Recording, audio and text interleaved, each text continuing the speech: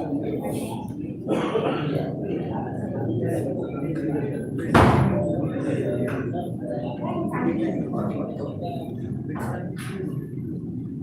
I am Dr. Zubair Fazi on behalf of Elite Academy and JUICE Indian Institute of Medical Science and Research. Welcome you all for the CME or multidisciplinary approach to management of diabetes and management of illness caused by. This is organized by Elite CME Group. We are three members in this group: Dr. Shafi sir, Dr. Jawad Hashmi, and I myself, Dr. Zubair. I invite Dr. Jawad Hashmi to start the session with the tilawat of the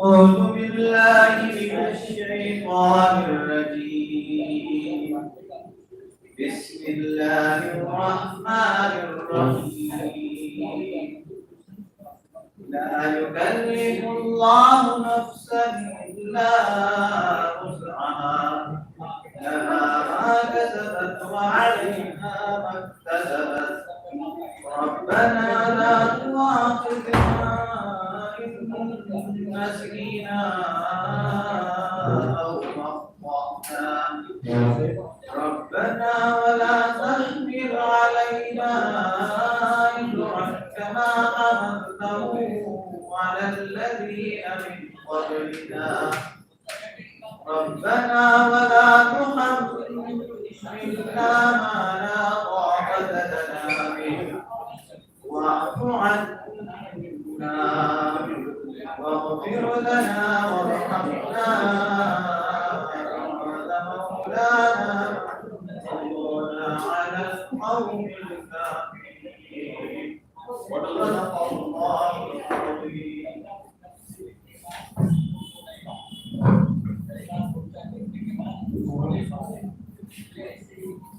Thank you.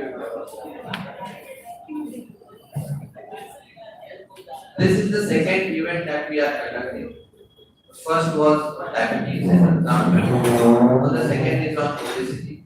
Thank you all for responding to our call. Now I call on Dr. Yogesh Tata sir, Associate Professor in Medicine, JUICE Indian Institute of Medical Science and Research, for his talk on treatment approach towards cardiovascular disease and hypertension in obese patients. All to you. I would like to call Dr. Godi sir and Dr. Siraj sir for chair the session. Dr. Godi sir is professor and in Department of Medicine, Indian Institute of Medical Science and Research, and Dr. Siraj sir is associate professor in anatomy, Dammam University, Saudi Arabia.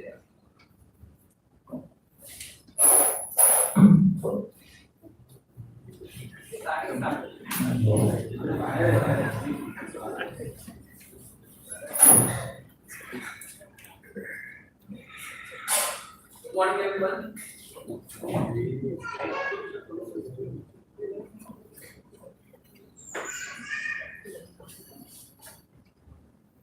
Good morning, everyone.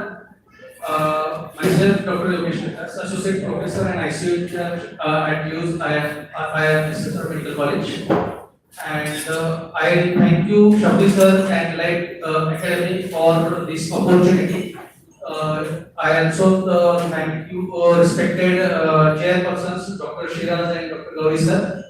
Dr. Shafi sir has contributed in one of our IMA program a lot. I thank you also for that. Where the various health activities are done for the villagers. And now this talk was supposed to be the third stop, but that has been shifted as a first stop. And we will go with the clinical approach. Later on the pathological things will be discussed by Dr. Pathan and other medical aspects for the obesity that will be discussed by other eminent speakers. So we'll start with our talk on the obesity, that is treatment approach towards hypertension and CVD in obese patients. It was labeled as treatment approach towards CVD and hypertension in obese patients. I just modified it first I did the hypertension because there are risk factors and all these things that comes first in the picture. Why obesity is important? It is global threat. More it is pandemic. More important than the blood flu or COVID that we suffered during the last 2 years. That's why it is need to be addressed strongly. Where various research is also needed in that and the treatment approach and what different things we can do for this. That we have to know and we have to learn the things and we have to pass on to our patients. First, as it is a hypertension, there are currently no specific guidelines for pharmacological treatment of hypertension, obesity specifically. What is meant by this?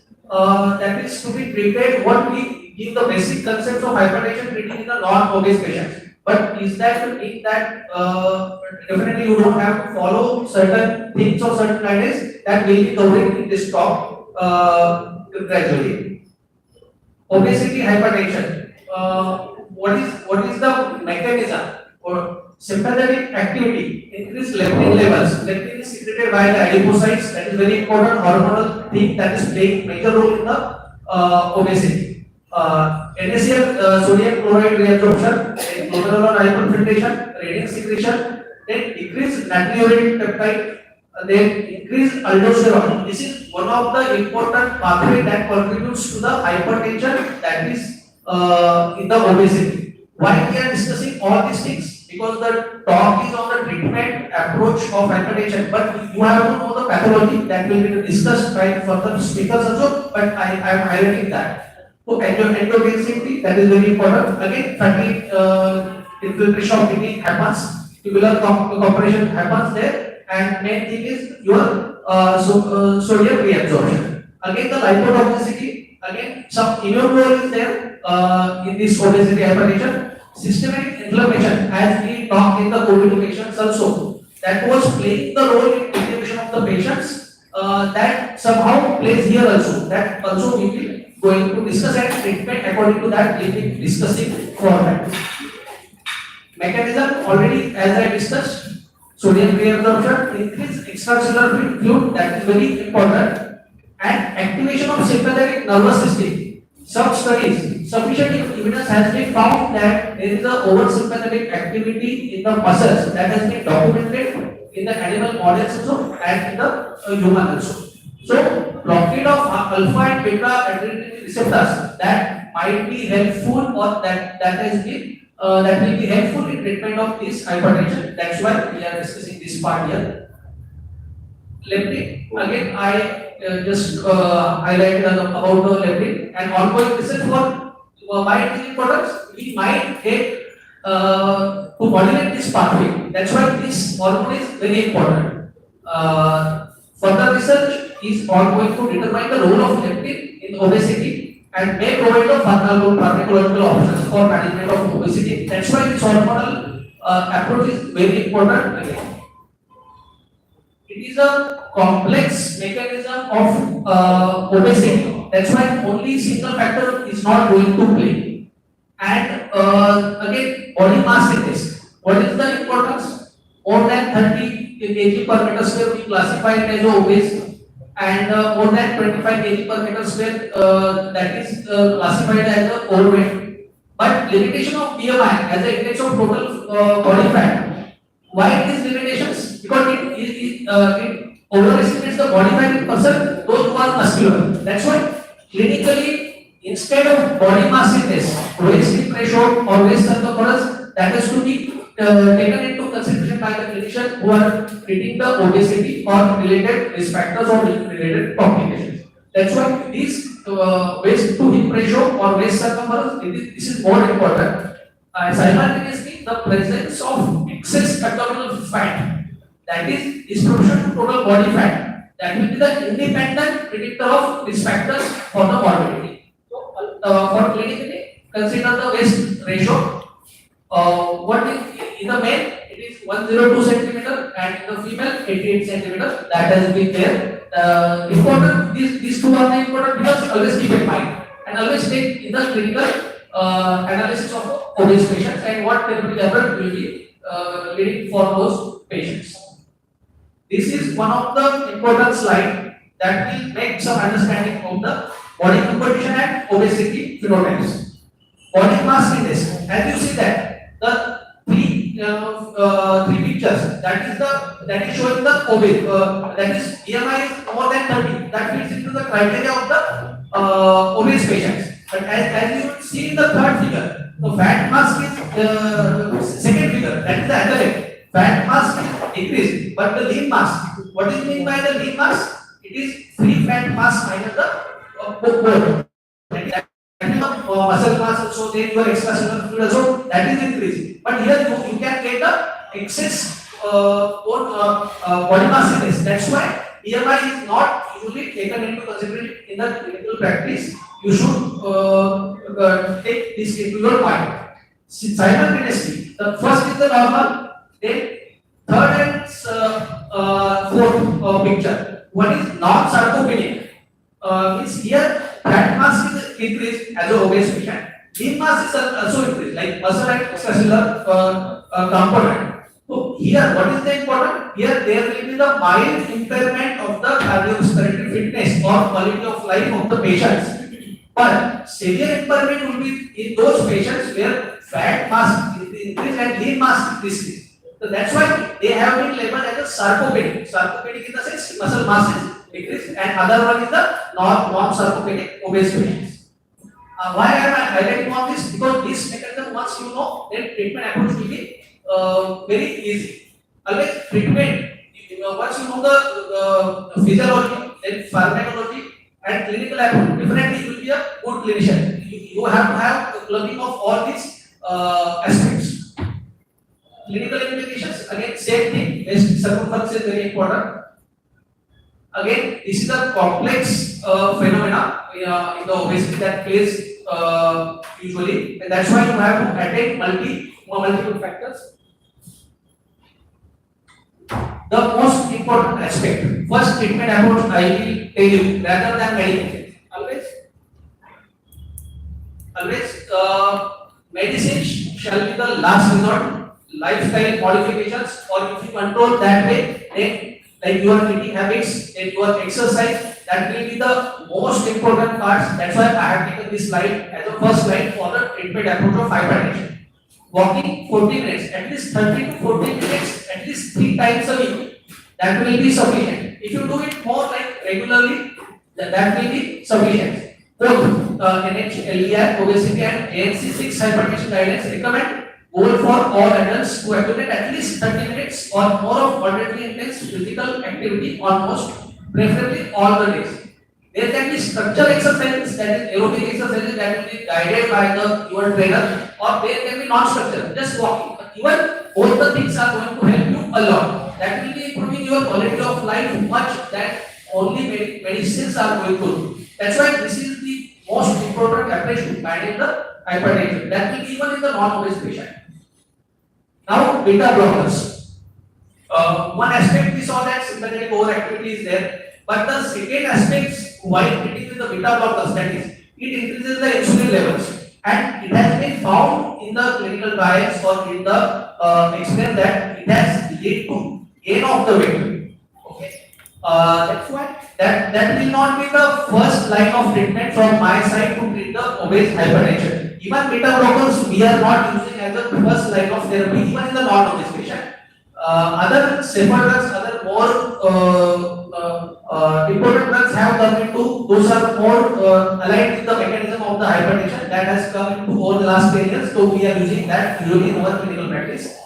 Although beta blockers could be a good approach in the cardiovascular disease, that is the second aspect of this talk. That's why beta blockers always keep as a second line probably in the cardiovascular disease treatment in obese patient. Diuretics versus SCA inhibitors. This was one of the good study by Beer and Faulkner. Lisinopril versus hydrochlorothiazide in obese hypertensive patients. That was published in 1997. Almost the research is going on since a long time because pandemic is there. Like in the abroad or US, more and more obese patients are seen there in the US population also. So hydrochlorothiazide that was more effective in African Americans and we Caucasians acid inhibitor. This has been more effective. Like which angiotensin receptor blockers, part of acid inhibitor only, telmisartan we are using in the clinical practice nowadays. That is very important in the management of fibroids. And this is always keep in the mind. This is a very important slide. Eplerenone, the mineralocorticoid inhibitor. I have been using this molecule for the resistant hypertension also. Very good results with this molecule, and this has been shown to work at various mechanisms of the hypertension. Eplerenone reduce the increase in body weight, improve glucose metabolism, modified RAS components, reduce adipose size also, and lipid accumulation in the liver, suggesting that mineralocorticoid receptor antagonists might be candidates to prevent aspects of metabolic disorders. Next. This is a very good molecule. Whichever resistant hypertension patients, few patients are resistant hypertension in my practice.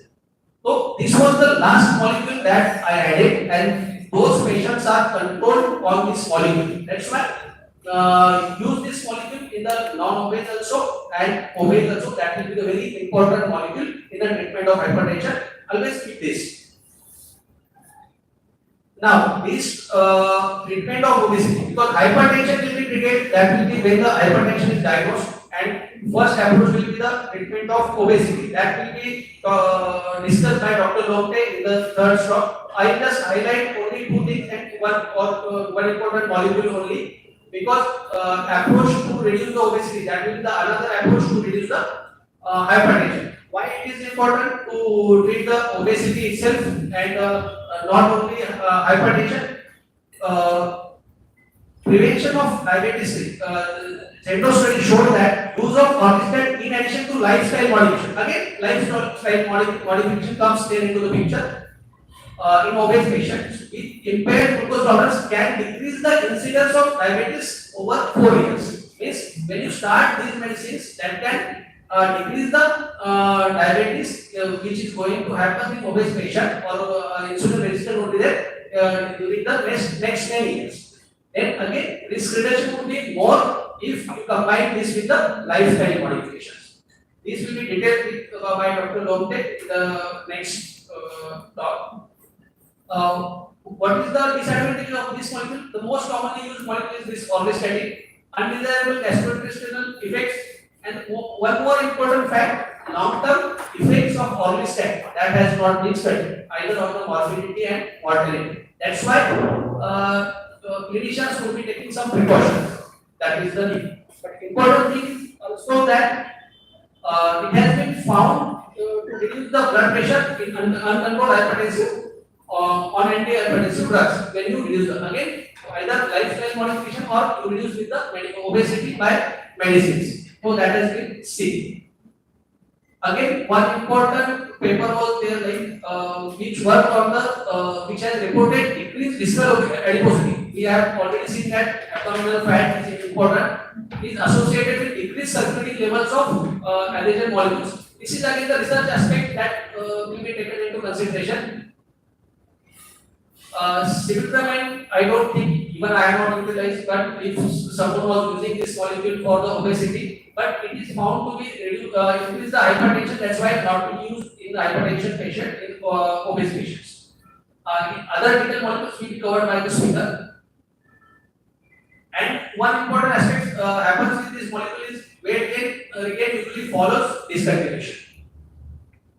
This is another important aspect in the OSA, obstructive sleep apnea, that happens in the obese patients, and that is part and parcel of that goes along with the hypertension or along with the cardiovascular disease risk in those patients. It even has led to the pulmonary hypertension as it has led to the hypertension in these patients. You can see that individual with mild to moderate OSA had 42% greater probability of having hypertension than the person with normal sleep pattern.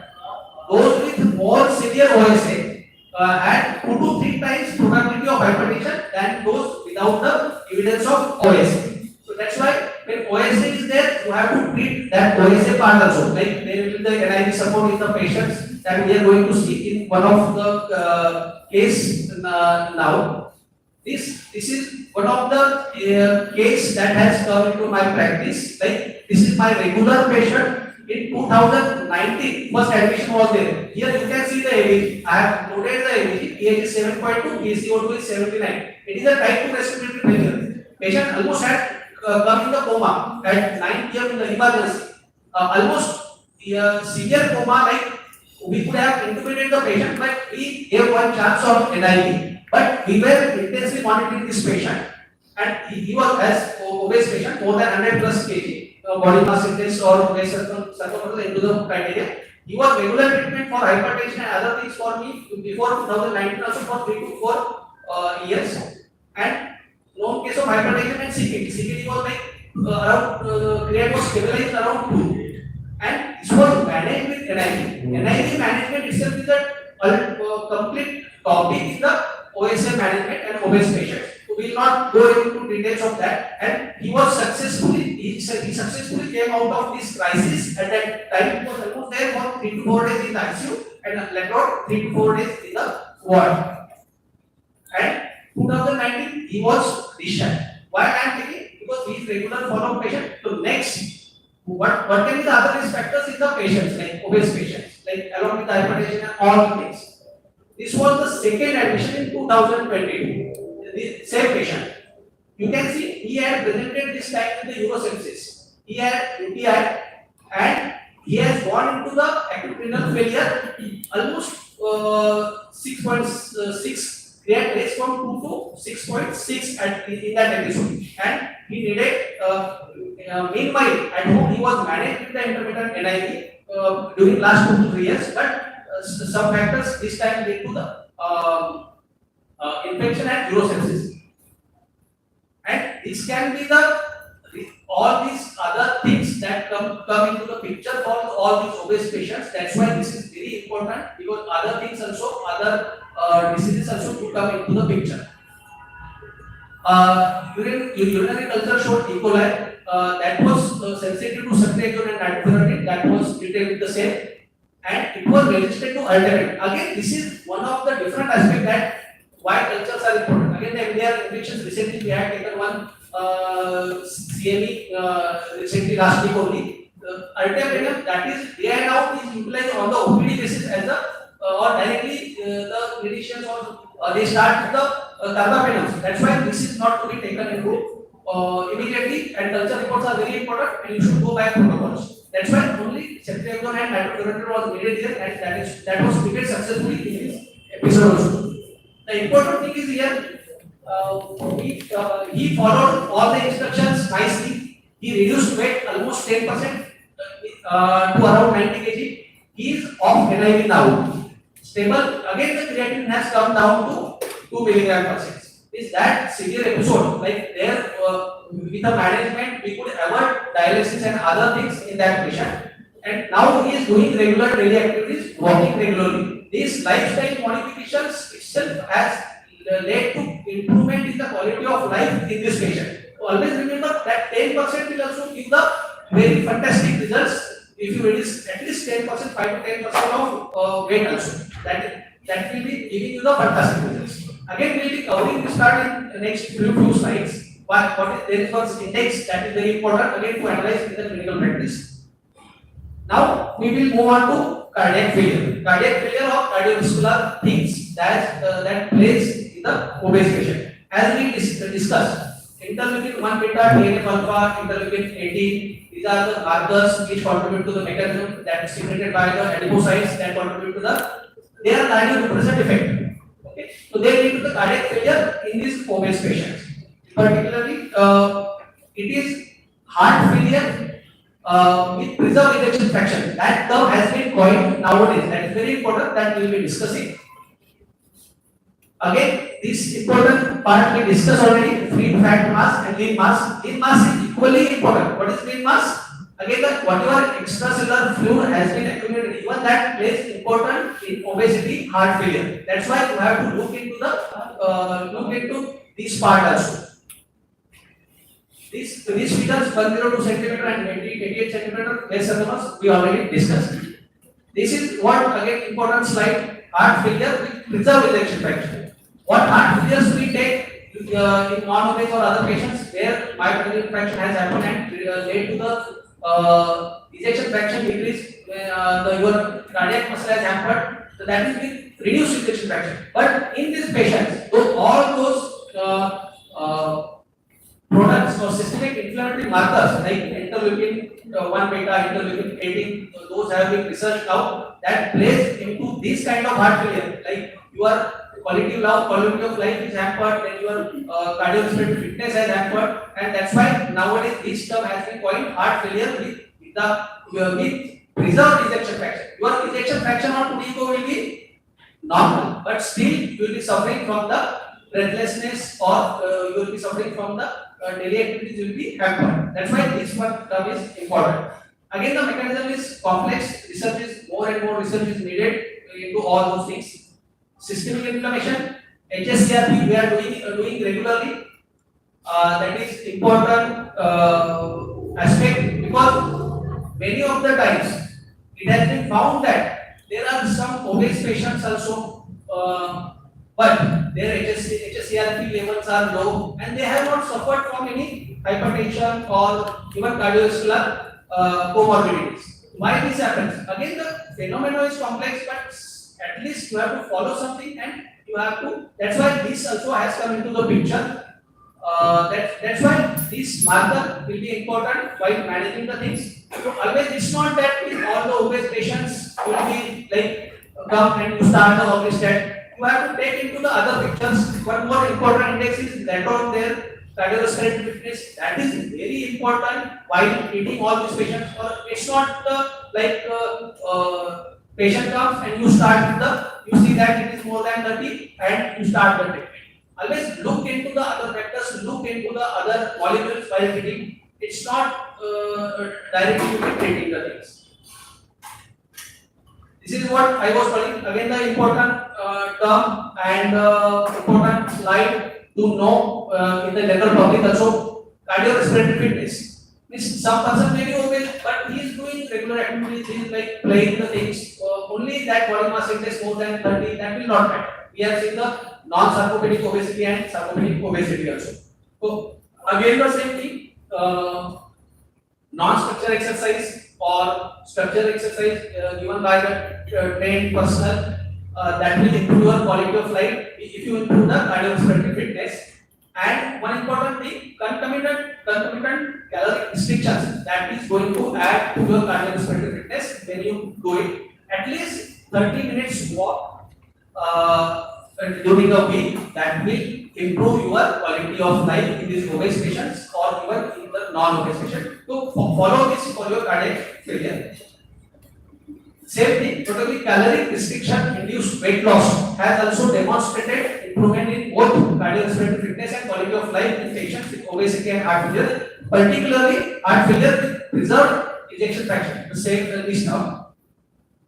And again, common things, antiplatelets and statin if a patient is suffering from the cardiovascular event in the obese patient. This is one atherosclerotic cardiovascular disease risk calculation app that I follow in my practice. You take into diabetes, hypertension, smoking, drinking, all this app is there on the your Google. You will get this app and then calculate the 10-year risk.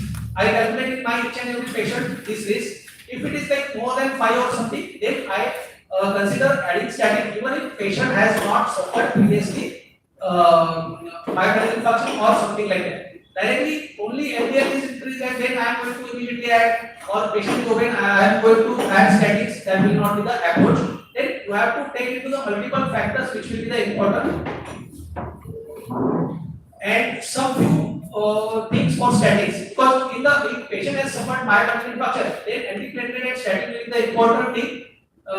But the patient who has not suffered and we have to start the statin, then multiple factors and calculation of that 10 years, that is important. But here statin some part you have to consider statin decrease leptin expression. That is one thing has recently been found in the studies in human hydroxide. This is one of the important study. Then obesity is associated with progression of atherosclerosis during the statin treatment also.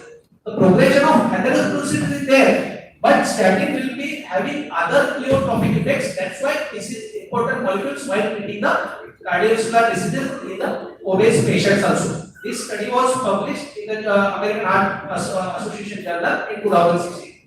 Atherosclerosis will go on, but statin will have the other pleiotropic effects, other mechanisms which will be very helpful. Same thing in the recent published data in Nature, Sarah Vieira Sivaita reported an understanding of these all other mechanisms and effect of statin has multiple pleiotropic effects, which can be plaque stabilization, then reversal of endothelial dysfunction. Okay, so this is the important aspect for the statin that has been covered. Now, this is one last case I will discuss other way. You can see the monitor. This was the emergency ICU monitor that was applied to the patient. You see the heart rate is 150, saturation is maintained, O2 was already started. Patient is blood pressure is 90 by 50, respiratory rate is 60. 40 years female, more than 90 kg, obesity is coming into the picture. Known case of hypertension, maybe gestational hypertension. She was post LACS 3 days. Third day of post LACS, the delay LACS was done. On the third day, almost class 4 dyspnea developed. Considering the pulmonary embolism also, that was ruled out with D-dimer. And Kuniko showed 35% ejection fraction. Initially, patient has the hypertension. So always this pregnancy, aged pregnancy and obesity, that will be the contributing things. All the multiple factors coming into the play. So you have to be precautious in all these patients during when you give the fitness for such patient. I will be giving the high risk patient for surgery in this kind of patient. Now, that hypertension lead to pulmonary edema and that depress all these things, depress the cardiac function. No RRM dilatation that was surgically linked for pulmonary embolism we see. This was acute heart failure, pulmonary edema, secondary to all these factors, or this could have been postpartum dilation of the cardiomyopathy, but acutely this was settled. So we are not in the follow-up. We are not seeing into that part because now patient is very. This was managed very well, but now as the patient has gone into the shock, there is no role of that hypertension which she had previously. So this shock management is important. This shock management, noradrenaline, dopamine we started.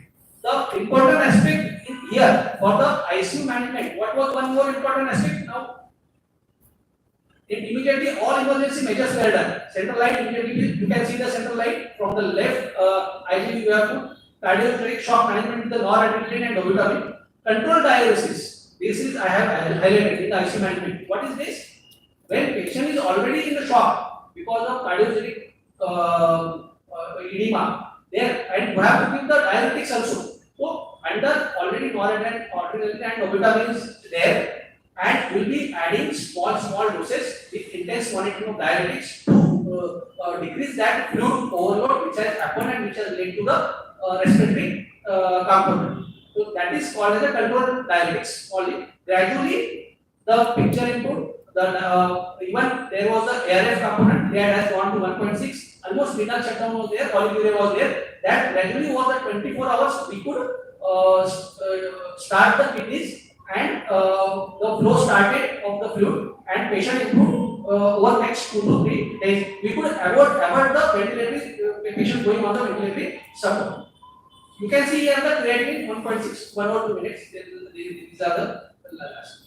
1.6 that is almost pre-renal ARF because of the cardiogenic shock that was managed. Otherwise, patient if renal shutdown was complete, patient would have needed the dialysis also, ventilatory support. So that's why that controlled diuretics under inotropic support is very important and what intense watch has to be there when you manage such patients.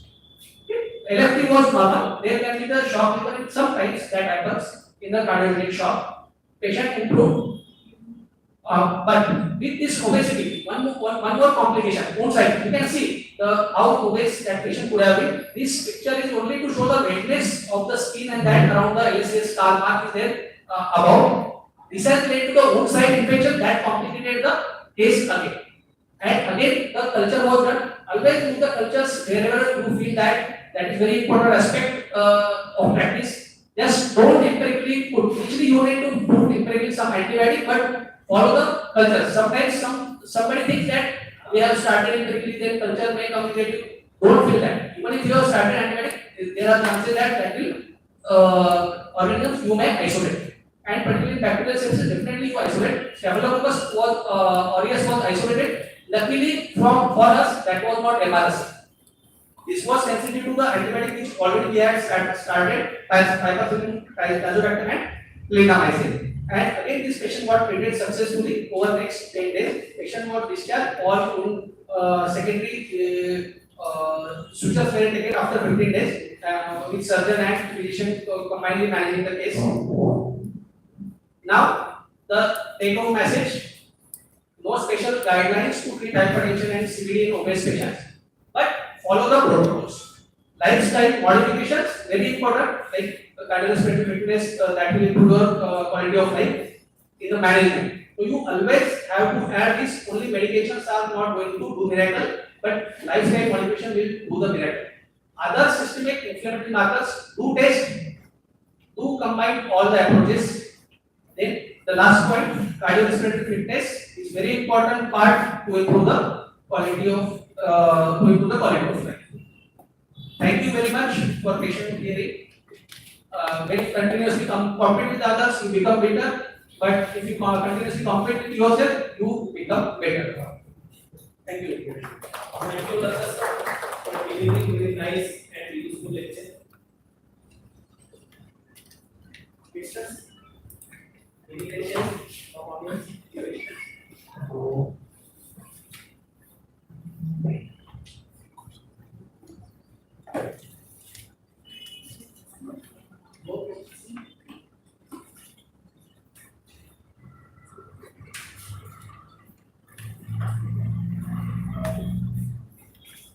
Thank you, sir. Thank you, sir. I would like to request the chairperson to kindly felicitate our speaker.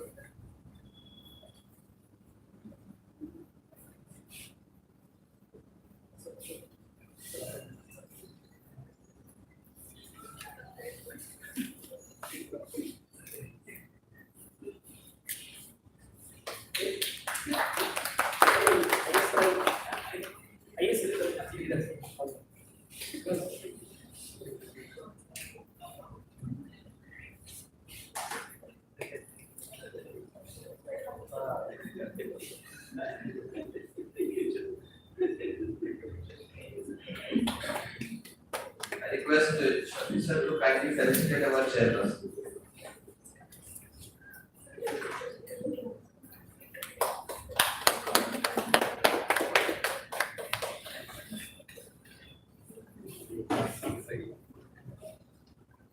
Now I call upon Dr. Zafar for his talk on obesity, causes, consequences, and screening tips. I request Sheikh Rizwana to kindly chair the session, and Dr. Pratibha Deshmukh, Associate Professor in Physiology, Government Medical College, to chair the sessions.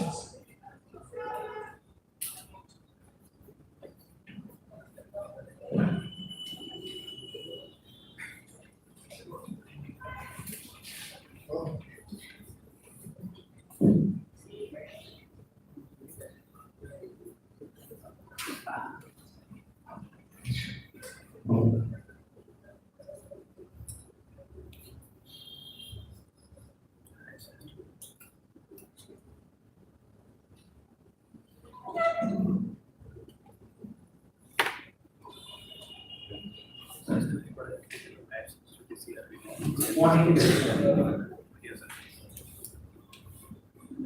Let me introduce myself. I'm Dr. Subramanian, consultant pathologist. Attached to IMSI.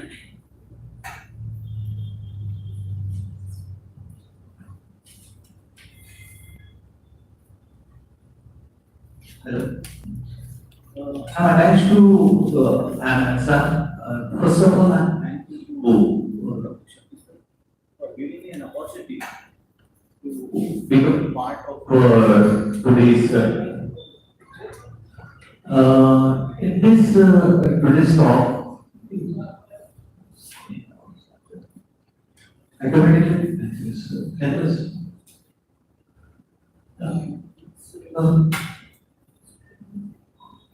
So in this talk, I'm going to present the pathologist view of obesity. And in this talk, I'm going to cover the definition and facts of obesity. And second aspect is the etiology of obesity. And third is the clinical consequences of obesity. And how pathology laboratory helps in diagnosis of and monitoring of this obesity. And last part is the take-home message. So first part is what is obesity? So obesity is nothing but an accumulation of adipose tissue. This adipose tissue is such an extent that impairs the health of the person. So that's the definition of obesity. And this obesity is judged by certain parameters. And the most common parameter we use is a body mass index. So in this what we do, we take weight in kilograms and height in meters, and that will reflect in what a BMI.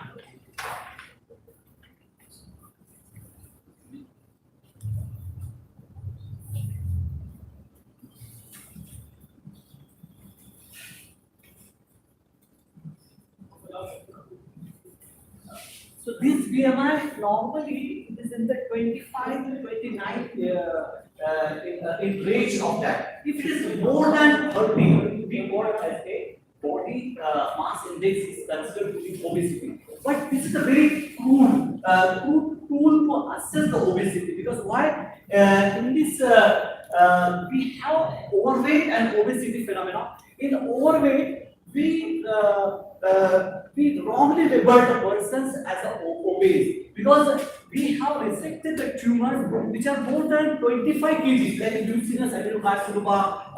That will first will label the person as obese. Even athletes which has got a good muscle mass index, that also increases the body weight, that is also wrongly labeled as a this thing. Even the anasarca patients having a excess fluid, that also increases the body weight, and that be wrongly labeled as a obese person. So to overcome this, so the guideline has changed, and the NICE has recommended, instead of taking the weight and height as a parameter to label the person as obese, they considered the waist circumference.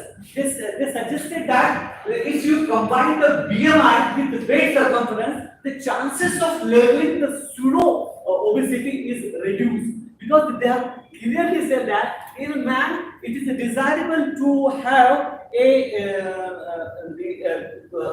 this obesity. If it is more than 40, then we call the very high chances of getting obesity. If it is less than 37, it is desirable, it is accepted. We cannot label the person as an obese person. So in women, they have given the criteria of more than 34. In women, they have given the criteria of more than 34, and a desirable is given in a 31. So the chances is labeling the person as an obese is reduced by using this waist circumference. So if you combine the BMI with the waist circumference, the chances of labeling the obesity is acutely measured. The next point is that the obesity is now becoming from a epidemic to pandemic. So you can, from this chart, you can easily imagine that in our nation also, the cases of obesity are dramatically increased.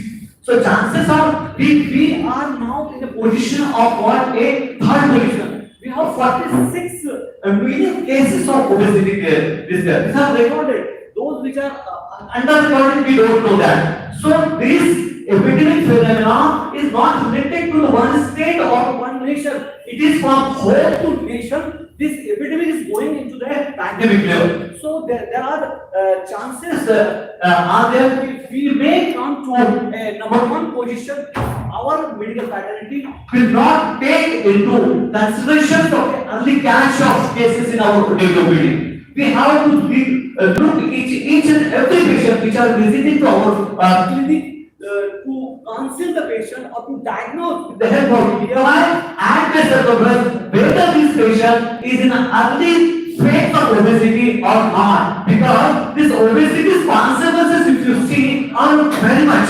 So to avoid becoming our nation to number one, our duty is to what? To catch the cases of obesity in our case. So this is very important. And it is said that this obesity has doubled. It is doubled. It is estimated that the obesity has doubled in last 20 years. And in coming years, because we have indoor activities, we have so many things which are making us indoor activity, the chances of doing this doubling and traveling very high within a span of 5 years or 10 years. So this is a very dangerous phenomenon we are facing. And it is not necessarily only the young generation is suffering from the obesity. It is now clear that the age group between 55 to 65 years of age, this population, which we call as the Nani and Dadi, and they are becoming obese.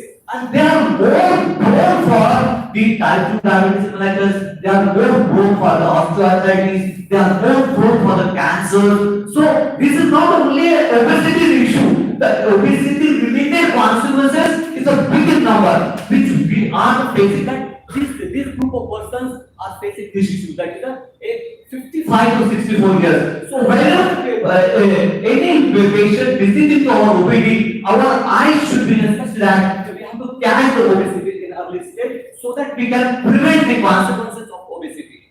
So this is very, very important relation for me. So second important that childhood obesity is continuously increasing. So as you know that we have so many things which makes our children to keep inside the house only. So that is the reason that the childhood cases are alarmingly increasing in our nation. That's why we are in the third position. We are third. If we don't take the corrective measure at our level, so chances that our young generation may face a big issue of obesity and related consequences. So to say as a morbid obesity, to say the morbid obesity, the factor of BMI is taken considered as a 40. If BMI is more than 40, we can label such cases as a morbid obesity. And surprisingly, these cases are increasing. If you just observe the age group of 54 to 65 years, majority of the ladies are going towards the what a morbid obesity. That is their BMI is more than 40. So these cases not only in the developed nation, in our country, they are having. You can imagine out of 10 patients of OPD, we may have a 5 to 6 cases which are land up into the morbid obesity. And that's they are suffering with joint related problems, gallstones. Many cases we are reporting in the endometrium, breast cancer cases are increasing. Why we are saying cancer has increased? Because the lifestyle has increased and our this group that is 40 to this 65 group are active in morbid obesity, and they are giving the consequences for this new phenomenon. So with this my talk, I am going to cover the recent aspect of obesity. When I was studying in second years in 1989, the Robbins was not given the clear idea about the recent concept of obesity. When I was teaching the secondary student, and the 10th edition of Robbins has come, they have given a different aspect of etiology. They say that the obesity knowledge of etiology, it's a very complex, and nobody has understood the exact mechanism of obesity, because it is related to the genetics, it is related to environment and psychological factors. These three factors are interacting hand in hand and giving rise to the consequences of this great epidemic that is the obesity. So let's try what a 10th addition of a Robbins say about the obesity. So what it is saying that as we have reflex act, we have afferent system, we have central processing system, and we have efferent system. In the same fashion, Robbins has described that there are a peripheral system is here which sending the senses to our hypothalamus, that is central nervous system, and this is acting on a particular phenomenon that is different. So this central nervous system, the first part is defined as a afferent system, and that also describes the peripheral system. Afferent system is what? Adipose tissues which are present in our viscera. They sense out, they secrete one hormones called the leptin. In a similar way, the stomach secretes some hormones. It is the same fashion. The jejunum and ileum secrete some hormones. The pancreatic tissue secrete insulin. These substances which give the idea about the phenotype of our body. How much fat is there? How much excess fat is there to our central nervous system? And in the central nervous system, we have hypothalamus. In that, we have nuclei which suggest whether to go catabolic process or to go anabolic process. So this phenomenon, just like in reflex are, this hypothalamus sensing our entire body's fat. If suppose something is wrong signal comes to the hypothalamus, the central nuclei of the hypothalamus will not judge what happens. That's why the genetic aspect has explained in this area. The mutation which are affecting the leptins or the other peptides which are secreted by these peripheral organs are misjudged by hypothalamus. So that's why the new concept obesity is related to a genetic concept. So nuclei are not sensing how much fat is here. So these afferent system provide information to the hypothalamus which gives an idea to our body to go under catabolic process. Either the patient feels what an energy expenditure by doing exercise. Why some people feel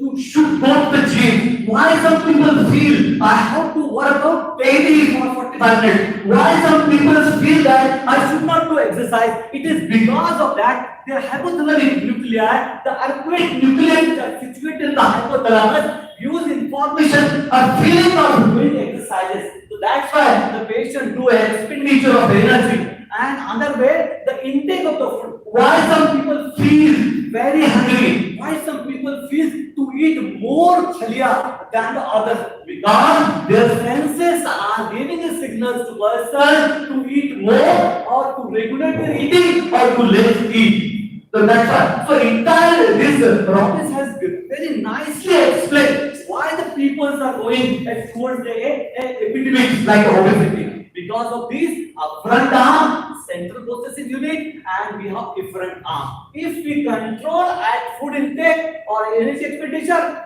we can control the diabetes.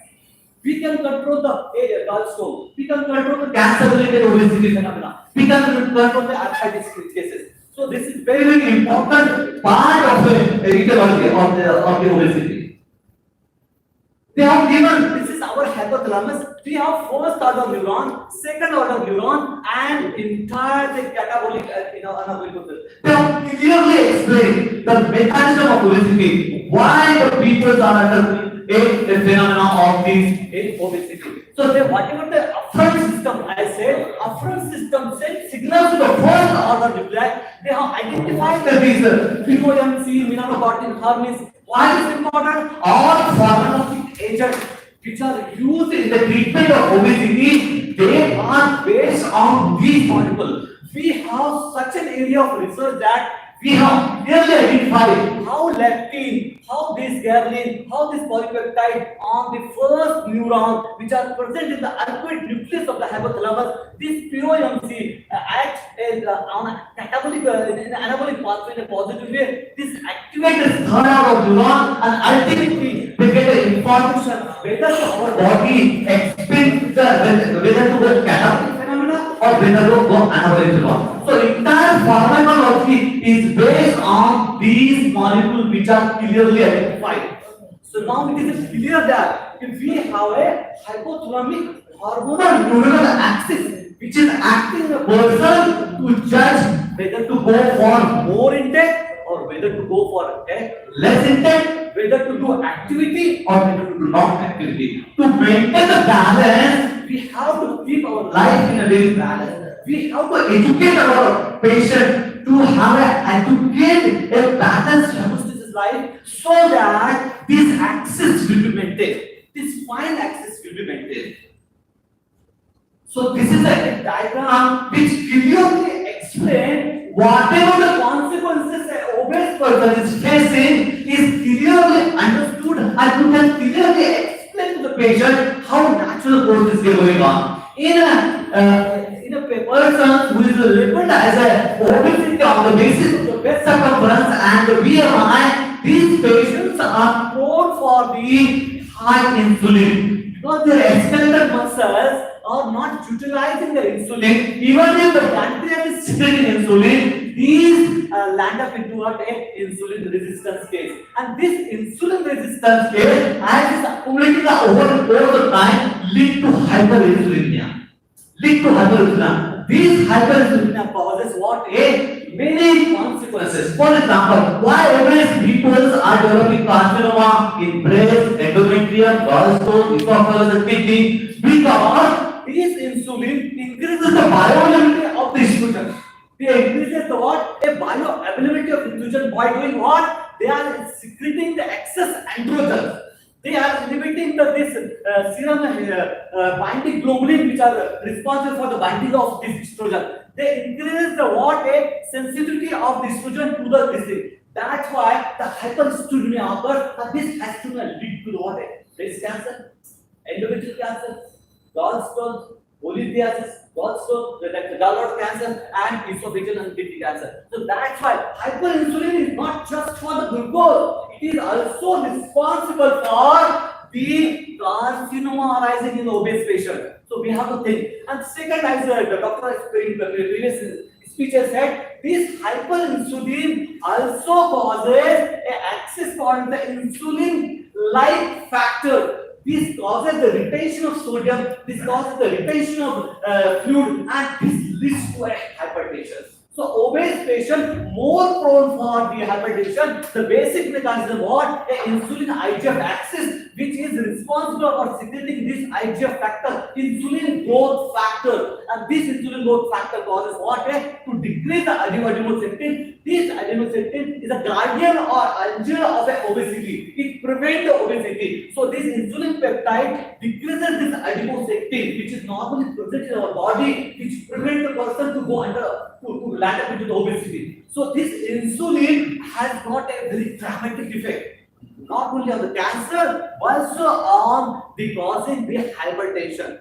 This insulin resistance, this person land up into the what? A metabolic syndrome. Metabolic syndrome lead to what? Dyslipidemia. Why these obese persons are more prone for the cardiovascular event? Because this metabolic syndrome causes low HDL. If you do the lipid profile in the obese person, you will see two major findings. One is the high triglyceride. Triglyceride levels are high. Their cholesterol level is normal, but their triglyceride is very high. We call it the hypertriglyceridemia.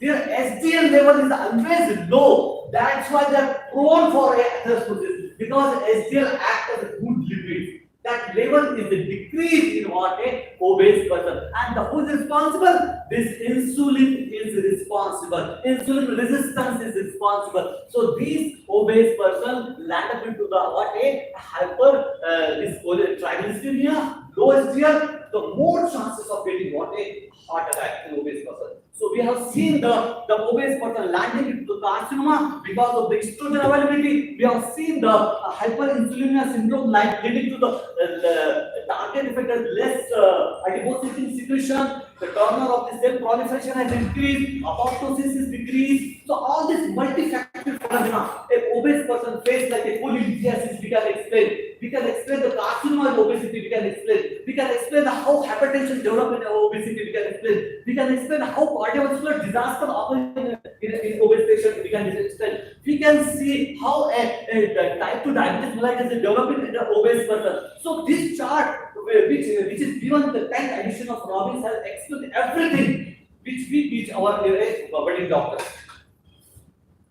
So you can see the how obese person is facing hypertension, how obese person is facing diabetes, how they are land up into the pre-diabetes. Many of the obese persons say that if nobody has advised me the lab test, nobody has some certain group of people say that we went to the general GP's OPD, we said that sir, we advise something lab test so that we can detect anything is happening in our body. They say no need. But this voluntarily of self, they found that they are in the pre-diabetic phases. So we have so many population. We are in a pre-diabetic state. Pre-diabetic state means they are yet to land into a diabetic phenomena. So every obese person, when we labeled as an obese person or overweight person, please suggest a diabetic profile or at least body checkup profile in which the minimum investigation like a lipid profile, insulin level, fasting glucose, HbA1c or a liver function test that is affected in such overweight patient or pre-diabetic patient. We have to investigate to catch the cases to in a pre-diabetic phase. That's the my motto. And you see that here I have explained from that the consequences of the obesity from the mechanism that these patients are more prone for every disease. It is just a clinical syndrome. It is not just a metabolic disorder. Obesity is a clinical syndrome in which one can manifest either just a gallstone formation, one can manifest just as an endometrial carcinoma, one can manifest just as a atherosclerotic event, one can just manifest as an arthritis, one can just manifest as a type 2 diabetes mellitus, or one can just manifest as different. So it is not necessarily one obese person or overweight person will present in a different way in the same time. No, everybody has got a very different genetics, different environment, and different psychological status. So nobody can manifest entire thing. So we have to consider what things will go wrong. What thing will go wrong. So it is just as I said, it is a genetic, it is an environment, and it is a psychological factor. These all combines together and give rise to manifestation. So our eyes should be said that we have to screen our population. Our motto is to propagate the screening of this overweight or obese patient. And this is the intention of I think today's CME is to organize. So in our OPD, we have seen so many cases which are undiagnosed, which are which is unrelated phenomena. So we have to screen so that these complications which are arising from this excess adipose tissue, I say excess adipose tissue to avoid, because we have so many age group patients in a 45 to 64 or 45 to 55 group. We have to save this population from this morbidity of this disease. So as I said, in obesity, the cancers are common because of what? Bioavailability of the students.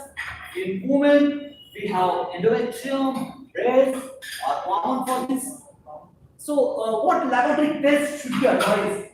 Because we have 44 million people are suffering or diagnosed or labeled as a what on the basis of breast or BMI. 44 million people are diagnosed, and there are so many are waiting to diagnose. There are so many in a pipeline to waiting to diagnose. We have to investigate such kind of people by doing at least fasting and post-meal blood sugar, by doing insulin level, doing lipid profile, thyroid function test, CRP.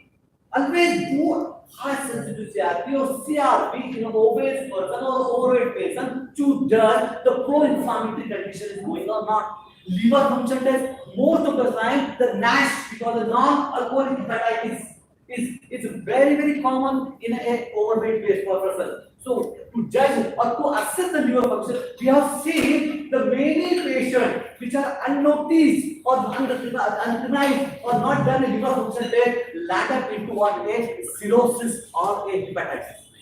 This is non-alcoholic hepatitis, NASH we call it. And estrogen, testosterone, as per if a patient is prone for the endometrial carcinoma or breast carcinoma, that to be assessed. And that to be assessed from an authentic lab, not to be judged, because these parameters will decide the judgment This parameter will decide your diagnosis, how much are in risk. Just for getting a share or getting something benefit to us, we should not take a wrong value. You may be clinically diagnosed very fine, but if your parameters are wrong, if you are not from an authentic laboratories, if you are not correct value, so you may start treated wrongly. If you do justice to patient, you have to be done this laboratory parameter very important. I always say the clinical diagnosis and Some side effects and some untoward effects. These are the banned and not using. We are now not using these drugs like Zimonabant, Glutamine, Phentermine, and Lorcaserin. Recently, it was used, but because of some cancer and untoward effects, it has been banned recently. So these are the different drugs and mechanism of action. Phentermine and topiramate act at the dopamine and norepinephrine receptor along with the GABA receptor. This phentermine acts on the same receptor. Liraglutide and semaglutide act on the GLP-1 receptor. Naltrexone and bupropion act on the dopamine, norepinephrine receptor and other MOB receptor. And orlistat act on the gastric and pancreatic lipids that is required for digestion of lipid and absorption of lipid. So this is the orlistat drug. Mechanism of action is it is a lipase inhibitor, and by inhibiting it prevents the conversion of triglyceride into monoglyceride and free fatty acid that is required for absorption in the blood and absorption in the absorption for the metabolism of triglyceride. Once this conversion is affected, absorption gets hampered and it is excreted through the stool as a oily stool. So that many patients have complaint of oily stool, but it is if patient follow proper lifestyle modification, oil intake is less, triglycerides is less, this complaint will be less, or there is less chance of such side effects. Orlistat already has been to multiple phase 1, phase 2, phase 3 trials, and this is the landmark trial, that is the Sendos study, 4-year double-blind placebo-controlled prospective study of this more than 3,000 patients in the age group of 30 to 60 with BMI more than 30. And what this study has shown, they have randomized the patients into orlistat group and placebo group. What they have shown, orlistat has shown weight reduction up to 10 kg from baseline. That is difference between placebo and orlistat group is around 4 to 6 kg, even after adding the lifestyle modification in the both the groups. So lifestyle modification was nullified by the addition in the both groups. So it gives good result in terms of weight reduction up to the 5 to 6 kg, and that is very good because benefits of weight reduction start after the 5% weight loss, and metabolic benefits start after the 7.5% of weight loss, and diabetic remission start after the 10 to 15% weight loss. So diabetes, we talk of diabetes remission, that is only possible by the weight reduction. No other thing can cause the diabetic remission. Bariatric surgery also causes weight reduction, diabetic remission by just weight reduction only. Because of bariatric surgery, most of patients lose weight, and that lose weight you benefit in terms of diabetic remission, reduction in the number of tablets, anti-diabetic, anti-hypertensive, anti-cardiac drugs. So all these benefits are given by the weight reduction only. Just to first, I will go through these two drugs, phentermine and topiramate. These act on the different receptor in the hypothalamus, as Dr. Patan said, has already very well explained all the things. Topiramate act on the AGRP and NPY and inhibit this, and phentermine act on the POMC and stimulate the POMC. So ultimately, it causes the reduction in appetite and weight reduction. Because of multiple side effects, these drugs are not approved for the market use. Again, naltrexone and bupropion act on the appetite center and it ultimately reduces the appetite. But these drugs are mainly used in the as an antipsychotic drug, this alcohol dependency for reduction in the alcohol dependency. So because of multiple side effects and multiple effects, these are not used in the practice. Coming to GLP-1 analog, these are the one of the good drugs. It reduces the appetite by acting on the hunger cell in the hypothalamus. It also reduces the gastric emptying. It suppresses the glucagon. It reduces the weight. and it reduces the energy intake. It also gives better metabolic profile in terms of weight reduction, CV safety, CV protection, and reduction in anti-hypertensive medication. So we have multiple effects. So at the end of study, many trials of liraglutide in the phase 3A trials, it has shown almost 6 to 7%, up to 8% reduction in the weight. That is also good for the metabolic protection and metabolic benefit. Coming to injectable semaglutide, that is the new drug coming in the market. That is injectable semaglutide. That trial was step trial, and in this trial, head-to-head trial of semaglutide versus placebo, semaglutide versus liraglutide, and all other useful drugs. This drug has shown good result in terms of weight reduction up to 18%. That is highest weight reduction known by any anti-diabetic drug. So very nice drug, and dose is 2.5 milligrams subcutaneous once a weekly. Now it is not available in market, but very soon it is coming in the market. And nowadays we have oral semaglutide available as an anti-diabetic, but it is not approved for weight reduction. Very soon, I'm sure we will get approval for weight reduction also. This is the graphical presentation. Up to 18 to 20% weight reduction in this injectable semaglutide group. This has been shown in step 4 sustained weight management trial as compared to placebo. Placebo has 5% weight gain, and this drug has shown 18% weight reduction. Ultimately, it gives more than 20% benefit, up to 23% weight reduction benefit. So, along with the weight reduction, it also gives cardiac benefits, decreasing systolic blood pressure, diastolic blood pressure, C-reactive inflammation, triglycerides. So, because of weight reduction, ultimately all metabolic parameters gets automatically corrected because of reduction in the inflammation, reduction in the triglyceride, reduction in the blood pressure, reduction in the sugar level, reduction in the insulin. So a number of benefits we can get by weight reduction. So these are the different benefits that has been offered because of weight loss. That is improvement in the glucose metabolism, improvement in the CV risk and cardiac risk, and improvement in the other parameters as well. This is a pioneer study for the oral semaglutide. It has shown 1.5% efficiency in reduction, that might be because of weight reduction, up to 5% weight reduction, and decreasing the waist circumference. But oral semaglutide is not approved for weight management, but is approved for the anti-diabetic as a diabetic management. To conclude today's short session, obesity is a complex syndrome. It is not a disease. It leads to multiple complications in various systems, including from head to toe.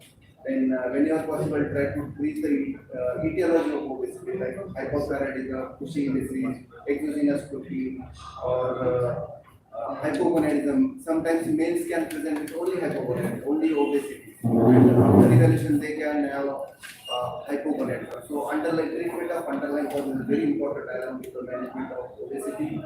Only medical management never works without LSM. That lifestyle modification is a must for giving the medical management.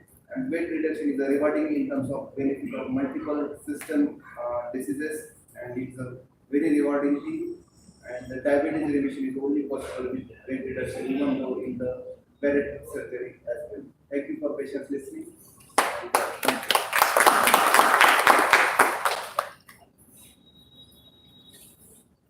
Questions from audience? So the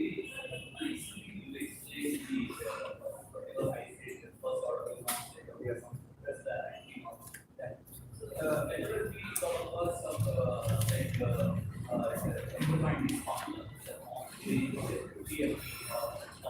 So what suggests the therapy just for one time administration for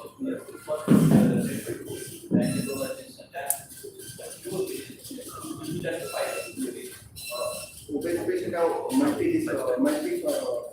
multi-system affection, like from head to toe, most of the systems are affected.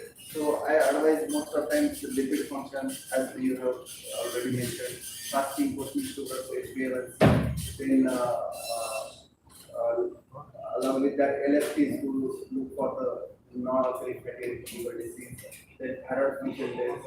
And as per history, if someone is giving history of hypogonadism like loss of libido or low facial hair growth, then in that scenario, I advise endocrine investigation like FSH, LS, testosterone, prolactin.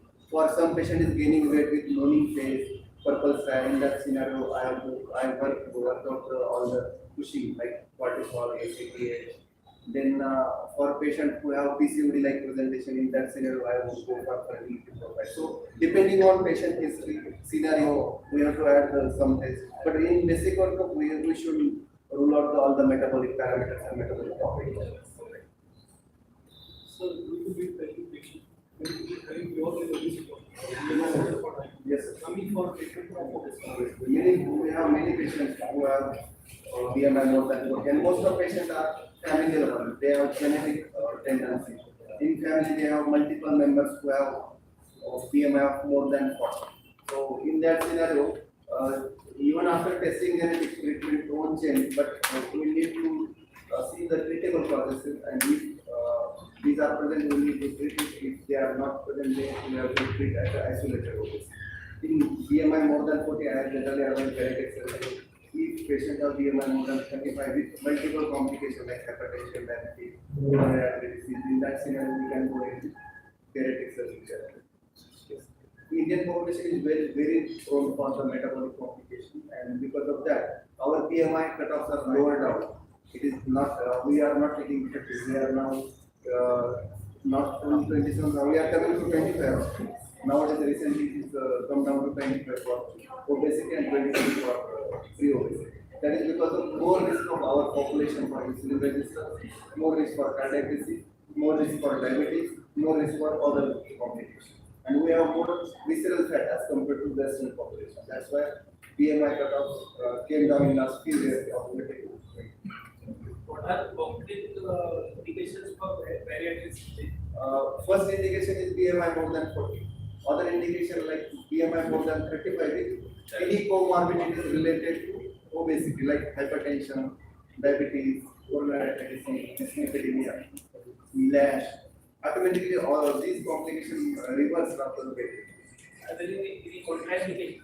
There are many contraindications for bariatric surgery like major diseases, severe asthma, severe coronary artery disease, and not fit for surgery. More than 10% patients have complications during bariatric surgery. So, choosing a patient is a big task for bariatric surgery. Those patients who are medically not fit. Both patient is fit for surgery. Yes. Is there any contraindication?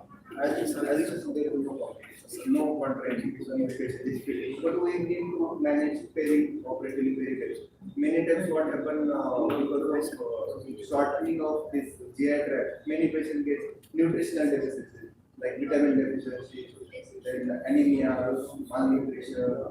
Along with that, some patients get dumping syndrome because of sudden release of food from stomach into duodenum and jejunum that can lead to post-meal hypoglycemia. Last week only I came across such one patient post-meal hypoglycemia. After 2-3 hours of taking meal, he has a daily hypoglycemia. That could be because of dumping syndrome. So in such a patient, generally we have a small frequent meal. Avoid excess of high carb diet. Because of high carb and excess release, there is a sudden shoot in glucose and that leads to sudden release in insulin. And after dropping sugar, there insulin causes hypoglycemia. That is most probably postprandial hypoglycemia most of times. So that can be a possibility. Malnutrition, post-dumping syndrome, GI-related issues are most frequent complications that are there. But now that there is the option of alluron swallow balloon. Yes, that decreases the appetite because of fullness. This stomach has a receptor, and once it's full by any means, body gives afferent signaling, and that leads to satiety. That is one of the satiety. That is good. One of the good surgery. Before going for bariatric. Yes, that is one of the good benefits. Yes, and we can decrease the appetite. That anxiety is a satiety. Satiety. Yes. How safe it is? It is there. If in the good hands, always it a surgeon's hand is very important. Good hands is very.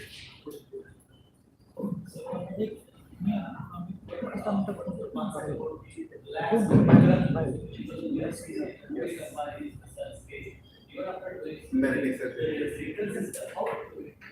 very difficult to prevent it. I have first slide or second slide on that only. It increases the hunger after reducing the weight. This one. After weight reduction, baseline 10 weeks, 62 weeks. Baseline, this is the desired to eat hunger. After reducing weight, it goes higher. And after 10 weeks, it is again that go on increasing. We need to basically if it is a genetic, we can't do anything to genetic. Maintenance lifestyle modification is very important in that scenario. If we have increased hunger, intake should be less energy dense. It should be like fiber, protein, not energy dense, right? So energy consumption is very important in that scenario. We can't do anything to such kind of hunger. But by giving the medication, continuous medication, we can suppress or we can prevent the hunger, but it's not possible for lifelong. This is a hunger suppression by giving the medication. Post-variant people who have Many times after 5 to 10 years, most of patients gain 60-80% weight from baseline. So we need to. But we can do one thing, if genetic is there, so we have to study one. Yes, lifestyle modification. That's why lifestyle modification is very important. Avoiding stress, avoiding energy dense diet, doing exercise, good sleep, good environment. That's important. But we are living in everything obesogenic. will be there. Yes, yes. Environment. We change just environmental factor. We can't change We it. have to be creative. But we are living in obesogenic environment, like almost every single there is McDonald's and Yes. young We have to children, avoid it. young adult children, we are seeing celebrities are doing ad on like junk food. So we are living in that environment. How to do it? We have to change mindset. Even though smoking fact cover is of cancer patients, so even though patient is taking smoking, doing the smoking, so we need to change our mindset. So that means how public are addicted to someone, some bad things or poisonous thing. Even that smoking pack is showing this is a cancerogen and some kind of cancer can occur after smoking, and public is taking it. So they are entering in the poisonous environment. They want to do it. We have to avoid it. Yes, they are doing business by doing They are the doing marketing. business, yes. Everyone is doing business by marketing. In cricket, each and every ad is like cold drinks, and these are not good for these. Almost every cold drink contain carbonated. So we are avoiding carbon dioxide, and we are taking carbon dioxide through the diet. And the cost of the junk food is low as compared to healthy food. If you are taking any healthy food from the mall, it's more costly than. Yes, we need to choose which is good for our health and which is poisonous for our health. Sure, sir. Yes, sir. So congratulations, sir. Thank you. Which I had GMC person. My first question is, whatever drugs you have presented before us, they have deadliest complications Yes. or side effects. So are we not lucrating the patients to take these medicines by not telling them the side effects? First, and second is we are creating the market for pharma by telling them that you say that yes, modify your lifestyle, but we are not actually telling them what should be the change. What exactly to be. We say like do exercise, have good sleep, but what is actually good sleep? We medicos, we are lagging there over there. May or may not be from my side. Second is endocrinologist, what is their say on soy protein? Soy protein. What is the say of endocrinologist as such on soy proteins? Basically, most of drugs that are very daily use, we are not using it. Antipsychotic drugs like phentermine, bupropion, this is just for the theoretical discussion. We are not using it because of multiple side effects. Second thing, orlistat, liraglutide, semaglutide or glutide, they have minor side effects that are mainly related to GI tract like nausea, vomiting, oily stool, and by reducing weight, we are decreasing the burden in terms of reducing the other diseases like cardiac disease, hypertension, diabetes, NASH, PCOD, then osteoarthritis. So this burden of this is negligible as compared to burden of complication of diabetes. Once patient land in cardiac failure or MI, that cost is in lakhs. So that is one disease. Likewise, many diseases are there because of it. So I think cost of treating diabetes is less, very less as compared to treating the complication of diabetes. Third thing, soybean contain estrogen, so it is good for female, slightly less good for male. Estrogen, sometimes some patients have gynecolostia because of soy protein. So it is very good for especially post-menopausal female. But sir, really sorry to interrupt you. We all know the two receptors are different, and the isolated soybean protein is the best for human beings rather than the unisolated. So, as a medico, when we say soy protein is not good, actually we are harming the patient. Basically, Because the two, the receptors are different and their everything is very different. The estrogen of human origin and animal origin and the plant origin is different. So rather it is good. So my humble suggestion to all endocrinologists is you should say the isolated soy protein is better than the isolated raw protein. first thing in market there is no isolated soy protein. Most of the times they use protein from oil extraction, big part of oil extraction they even sold it. And second thing, in controlled consumption, like once or twice a week is good. But if we consume daily, especially male patient, and not isolated soybean, like raw soybean, in that scenario, some patients have gynecolostia because of underlying estrogen content of soybean. But female patient is very good protein, and we have very good other sources of protein like eggs, paneer, sprouts, chicken, fish, meat. So we have multiple sources, so we can consume that also. Yes. Okay. Thank you. Thank you very much for giving me opportunity to talk here. I request Vice Chairperson to kindly participate.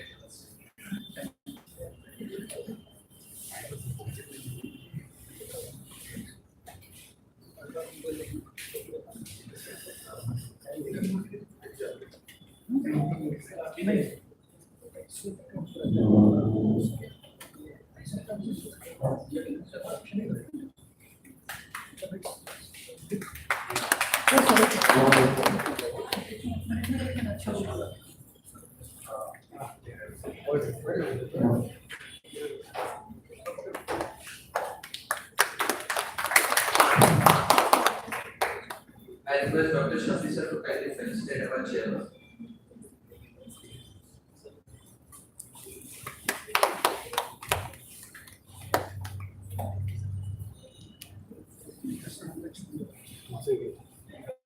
We have been talking about obesity and pandemic, related pandemic diabetes. Who else to talk about diabetes? Say Dr. Rashid. I request her to kindly continue the session treatment of diabetes like this in obese patient. I request Dr. Sohail sir and Dr. Mani to share the session.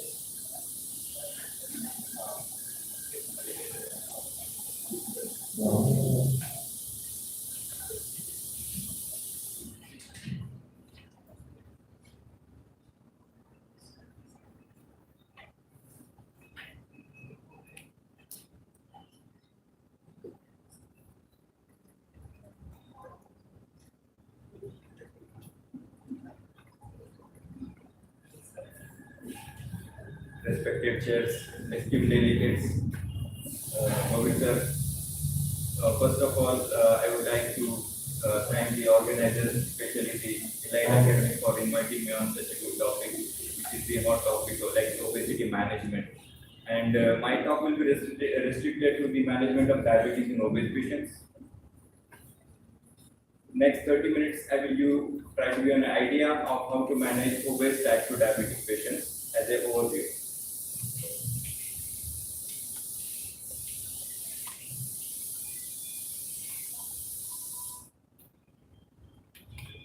We know that diabetes is increasing very fast. Now the recent data.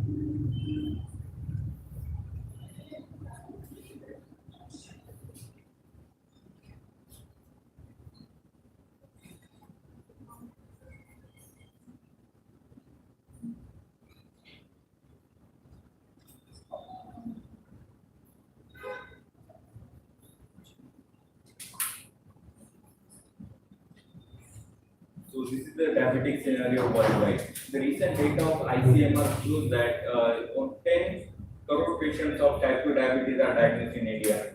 And the pre-diabetes stage, which contributes to impaired fasting glucose and impaired glucose tolerance, it is seen in near about 14 crores of the patients. So the contribution of the diabetes and pre-diabetes in 25 crores of patients, this number is really very and very really scary. And this number is likely to get doubled in near about in 20 years actually. So it definitely increases the responsibility as a metabolic physician to guide our patients for the prevention of for the management of diabetes. The more worrisome fact is that 50% patients are still undiagnosed, which are having pre-diabetes or type 2 diabetes. This is also a worrisome fact. Many times diabetes get incidentally detected. We go for some other test or some surgery or some routine yearly investigation, and we found to have pre-diabetes or type 2 diabetes. So these figures are definitely very scary. India is the second capital of diabetic population in the world, and this number is likely to increase. We know that diabetes is not only the disease of blood sugar levels, actually it is the disease of blood vessels rather. So it is very important to know the details of diabetes so that we can manage. And if you see the cost of management of diabetes, it is in 52 crores every yearly. If you particularly see the Indian scenario of patients, sir has already explained regarding the typical Indian or Asian Indian phenotype. We are having development of diabetes at least 10 years before as compared to the Western population, number one. We are having very high visceral fat in our body, and whatever fat is there, that fat is metabolically inactive. We are having very high insulin resistance at normal BMI or low BMI as compared to Western population. Sir has already explained about the pro-inflammatory markers like CRP is very high. There is low levels of adiponectin, and typical diabetic dyslipidemia like low HDL, high triglyceride, high small dense LDL, which is highly atherogenic, increases the risk of cardiovascular and stroke. So all these factors increases the potential of developing type 2 diabetes, not only type 2 diabetes but hypertension, dyslipidemia, cardiovascular risk increases. Risks are very high in the Asian population, and moreover that the rapid progression of pre-diabetes to diabetes is very high in the Indian population. Near about 18% of the patients are having very high conversion rate from diabetes, pre-diabetes to diabetes. This pre-diabetic stage is getting seen more commonly in the younger population due to, as Madam already spoke about, told about the lack of physical activity, outside food eating, increase the obesity incidence in the children, lack of sleep, excessive stress, multiple addictions like alcohol and smoking, and all this is creating the unhealthy metabolic environment in our day-to-day life and increasing the incidence of the obesity. If you see the controlled levels of the diabetic patients in India, you will be this slide will be very worrisome for us because only 36% patients are under control of HbA1c less than 7%. 70% patients or near about 65% patients are not able to manage diabetes properly, less than, which is the target range of HbA1c less than 7. This definitely indicates that there is a definitely large room for the improvement of the management of type 2 diabetes in our country. If you combine together diabetes and obesity, they are always together. 80% patients of type 2 diabetes are overweight and obese, and that is called as the diabesity actually. And this diabesity increases the risk of all-cause mortality by 7-fold actually. Right? And if you see the cost of management of diabetes and other comorbidities in obese patients particularly, the overweight patient, they increase the cost by 11%, and if you see the morbid obese patient, the cost of management of diseases, diabetes and other related diseases increased by almost 46%. And you can see that there is no any single patient in the family, there are multiple patients in the family, and diabetes is not a single disease. It is always associated with hypertension, dyslipidemia, heart, stroke and all, and patient has to take multiple medication, and you can imagine the burden of the cost on the management of the cost on the patient's family. We know that diabetes is a progressive disease, right? Diabetes, the severity of diabetes doesn't stay static at a time. When patients diagnose diabetes, patient will lose almost 50% of the beta cell mass. In the background of insulin resistance, every yearly patient will lose 4% of the beta cell mass, and by the end of 10 years or 12 years down the line after diagnosis, patient will lose almost 100% of the beta cell mass, and that is the stage we call it as a secondary OHA failure state, and patient will require insulin at the time 10 years, 12 years down the line. We can extend this stage by proper lifestyle modification, right? If you follow the proper diet, if you properly implement the weight loss program, if you properly follow the diet, then definitely proper diet and proper exercise will definitely reduce or cut down the small dose of medications. The rapid increase in the dose will be reduced, and patient will have good results as far as the metabolic parameters are concerned actually. So always reinforce on the diet and exercise for the better management of diabetes. So please explain to your patients, whenever patients come to you, explain them regarding the progression of the disease. They have to tell them that the dose of the oral hypoglycemic agent increases over a period of time, and somewhere down the line after 10 years or 12 years, you may require the insulin. If you want to delay the insulinization, if you want to reduce the progression of the oral hypoglycemic agents, you have to follow the proper diet, you have to follow the proper exercise. That has to be up to the mark actually, so that you can get the desirable metabolic results. Nowadays, the management of diabetes is not only restricted to blood sugar levels actually, it is equally important to control the metabolic risk, it is equally important to reduce the weight, it is equally important to reduce the risk of the renal impairment, it is equally important to reduce the risk of hypoglycemia. So whenever we are treating the patients in our day-to-day clinical practice, we take into the consideration that what is the symptomatology of the patient at diagnosis, what is the HbA1c levels, what is the desirable form which is expected for the HbA1c, then we can take the consideration like how much patient can afford, what is his magnitude of weight gain, how much he can manage his risk of hypoglycemia, what are the comorbidities in that particular patient, and according to that we select the molecule for that particular patient. So if patients are having diabetes with obesity, my approach will be slightly different. If patients are having diabetes with ISD, my approach will be slightly different. So according to that, we have to approach to the patient. So the recent guidelines, also they are not only glucose-centric guidelines. The guidelines are like gluco-cardio-metabolic centric. So they have a special window to use particular molecule in that particular patient, so that you can get, besides glycemic control, you get the good pleiotropic effect, so that you can control weight, you can control the risk of the cardiovascular illness, and you can control the risk of renal parameters as well. So these are the guidelines actually, how we have to approach the patients with the type 2 obese type 2 diabetic patients. So always reinforce on the diet and exercise, and metformin. As I already spoke about the metformin. So metformin is the wonder drug.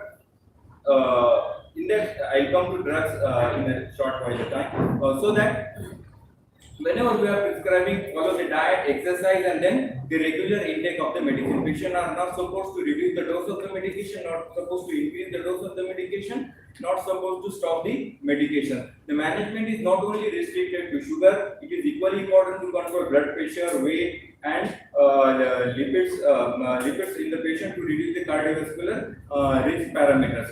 So if you see what are the benefits of weight loss in type 2 diabetic patient, what are the benefits of weight loss in type 2 diabetic patients? So I already spoke about the 1 kg weight loss reduces the risk of diabetes by 16%. It is seen in the diabetic prevention program. And you can, sir already spoke about the remission of diabetes. 5 kg weight loss reduces the risk of reduces the risk of diabetes by 5.2%. If you see if you want to really see the remission in the patients with type 2 diabetes, 15 kg weight loss is expected.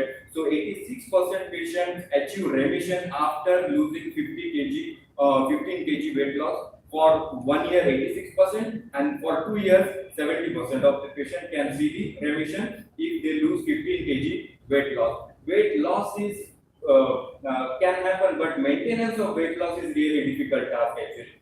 So, what are the benefits of diabetic remission, or what are the benefits of weight loss in particular patient? 16% of the weight loss reduces the 27% loss of the total body fat, right? 16% of the weight loss reduces the 30% of the weight loss of the 30% loss of the intra-abdominal fat, and 16% weight loss reduces the 65% intrahepatic triglyceride loss. We're all talking about fatty liver, we're talking about the NASH, non-alcoholic steatohepatitis, which is nowadays the one of the very hot topic, and because there is no any single drug approved for the NASH or the fatty liver disease, and as I already spoke about, now the no risk factors, obesity, fatty liver going to cirrhosis. So it is very bad thing, and there is no drug available. Only the therapy which is available is the proper dietary management and weight loss management, and to some extent some drugs like empagliflozin, SGLT2 inhibitors are there, but they are in very preliminary stages. So this is the importance of the weight loss in the diabetic remission. When the patient follows the proper diet and exercises, they also get the good glycemic control. And in that control, we can definitely see the small change in HbA1c. 1% reduction in HbA1c from the baseline will reduce the fatal risk of fatal or non-fatal MI by 14%. It reduces the risk of heart failure by 16%, deaths from diabetes by 21%, and microvascular complication by 37%. So 1% HbA1c reduction is we can see it is not very high, but 1% HbA1c reduction gives this much reduced risk of the microvascular complication. We know that diabetes is vascular disease. Long term, it leads to micro and macrovascular complication, and the treatment is not only restricted to HbA1c, it is equally important to control the weight and the lipids and the blood pressure of the patient. Now, what are the guidelines to say regarding the management? The treatment options for the overweight and obese type 2 diabetic patients. So nutrition, physical activity, and behavioral counseling is to be given to all the patients throughout the stages of the BMI. Pharmacotherapy particularly indicated in the BMI of 27 to 30, which is specially targeting for the weight loss purpose. Besides glycemic control, we have to give the therapy which are meant for the weight loss purpose. And metabolic surgery is indicated in more than BMI 30 with diabetes in the type 2 diabetic patient. So, ADA 2023 recommendations for the diabetic management in the obese patients. Whenever you are choosing the glucose lowering medication for the people with diabetes and overweight, consider medication having effect on the weight. Whenever possible, minimize the medications for the comorbid conditions which are associated with the weight gain. There are some medications in the diabetes like sulfonylurea, insulin, and the glitazones which has got ability to for the weight gain, but these are good drugs where we use them judicially. Selection of the patient is important. So obesity pharmacotherapy is effective as an adjuvant to nutrition, physical activity, and behavioral counseling for the selected patients with the BMI more than 27. So diabetic patient with more than BMI 27, you can use additional weight loss benefit treatment for the patient. So if the patients are taking that therapy and if they are maintaining weight loss more than 5% at the end of 3 months, you can continue for the further weight loss benefit in that particular patient. So this is the ADA 2023 recommendation. So these are the effects of the weight loss on the cardiovascular risk. We know that 5 to 10% of the weight loss is definitely reduces the risk of type 2 diabetes, reduces the risk of cardiovascular mortality, improves the blood pressure and lipid parameters, improves the blood pressure. It reduces the risk of sleep apnea. We know that diabetes, obesity, sleep apnea is very common. It increases the insulin resistance, it increases the incidence of type 2 diabetes, and improve the health related to quality of life. So diet, I'm not going to tell the diet in detail, but I'll give a brief idea. We have to advise small and frequent meals for the patients. we have to reduce the carbohydrate content, increase the protein content. Among the carbohydrate, we have to use the complex carbohydrate, which will release in the blood sugar level very slowly. Reduce the fat content, increase the fiber content with the fresh green leafy vegetables and fruits. 1 gram of the fiber per kg body weight is recommended for the patients. And carbohydrate should give at least 50 to 60% of the total calorie intake. Protein should be more than 15%, and you can consume 100 to 200 gram of fish per week, which is having a very good effect on the lipid levels as such.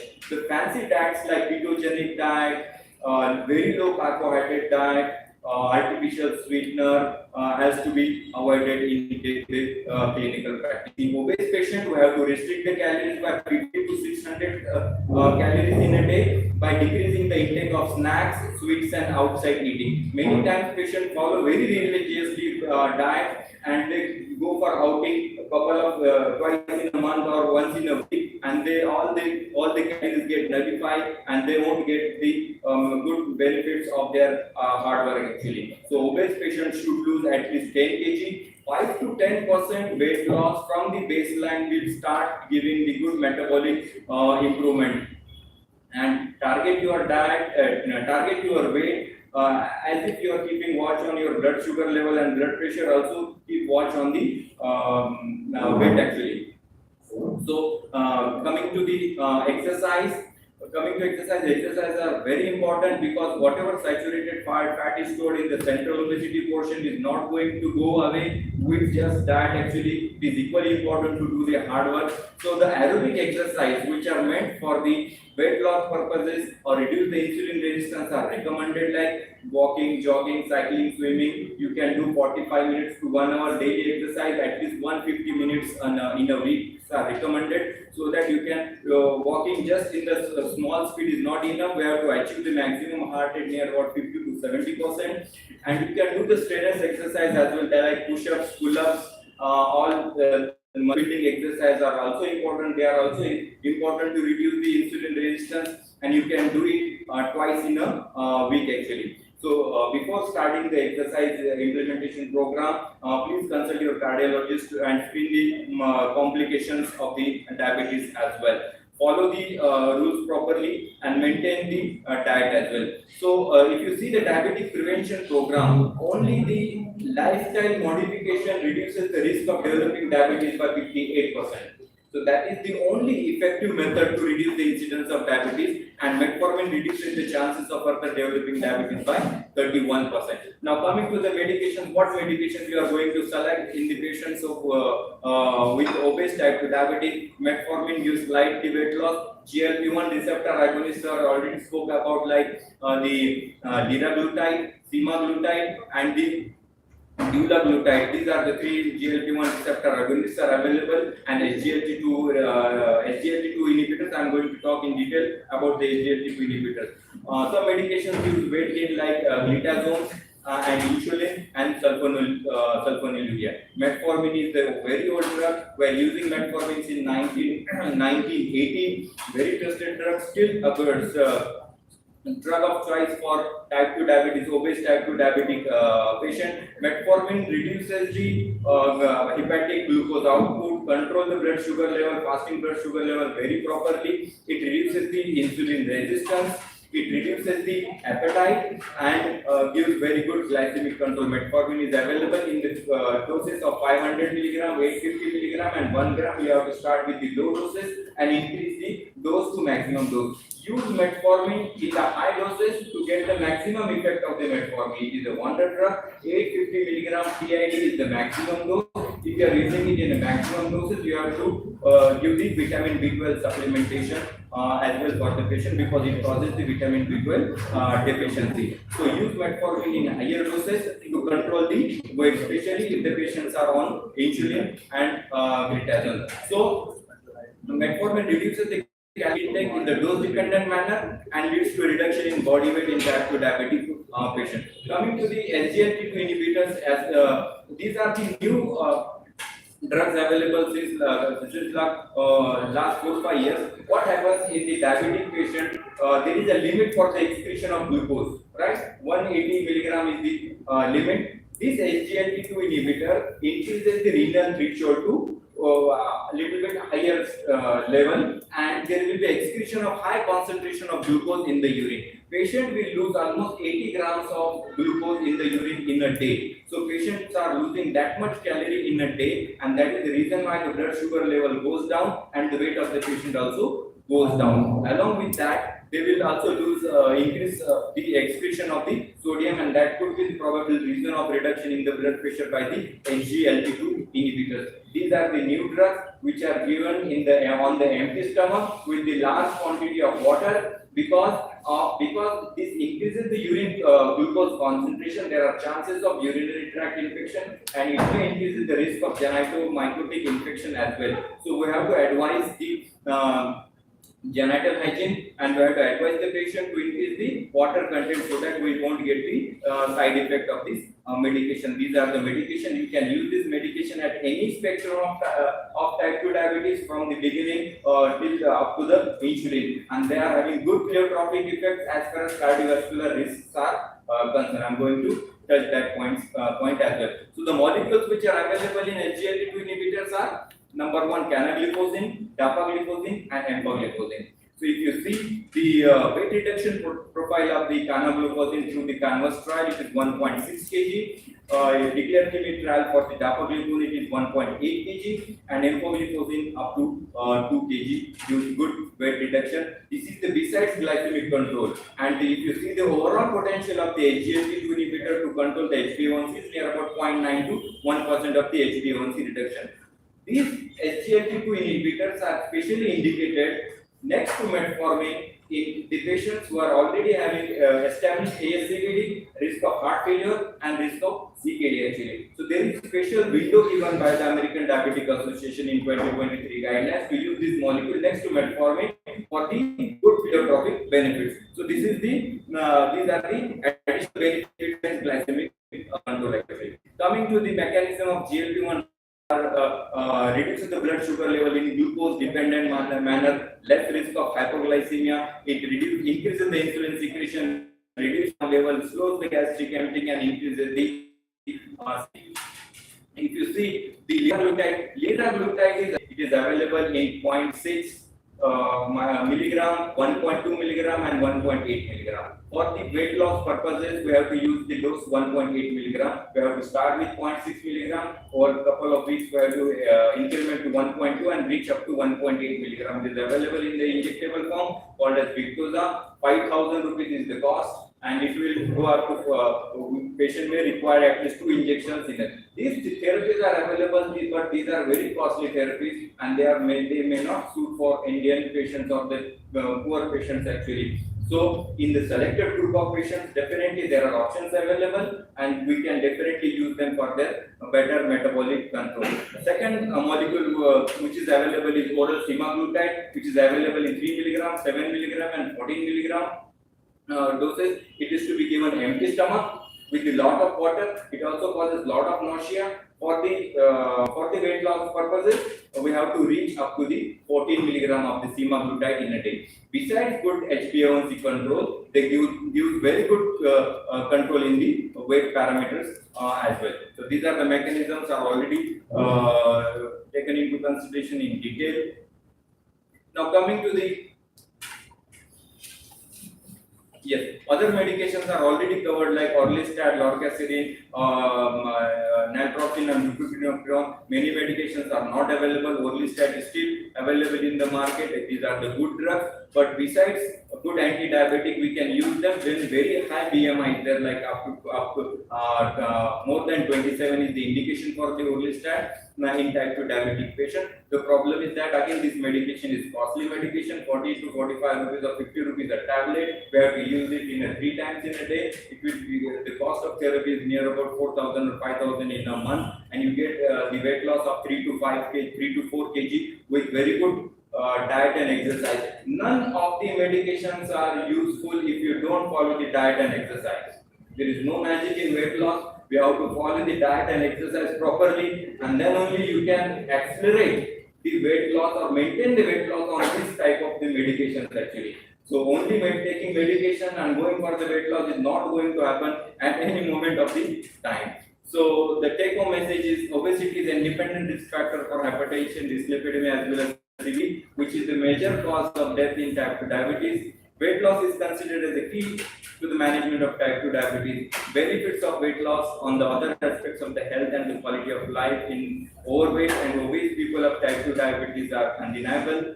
Physicians should encourage the weight loss in all patients with or at risk of type 2 diabetes and should consider the impact on the weight when choosing the most appropriate glucose lowering therapy in the patient. So thank you for the patient hearing.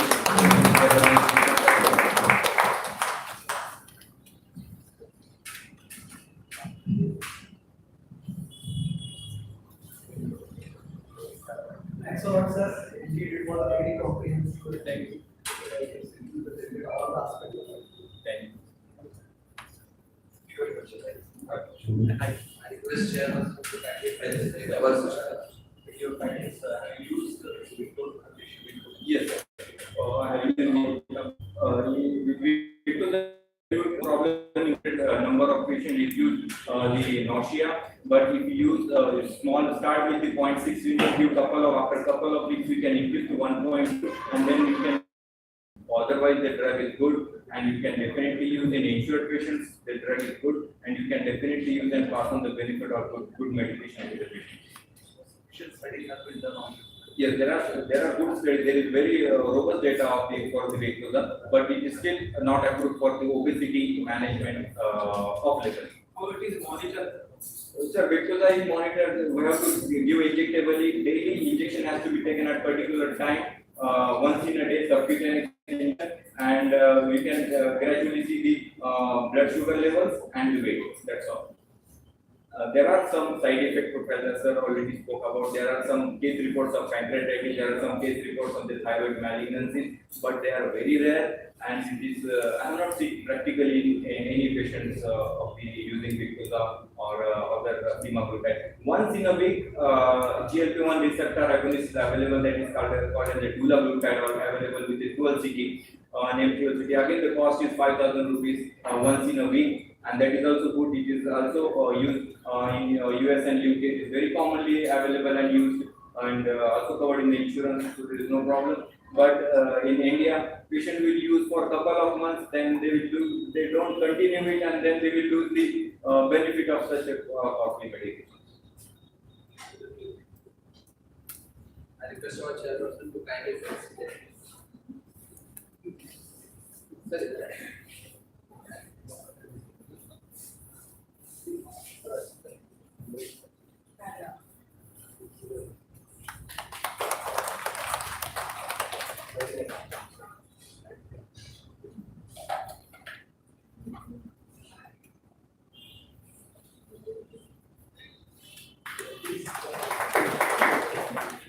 I request Dr. Shafi sir to felicitate the chair.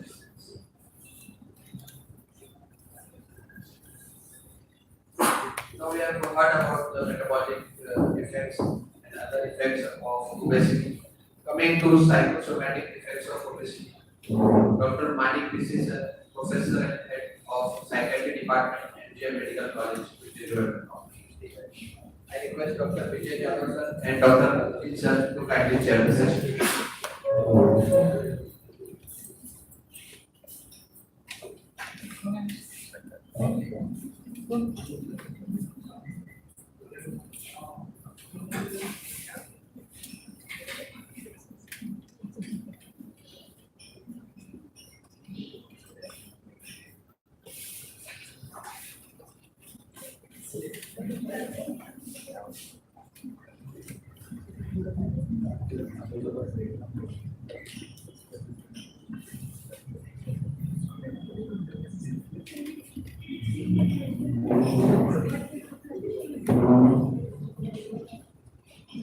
So very good afternoon to one and all. I think I'm audible. Thank you. Am I audible? Yes, audible. At the outset, I would like to thank the organizers for for inviting me here and to give an opportunity to interact with all of you. In the beginning of the CME, you might be hearing that everywhere there is an clear-cut advice that is given along with the medicines and dietary advice that there has to be behavioral modification. There has to be something to change the behavior. And that is the crucial part in most of the medical field at present, because except the infectious disorders, most of the chronic diseases, there will be requirement of a behavioral modification. More so with the obesity, more so with the diabetes that you have already heard of. So what is that? How it works? Is there any scientific basis of that?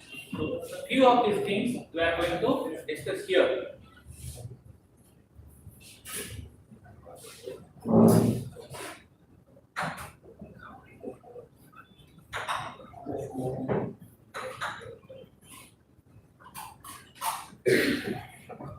So these are the few of the objectives that I have kept for the discussion purpose.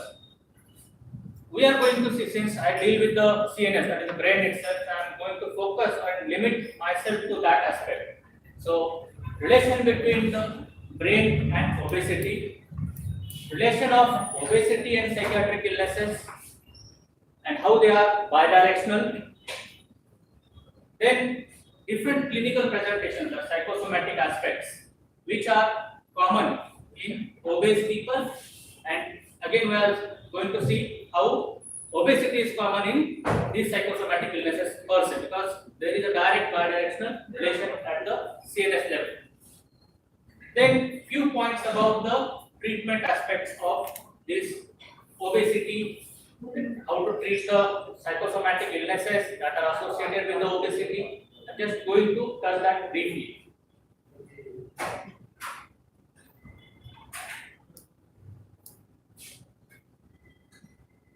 So this is the brain, and what is important here is these are the two small nuclei. That is, this is substantia nigra and this is ventral tegmental area (VTA).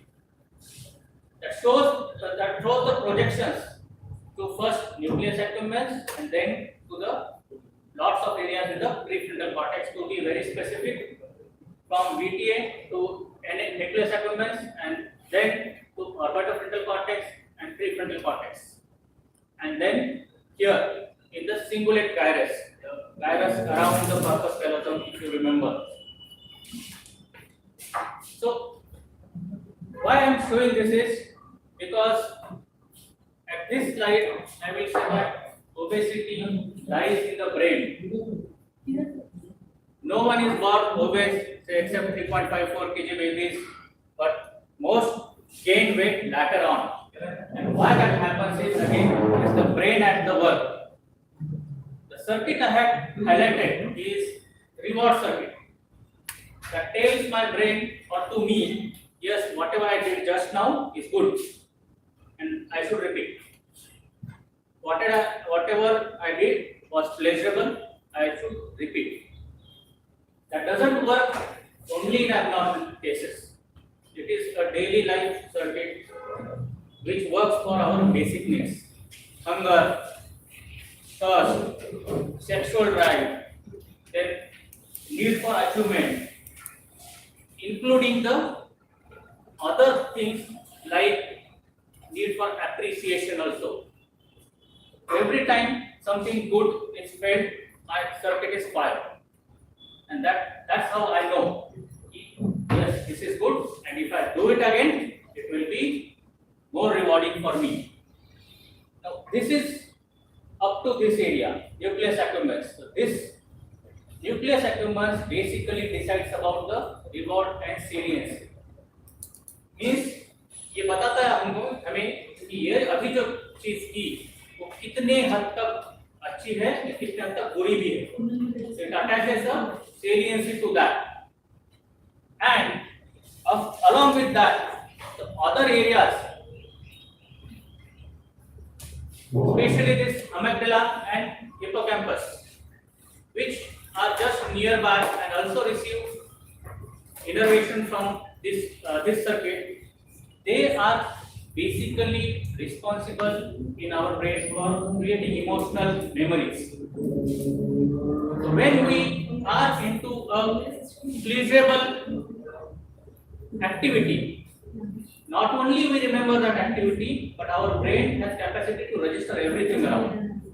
Say if I am eating a very good food here, it will not register just the food, but the atmosphere around, the people who are around, and that is what is the constantly happening in our brain, and we are unaware of that. So that registration process keeps on working throughout the life. Then two important parts of the prefrontal cortex. This is orbitofrontal prefrontal cortex, just above our eyes or eye sockets, and that has the basically primary role in decision making, whether I should go for this activity or I should not go for this activity. Go, not go.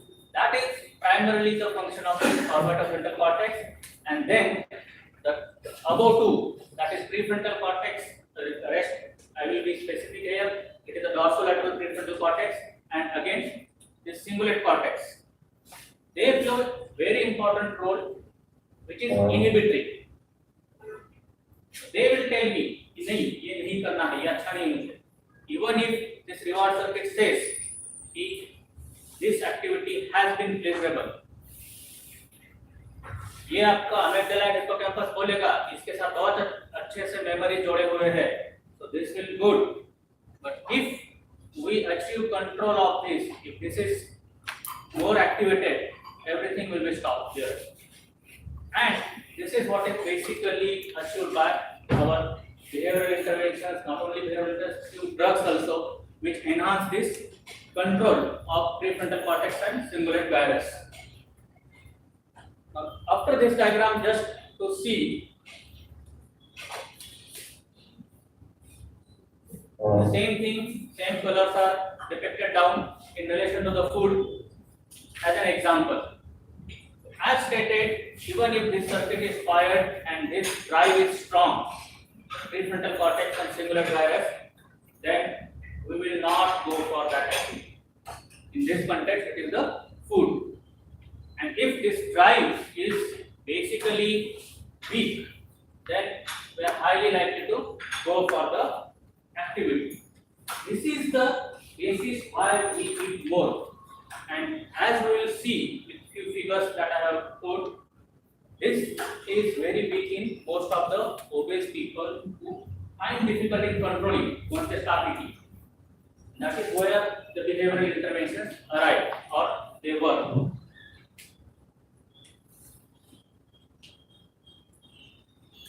So, the second aspect, is there any link between obesity and psychiatric illnesses? Definitely it is. Both are having a bidirectional relation.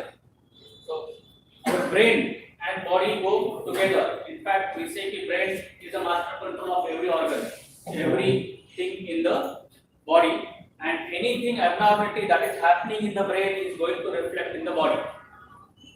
And other way around also, anything abnormal in any other system is going to reflect on the functions of the brain. So, just to limit myself to the psychiatric illnesses, underlying brain region dysregulation is common in both. As just we saw, one aspect of obesity that there is a problem in the reward circuit, inhibitory effect.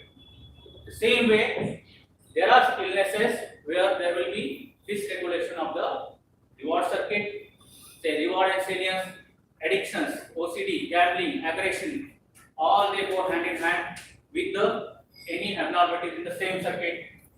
Emotional disturbances like depression and anxiety, very common, and you will find that most of the persons who are anxious, they use eating as one of the way of coping. They eat more. So, few students I remember during my MBBS that they used to eat more, gain weight. When we asked them, "अरे वजन कैसे क्या बढ़ रहा है?" जैसे कि exam था, That is okay. We agree. Sitting is one reason. But also, if we look at from the brain's perspective, it is the anxiety which makes you eat more. Same thing, depression. There are two ways in which depression will manifest on the eating. One is there will be less eating, that is loss of appetite. But on the counterpart, there is an atypical depression where the person will be eating more and unable to control that drive. Same thing for the sleep also happens in that atypical depression. Addictions, definitely, most of the people, you will find that, yes, they will be obese. And these, because there is a deficiency in control of the reward system. Decision making, as we just saw, prefrontal cortex is involved in decision making, and most of my psychotic illnesses, so-called psychotic illnesses, इसमें schizophrenia आता है, delusional disorders आते हैं, other psychotic illnesses आते हैं. There is a gross degeneration of your prefrontal cortex and other surrounding areas, which hampers their decision making. So obesity is very common. IBM is very common in schizophrenia. In fact, most common cause of death of in schizophrenia is cardiovascular disorders, because they go hand in hand. One aspect obviously is weight, other aspect is polygenic nature of both disorders. Multiple genes are inherited and some are common in both the disorders. So the most common cause is cardiovascular disorders. There is a big group of eating disorders per se that come to us for the treatment. So binge eating, bulimia nervosa, this is something called as night eating syndrome. So they typically wake up and empty the refrigerator in the night. So next day mom says, "Kahan gaya sab?" That happens because that is a night eating syndrome. Then there is another body image disorder. So these are all disorders which may enhance the risk of obesity as well as may happen together. This an upcoming research field, cognitive impairment going hand in hand with obesity. And again, glycemic control, I am going to see that, why that is so important and why that is researched so much. So Alzheimer's disease and dementias, different types, they also go hand in hand. Then this will be the common clinical presentation for those who are dealing with the obesity management or the endocrine disorders per se. This multiple pain symptoms. Most obese people will present with the heel pains or the pains in back, neck. So they go again because there are effect in the CNS. I will show you just a few slides. This is another issue, interpersonal, just coming to plain behavioral part, interpersonal issues, because lethargy is there, this person is less likely to be active, and there will be dysfunctional family because of the behavior per se. So we'll have to tackle that part also largely. So far this has been, I think, present in every presentation. Insulin resistance, and insulin resistance goes directly with the obesity. So obese person eats food, the pancreas secretes the insulin. There is insulin resistance by peripheral cells that leads to both hyperglycemia as well as there is a reduced consumption by the cells, leading to, despite eating, this person starts feeling hungry and eating more. So the hunger drive is triggered because hunger is basically triggered in your hypothalamus by glucose. So if the brain starts feeling weak, there is something deficiency, it will make you eat. And another saying goes here is fat attracts fat, probably because of this. Okay, so I'm bringing this to more superficial level. Now, what does this insulin resistance works in my brain? In the brain, this insulin resistance acts very differently. Insulin here doesn't only act as a media for energy. It has multiple receptors in the brain which gets activated, causing activation of multiple intraneuronal pathways or intraneuronal signaling pathways, leading to these things. it may lead to cell growth, synaptic growth, repair and regeneration. It also causes energy utilization, that is one aspect via mitochondria. Then it has important role in memory formation and also cell survival. So with these multitude of functions, insulin resistance in the CNS causes multiple devastating effects. To be in very simple, it causes neurodegeneration. So this is the very simple form. This is a normal healthy brain. As all of us know, brain is the highest energy consuming organ. सबसे ज़्यादा energy brain को ही लगता है, and it also consumes the highest oxygen, so it is constantly at work.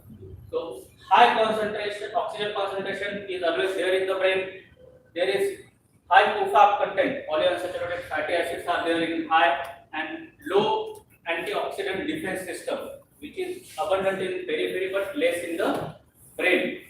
Now this is a normal state. On above this normal state, if there is an insulin resistance in the brain, that will is highly likely to cause this oxidative stress and oxidative damage of the neurons, and that is what I was saying. Neurodegeneration will set in. The dysfunction will keep on increasing as the insulin resistance works there. This ultimately leads into cognitive impairment, and now a lot of research is going on in this area of how probably the dementia, which is nowadays stated as type 3 diabetes, how that is leading or that is caused by the insulin resistance in the brain. Then there are this obviously degeneration of the neurons that I have already stated. Coming to last part, how to treat them. I will divide this into two aspects. First is treatment of obesity per se. Behavioral treatments of obesity, to be very specific. One is, yes, naltrexone is a drug which will reduce the reward action, but unfortunately that will reduce the most of the drives also. Apart from eating drive, it will reduce the most of the human drives. Not approved for obesity per se, but if we look from the brain's perspective, that is one agent which clicks our mind. More than that, we'll have to work on this area, behavioral interventions or change the eating. When we say we can change the eating, we have to look at the eating from the perspective as eating as a behavior. Eating एक behavior है, जैसे हम बाकी के behaviors बदल सकते हैं, वैसे इसको भी हम बदल सकते हैं. After that, then we will have to think what can be done. So there are certain things, enumerated few. There are many things. There are systematically given behavioral change techniques and all also. Just a few. What to eat? So we always have choice. What to eat? Hunger will be there. क्या खाना है? So there will be a lot of platter kept here after some time. I always have the choice whether I go for the salads first or I go for the desserts. And you will find that there will be differences in the people's behavior there also. So there the what to eat has to be chosen very carefully, ongoingly, not at once. Then how to eat? There will be a peculiar difference between thin people and obese people in the way they eat, and that is probably here in the pic. Obese people, you will find that they eat very fast, they gulp the food basically, and apart from the speed, the size of their bites will be also more. While the thin, the size of bite, the amount of food they take in the plate per se, everything will be different. That is what I am saying. Eating is a behavior, and at every step you have to break down that behavior and suggest the changes. Ask the relatives who enroll into that, support this person into it, because eating now, again, those are systemic changing. It is the woman who will be controlling the what to eat in the home. Most will agree. Okay, so we have to enroll the relatives into this behavior. Even taking a small spoon, there will be different types of spoons. That will make a difference.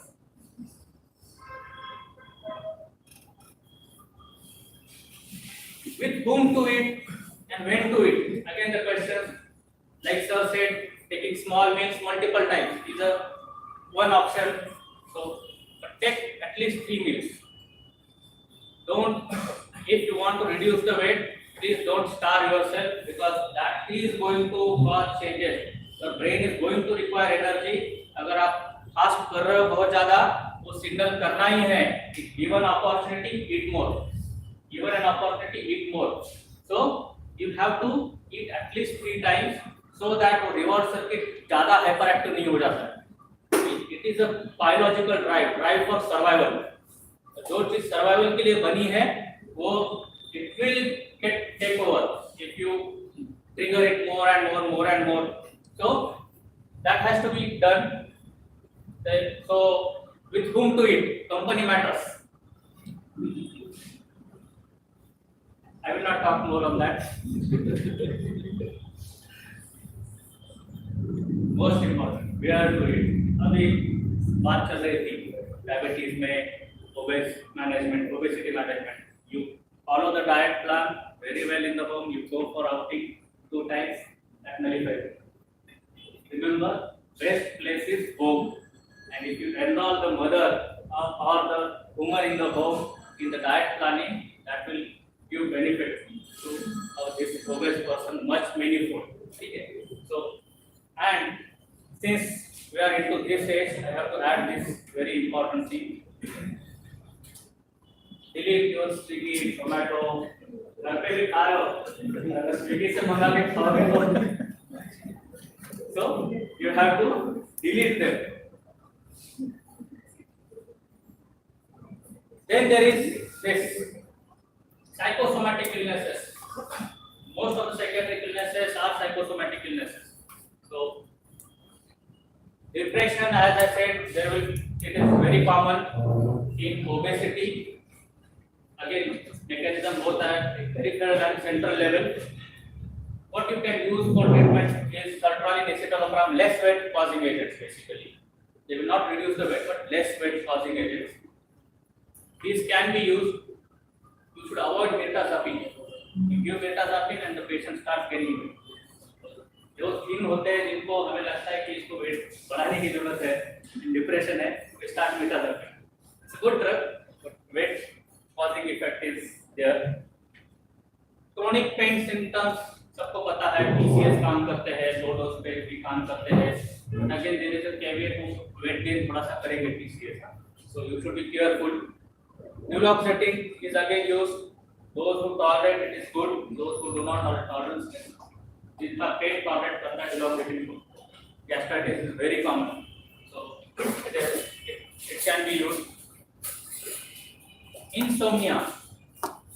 Even my PCS will act as a good sleep inducing agent, but as I said, some weight gain issue will be there. So go for this head group of drugs, or if the person says नहीं मुझे कुछ chemicals नहीं चाहिए, because that is what we are seeing. मुझे कोई drug नहीं चाहिए, तो इससे कि आप सीधा melatonin ले लो. Melatonin preparations are available. It is naturally also produced in your brain, and it is available as tablet also. This is OTC, कोई भी ले सकता है, over the counter drug है. So that is another thing. Avoid lorazepam, clonazepam, diazepam, so benzodiazepines, all of us probably sleep apnea हुआ होगा आपका obesity में. So sleep apnea के chances बहुत ज़्यादा होते हैं, respiratory suppression. IUI she did not conceive. They were very much frustrated, and she was advised to have an IVF by 2 people, and then she came for a third opinion. So she came with such a hope. I tried to scan the files, I check the patient clinically whether I can catch some and I could help the patient, but I couldn't find. So still I told, we generally start treatment on day 2 of the periods. I said you can go back. You have not done a TSH prolactin for a year, so you just repeat that and come on day 2 with your reports. And when she came on day 2, she came with her husband. Believe me, I was very happy to see the husband. Why? I got the cause of my infertility for whom patient was advised IVF and who was labeled as an explained infertility, I could explain that husband was morbidly obese, more than 100 kg. And to my good luck, they were an educated couple, so that I counseled them at length to reduce the weight. Believe me, he went to a gym trainer, a diet, everything, reduced 27 kg weight in 6 to 7 months. And in 9 to 10 months, just with mild induction of ovulation, she conceived. I died with a baby. And after 3 years, she became with spontaneous pregnancy, which I died with intervention. What I mean to tell is, weight reduction has such an important role in treatment of infertility.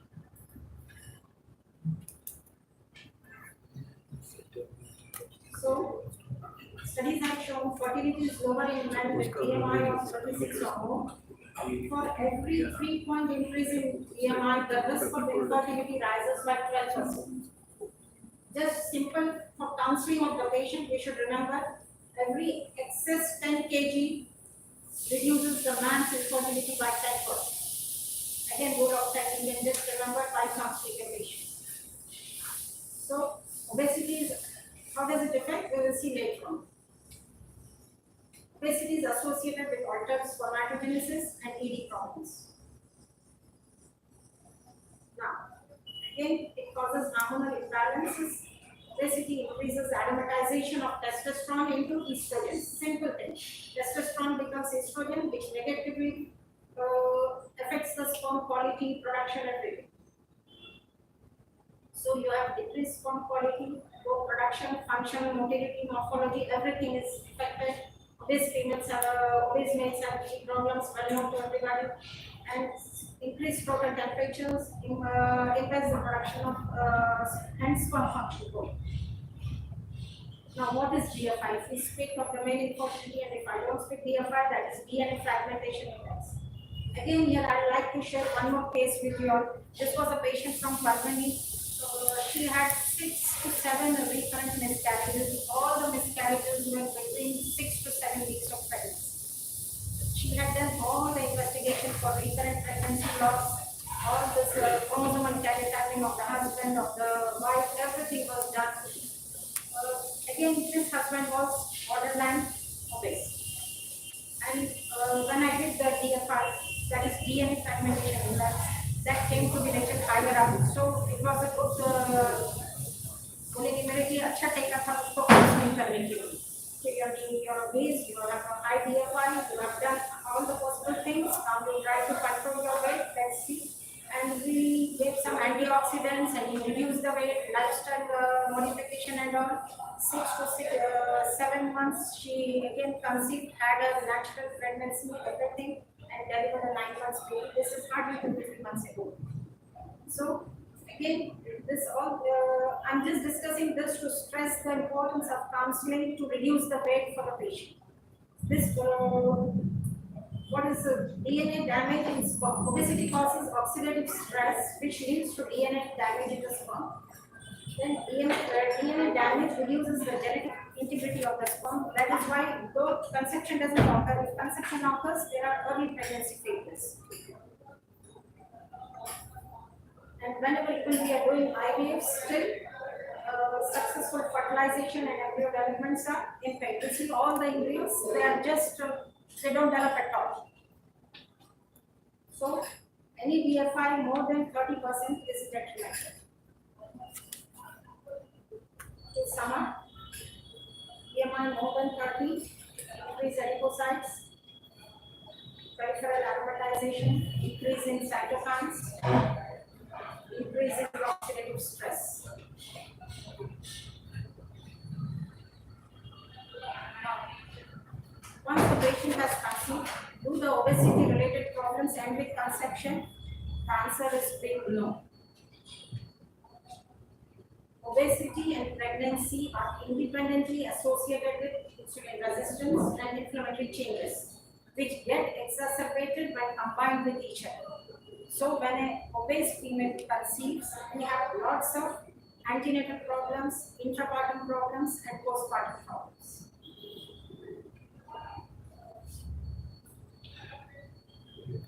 Intrauterine exposure, I think if someone then they were asking the question about the child being obese. Here she will get the answer. Intrauterine exposure to obesity is also associated with increased risk of developing obesity and metabolic disorders in childhood. Why? Because the fetal programming occurs inside the uterus. If the mother reduces the weight and conceives, she will have a healthy baby. If the mother conceives with a high weight, her child is going to be obese in later year of life. So we have to remember about this fetal programming. Now, what are the antepartum risks associated with obesity?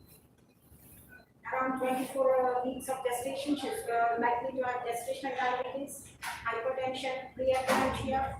Again, they are at increased risk of miscarriage. Why? We have told two. From the male side, DNA fragmentation is increased, and from the female side, endometrial receptivity is decreased, though the egg is healthy, but receptivity is not good, embryo comes out.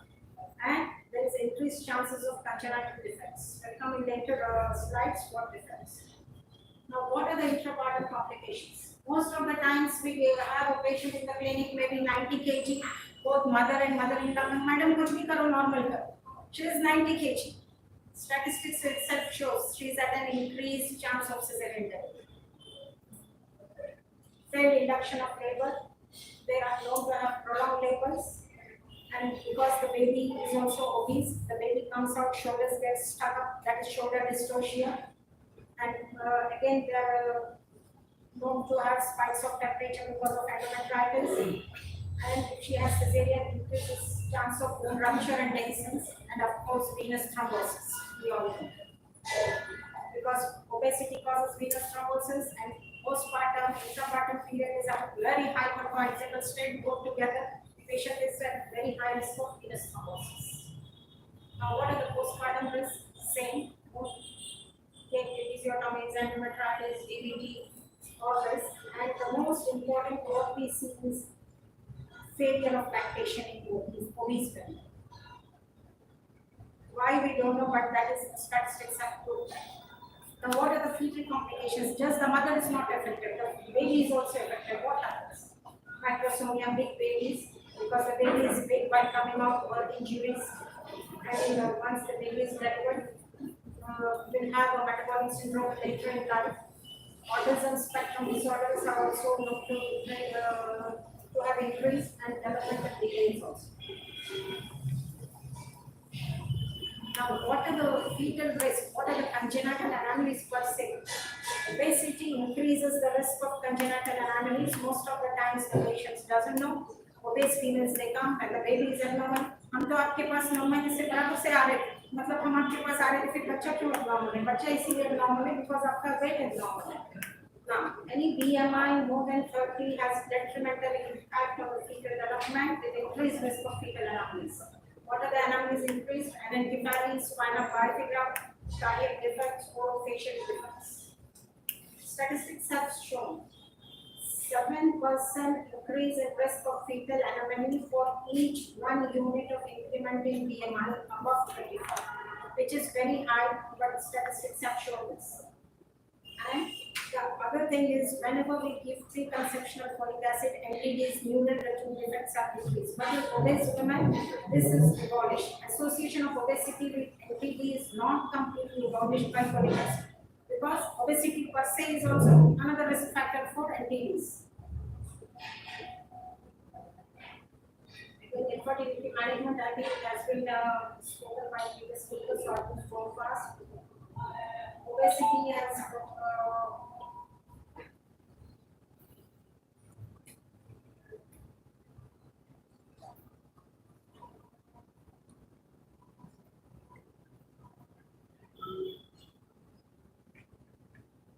men and women should be encouraged to lose weight prior to infertility treatment to improve the outcome.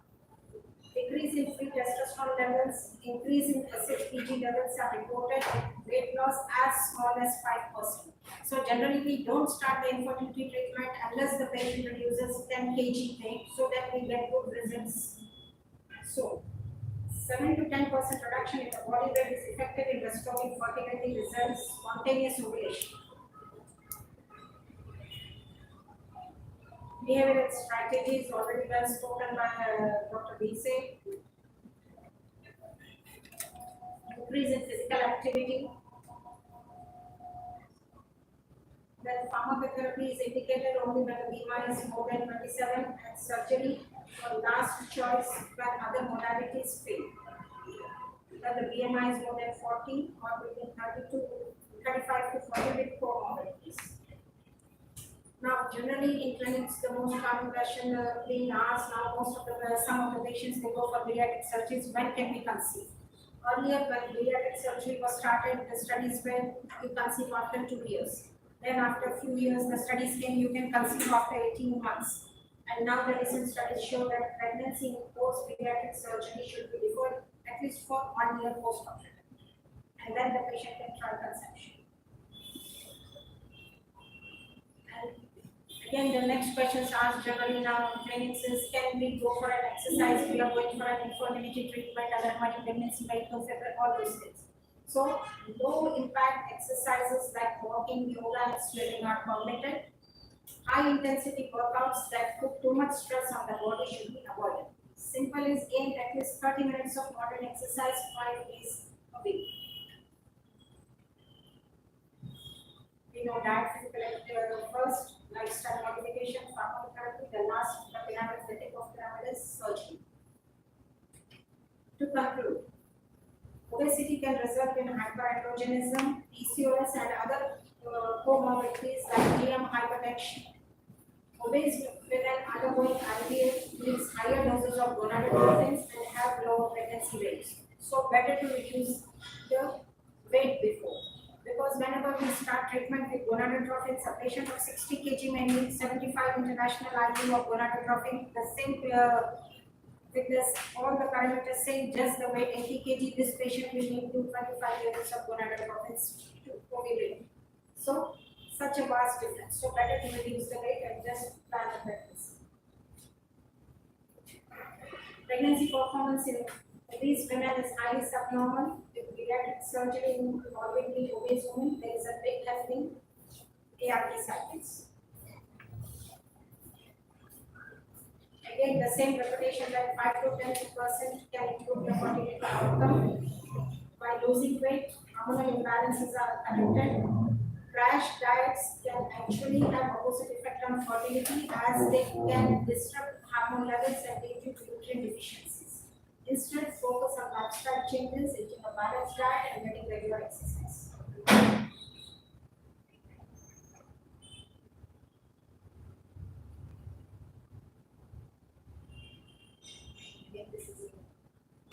Obese patients who are trying to conceive may face unique challenges when undergoing fertility treatments. Obese patients should be treated in centers that have experience in working with obese patients, offer specialized equipment such as large examination tables, chairs, and the help of nutritionists to help the patients to achieve a healthy weight.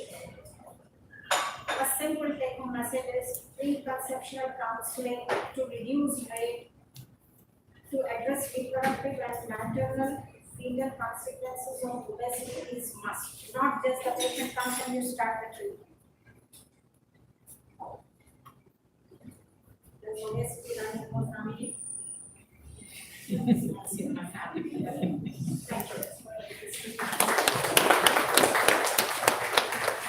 Thank you very much for touching such two important aspects which are very important. Increasing fertility also increasing as well as obesity. I just want to ask you, these PCOS, there is reduction of weight, and how much time does it take? If it is also Continuously, when you reduce the weight, we see patients cycle get normal, they start ovulating and they conceive. But just for the ultrasound picture to change, it will take time. But symptomatically, clinical patient will change.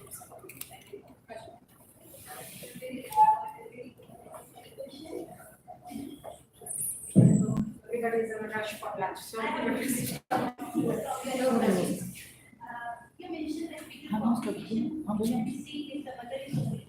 And that's not like this obesity, more pregnancy or reduced pregnancy also, because if a cat under Yeah, both the things. If the mother is obese also, you would have problem. If she gains excess of weight during pregnancy also, she will have problem. So normal weight gain during pregnancy is 12 to 15 kgs. Sorry, 10 to 12 kgs. But now what we see is 18 to 20 kgs. Because of this fast foods and all, they just Obesity and infertility can be one of the criteria for bariatric surgery. yeah. Morbidly obese, we try all the things. If they don't reduce, then that is the last question. Because age keeps on increasing, and then IVF results are also decreasing with the age. So at a certain point, we give the time for the patient, and she can go for bariatric surgery, and after a year or two, she can plan for cancer. And results are good that way. So I experience many patients, not patients, relatives or friends, they are afraid to do IVF because they are thinking it's allowed or not allowed in India. So that is this explained to the patient? Yeah, we just explain to the patient, as long as it is from husband and wife, no third party involvement, that's very much allowed. It's a form of treatment.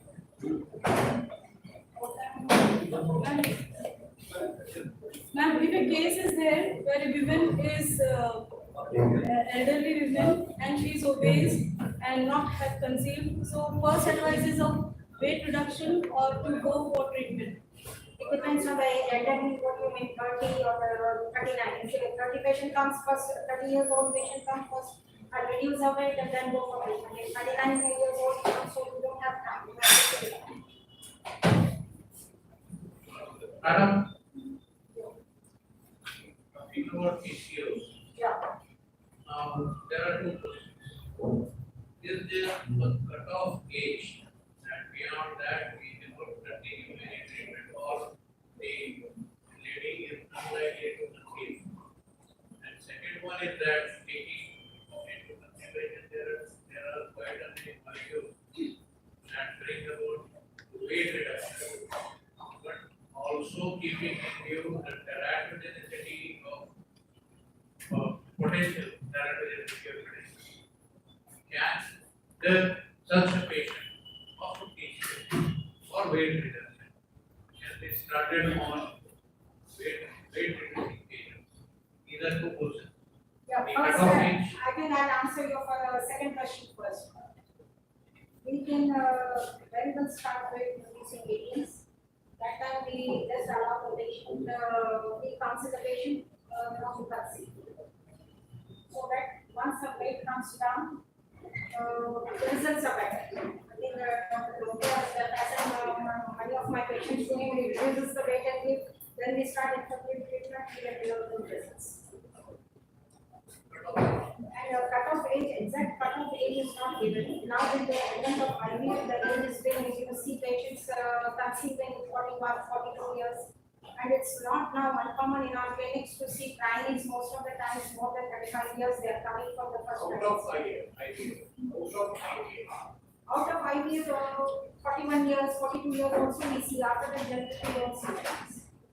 Spontaneous, it varies from patient to patient. Again, it is genetic. Some patients, they go to their attain menopause by 39, 40 years. Some patients, they won't attain up to 50 to 53. So they will be ready. These patients can conceive. That is what application I think. Complete layman, say you explain to me PCO, okay? And that PCO is not being, say, controlled, it is something like very resistant. So as a layman, I think it is not getting treated. It will reach a point where the complete ovary will get destroyed, and the lady won't be able to conceive again. That will be at the time of menopause. You know, And for your information, this PCO patients, they go into late menopause. Why? Because it's a hyperestrogenic condition. So when the estrogens are deficient, woman goes into menopause. In PCOS, there is more of estrogen, so there is late menopause. You have time.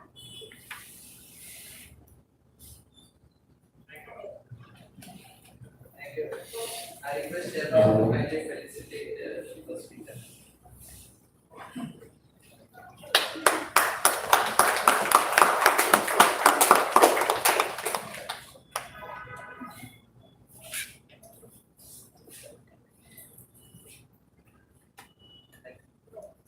request Ms. Sarita Nidana to kindly facilitate our chairperson.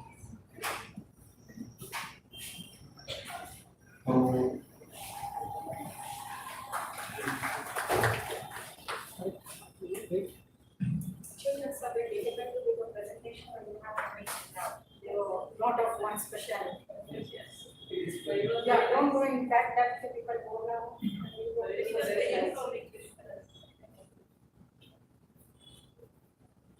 As we have full strength and our guest MMC observer and Dean sir has arrived to conduct the inaugural function, that will be followed by class. It will be definitely followed by.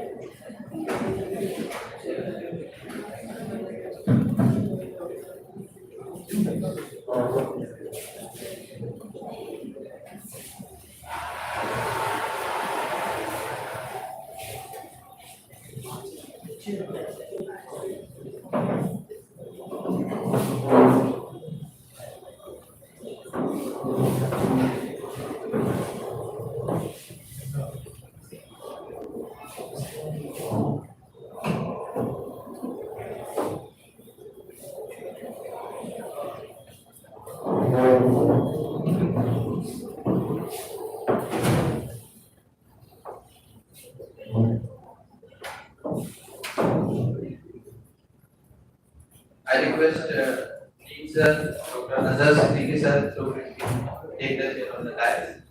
I request Dr. Rahul sir to kindly take the dais. He is MMC observer. Dr. Rahul sir is a professor in medicine.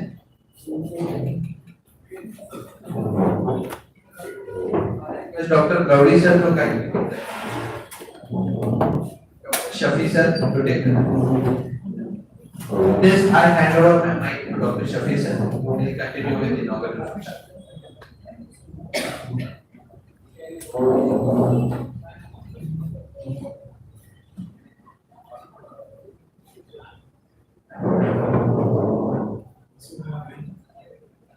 This is the second CME by late CME Academy. On behalf of this academy, I welcome you all to this second CME of multidisciplinary approach, management approach on diabetes and the basis of obesity. So today we have our beloved team, Dr. Siddiqui sir, as a guest, and the Maharashtra Medical Council has appointed Dr. Rahul sir as MMC observer. Along with that, we have Professor in Department of Medicine from IMSR Medical College. So I welcome you all to this function of the inauguration of the CME, that is second CME. Actually, we have brought JIS, IMSR from our campus to Aurangabad so that we can conduct the CME and the people from Aurangabad can get benefit. So that was the purpose, and we are seeing the response that because in the past we have organized so many CMEs, but we never find anybody coming from Aurangabad or to our college and attending the CME. So today we can see that there are many people who are supporting us and they are coming and registering and getting the benefit of 2 credit points by the MMC. So to begin with, I request our beloved Dean sir to welcome our MMC observer by offering your bouquet shop.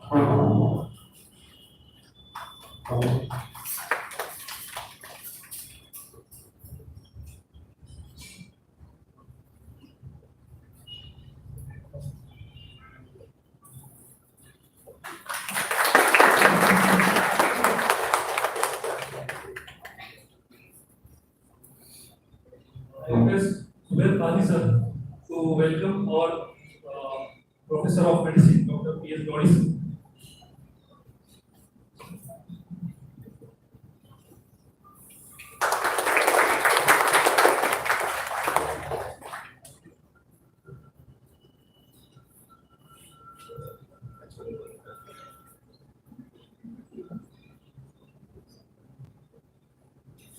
Now, I would like to welcome our team by offering Sean and booking. He is the person who has encouraged us and permitted us to conduct the CMEs in our one. So I would like to welcome him.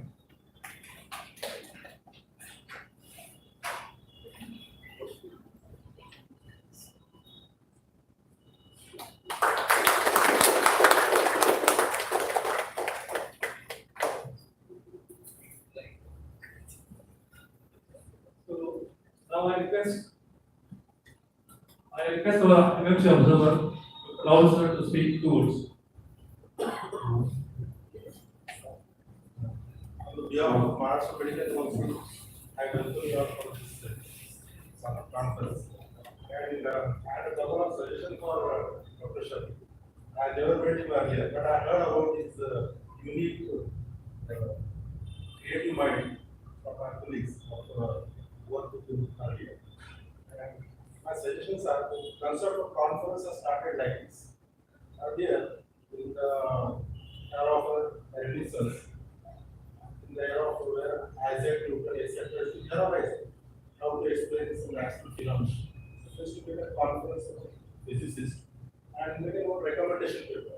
So at the end, they create one recommendation paper and send it to the policy maker. That will create an impact rather than just stopping here. Because you are in such a unique position with your creative mind. Go ahead.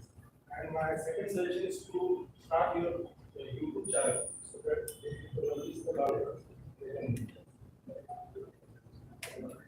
I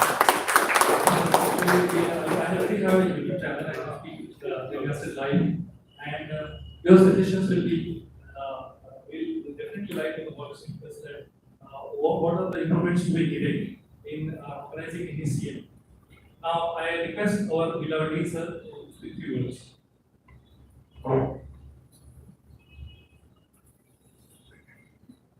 Good afternoon. Sir, I said, now sir to say two words. He said few words. You matlab picture, errors are some better, so we can critically analyze that. So I don't know, sir, how many of you? There is 5, 10, 20, that's it, 2000, sir. Anyway, this is the second semi organized by Light Academy and our institute. So I welcome you all. I hope that all of you are enjoying this piece. I was unable to attend from the morning.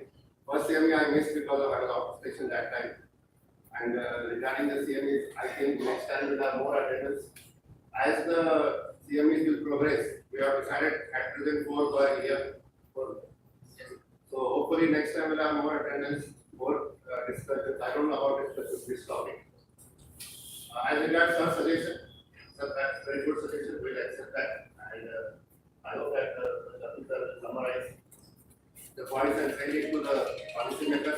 Second suggestion is already done since I think 1 year. That is on the YouTube channel. Just doing that. Few words means 2-3 words more. I will not take much time for you between you and your English amounts because food is being served there. So just all the best for you. And try to encourage your colleagues to attend more and more so that we can have two benefits. One is the MMC. MMC benefit can be obtained from many things. So there are some CMEs where you can just register and get the certificate and you are getting 2 points. But it is better to interact and to discuss among ourselves and also an opportunity to meet. I am meeting some of the seniors now here maybe after 2-3 months or 6 months. So it's a good opportunity to meet and interact with each other also. So I hope that this will continue. And any contribution from the institute side, we are always ready to give it. Our institute was a little bit reluctant initially to give the permission to CME outside the institute. But as Satish sir has proposed that people will not come to Pathophysiology because of the distance and timing. So we have decided to conduct at least once in 3 months a year. We will also have one once in 6 months in Pathophysiology also. So if somebody is needed of more points, they can come there also and attend. So I thanks. And one more thing, I am not guest, I am host. Sir said that today's guest is sir, I am not guest, I am your host. So thank you once again for giving me the opportunity to say a few words. Thank you. Thank you, sir, for your kind words. You are the guiding and encouraging force for us to organize the programs. Future also will plan. Next, we are planning to organize one CME and obesity only. That is from institutional that will be on good clinical practice. Because we have 3 batches of postgraduates, and research pathology is a very important aspect of the postgraduation. So, to stimulate and encourage our postgraduates to go for good clinical practice and have the other than their thesis, they can have some other short-term research projects. For that, a PCP workshop will be very helpful. So that will be probably in the next month we will organize it.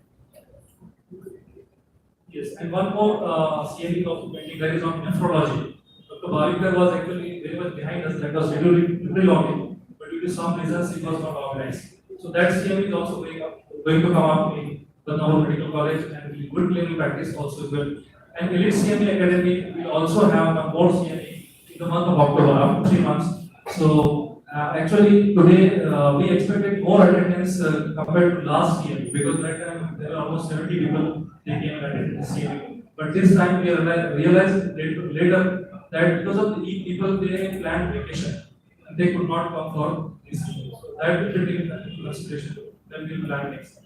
So I thank all the participants for coming, registering and supporting us and showing your interest. I am very much thankful to all our speakers, particularly Dr. Mani Krishna sir, Dr. Ehsan sir, Dr. Arif sir, Dr. Vijay Kumar sir, Dr. Zafar Pradhan sir, Dr. Nilesh Lopte sir. And after the lunch also we have 2 sessions on lifestyle modification and the surgical role in management of obesity. So I request all of you, please be there till these 2 sessions they complete, because they are very effective sessions, particularly this lifestyle modification. Every speaker has spoken about the role of lifestyle modification in the management of obesity.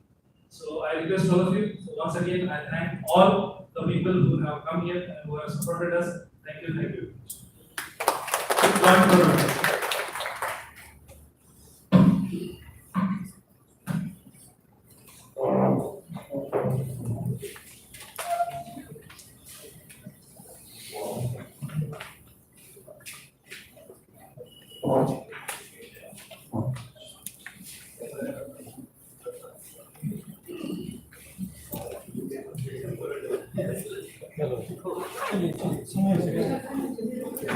क्या होता है sir कैसे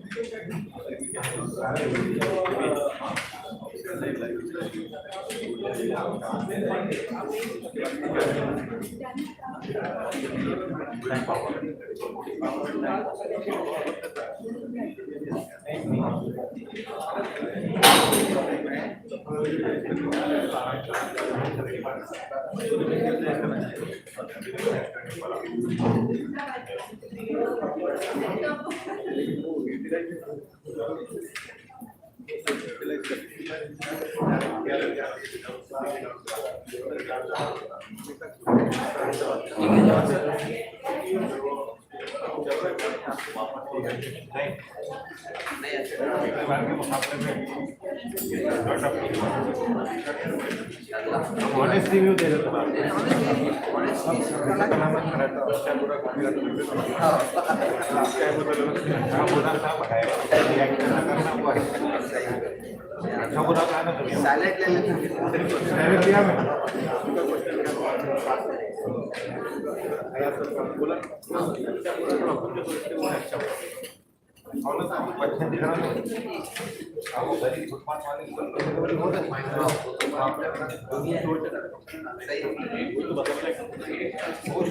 Depends on situation.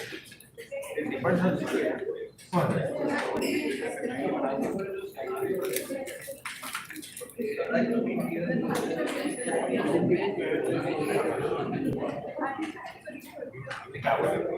Ini mata mana?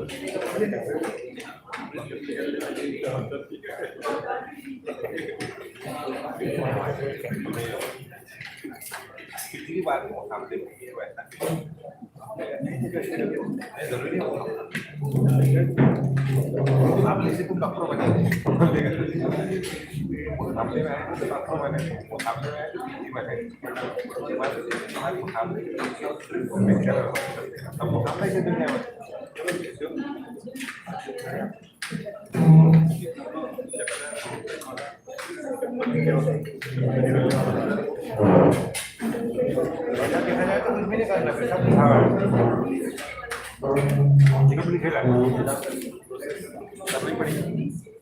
वही बोल रहे आप करें ना बहुत अच्छा वही बोल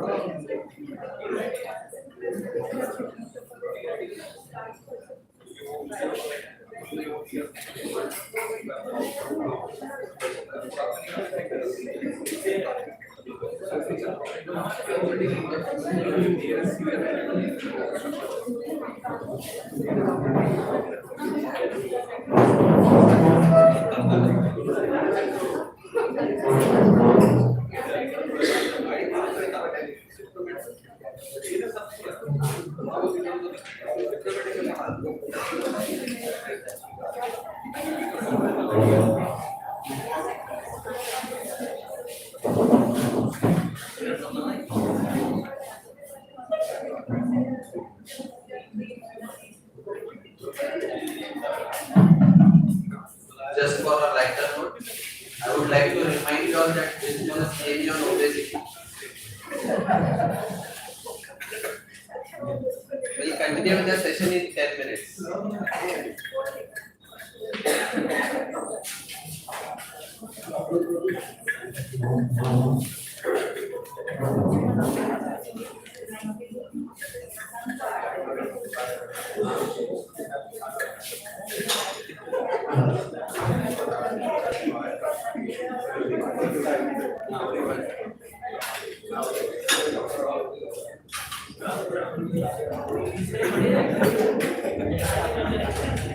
What's the method to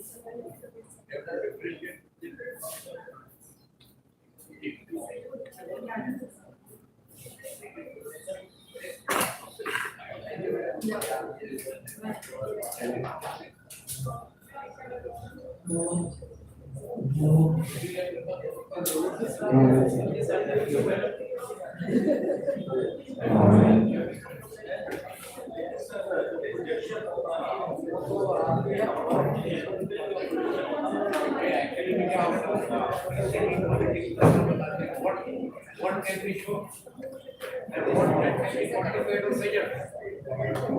Right, so present करते हैं, ठीक है? At the end of the day, it is an emotion. अब quantify करो, कैसे study होते हैं? इसमें तो बात होती है ना?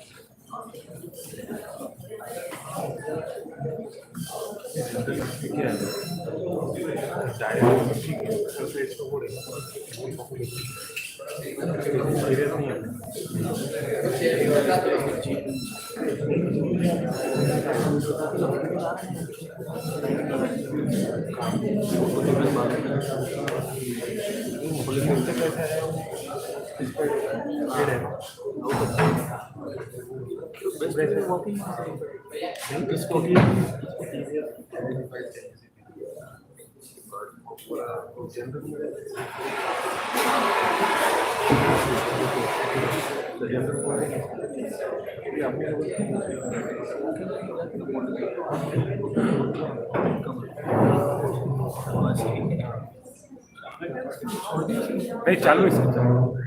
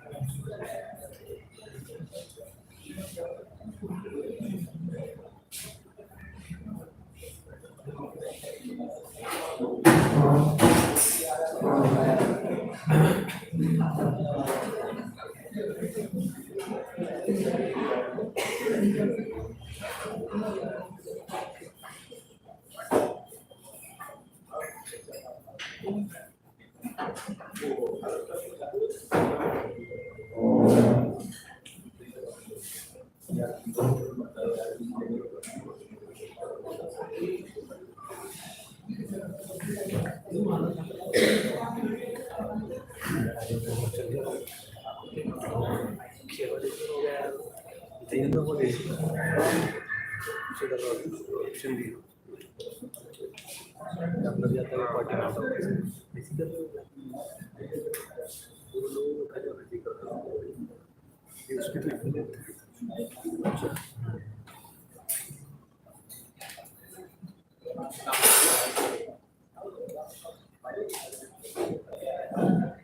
continue with our sessions, surgical approach in the obese patients. I'd like to call upon Dr. Arif Khan. He is an assistant professor in surgery in Government Medical College, Aurangabad. I'd like to call upon Dr. Erar sir and Dr. Himantula sir to kindly chair the session.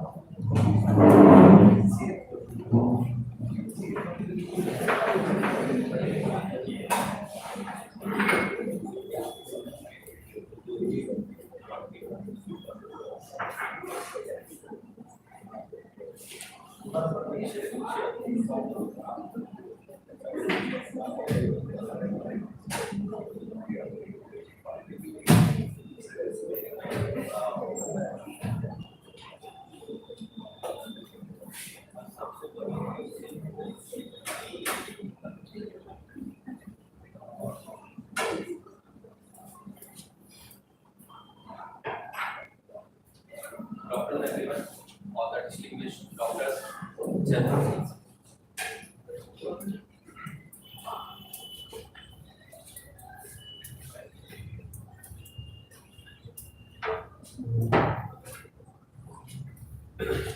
This is probably the toughest session because post meal there is a high chances that the audience they are not well concentrated on the topic. So I'd like to I'll try my best to justify this topic. So the topic for today's presentation is surgical approach to management of obesity. Myself, Dr. Bariatric. I am an assistant professor in the Department of General Surgery, Government Medical College, Aurangabad. So since morning you have came across so many things regarding the obesity. I'll just try to brief the introduction. So basically WHO has given us a guideline based on the BMI, that is the body mass index. The normal BMI is 18.5 to 24.9. Then comes the overweight, which is 25 to 29.9. Then comes the obesity. So basically, obesity starts with the BMI of 30 and above. So it is classified into the three categories: class 1, class 2, and class 3, depending on the BMI. Now, the obesity itself causes the problems to the health system. But apart from that, there are so many conditions which are associated with the obesity, which makes it more difficult and complex to tackle. I am sure that every one of us have encountered obese patient, and we know from our different specialties that obesity is a difficult task to handle. Now, the conditions which are associated with the obesity is that type 2 diabetes mellitus.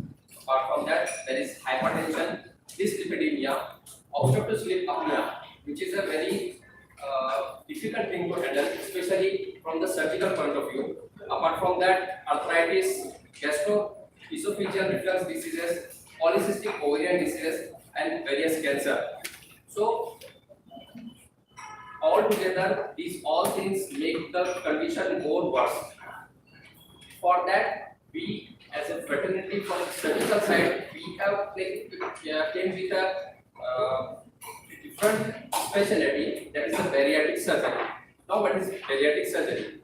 Bariatric surgery is a branch of surgery which involves manipulation of the stomach as well as the small intestine, so that to achieve the weight loss and also control the obesity along with the other associated factor.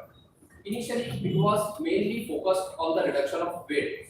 Now, over the period of time, the branch has it has evolved, and now it is being replaced, or it has been associated word has been came with the bariatric surgery, that is a metabolic surgery. Because as we have seen that so many conditions are associated with the obesity, so together it makes a metabolic syndrome. So bariatric surgery along with reduction in the weight also tackles some of the situations which are associated with the obesity. Also, it has a very effective role in controlling the diabetes. So sometimes it is also called as diabetic surgery.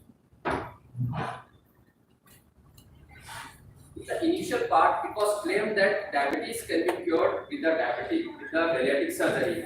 But now, as our knowledge has increased regarding the course of the disease and the post-operative period, now we use the term diabetes remission. Hello? It means we can only limit and we can take some part of the diabetes, but we cannot cure it. Because after the bariatric surgery, there is improvement in the glycemic control. Apart from that, post-surgery, there is lowering of the glycated hemoglobin. Also, it improves the insulin resistance. So, it causes the remission of the diabetes. Now, what are the rationale for the surgery? Why to go for the surgery? As till now, we have came across so many other behavioral changes, behavioral aspect of the treatment, also the pharmacological and medicinal part of the surgery, medicinal part of the treatment. Now, why to opt for the surgery? Because after the surgery, there is control of the weight approximately 30 to 50% in initial 1 to 2 years. Later, if we see over the period of 20 years, then it causes 15 to 20% of the weight reduction and maintenance of it. As we know that pharmacological therapy and other therapy, it causes a reversible changes. For example, the moment patient stops the treatment, then there are chances that patient may land up again into obesity category. But after the surgery, it gives a long-term treatment. Also, with the surgery, the studies tells us that there are chances that the survival may also get impaired. It is said that the 5 to 20 years can be we can prolong the life expectancy if we treat the obesity. Apart from that, it improves the obesity-related diseases. It affects the glucose metabolism, and overall, it improves the quality of the life. So, surgery, it is an option, a very good option when it comes to the treatment of the surgery, treatment of the obesity. Now, with the surgery, the main challenge is the cost of the surgery. So, is it really cost effective if we go for the surgery?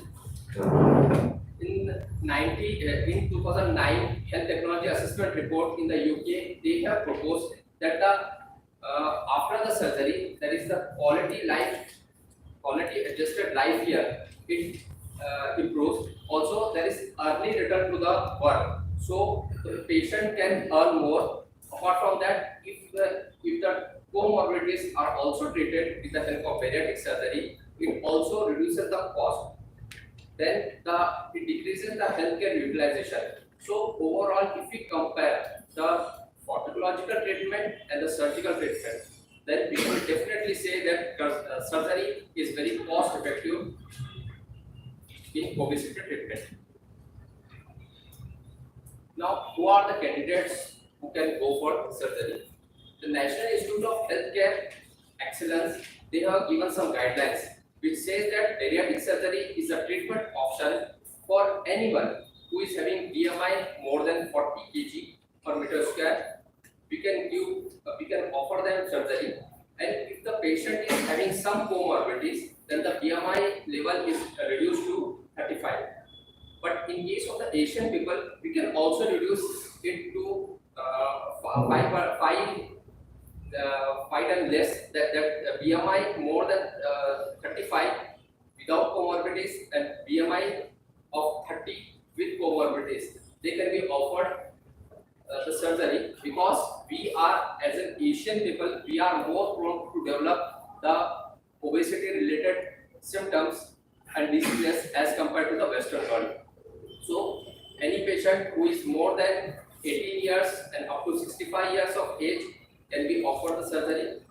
Then, but we need to have the commitment that the patient will have the long-term follow-up, and he or she is ready to accept the behavioral changes. Now, coming to the bariatric team. So the surgery is to be done, surgical management is to be done with the bariatric team, which consists of bariatric physician, preferably a diabetologist, who should be handling the primary care and also giving the post-operative management. Then there is a very powerful role of the dietitian, specialist nurse, the trained mental health professionals, of course bariatric surgeon, anesthetist, and other radiologists and cardiologists and respiratory medicine people can also help in this. Now, there are certain risks associated with the surgeries. So they have calculated a score. Based on that, we can calculate the post-operative risk, which is called as obesity surgery mortality risk score, in which they have given 1 point for each of them, that is age more than 40, 45 or more, it carries a more risk. Also BMI more than 50, male gender, if there is associated hypertension or there are some risk factors which can cause deep vein thrombosis or pulmonary embolism, so they are at higher risk of for mortality as compared to the others. Also, it is not established, but it has been proposed that obstructive sleep apnea and poorly controlled diabetes, they can also be a risk factor in the post-operative mortality. Initially, the operation was done by open method. They used to do the laparotomy and used to do the procedure. Now, with the advancement of the technology, now the laparoscopy has come into the play. Laparoscopy, along with the changes which we do, that enhanced recovery after the surgery, that is ERAS. For that, we have able to achieve the better post-operative care as compared to the open method. Now, with the help of, as we all know, that laparoscopy, it causes the minimum scar, so the post-operative recovery is better as compared to the open. Also, post-operative scar is also less.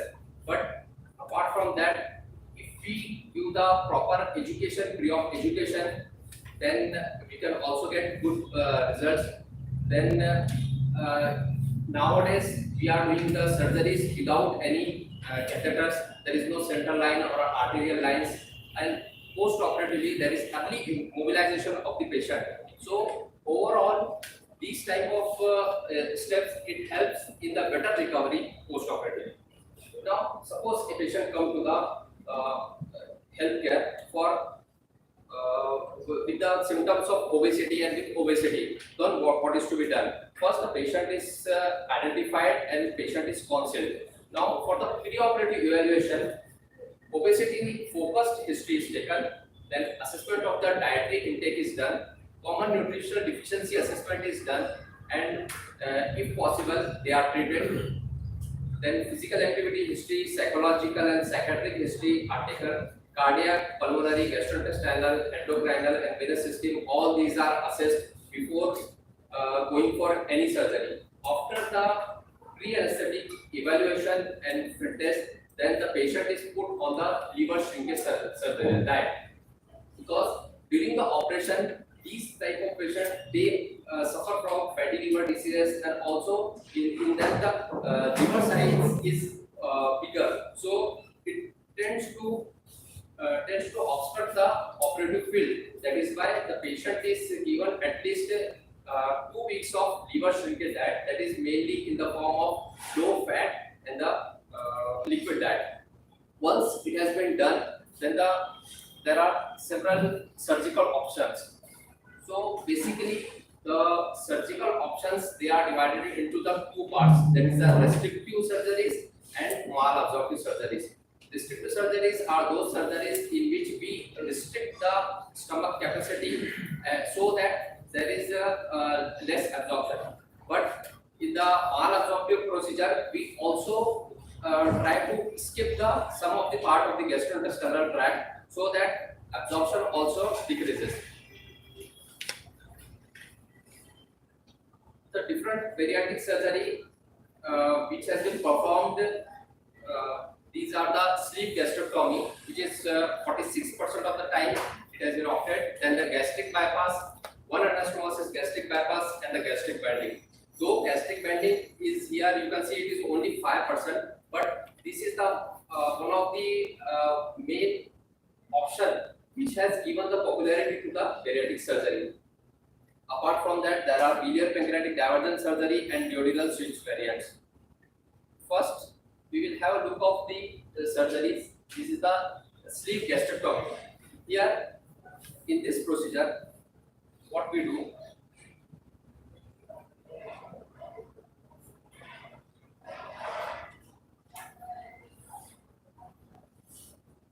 in the sleeve gastrectomy,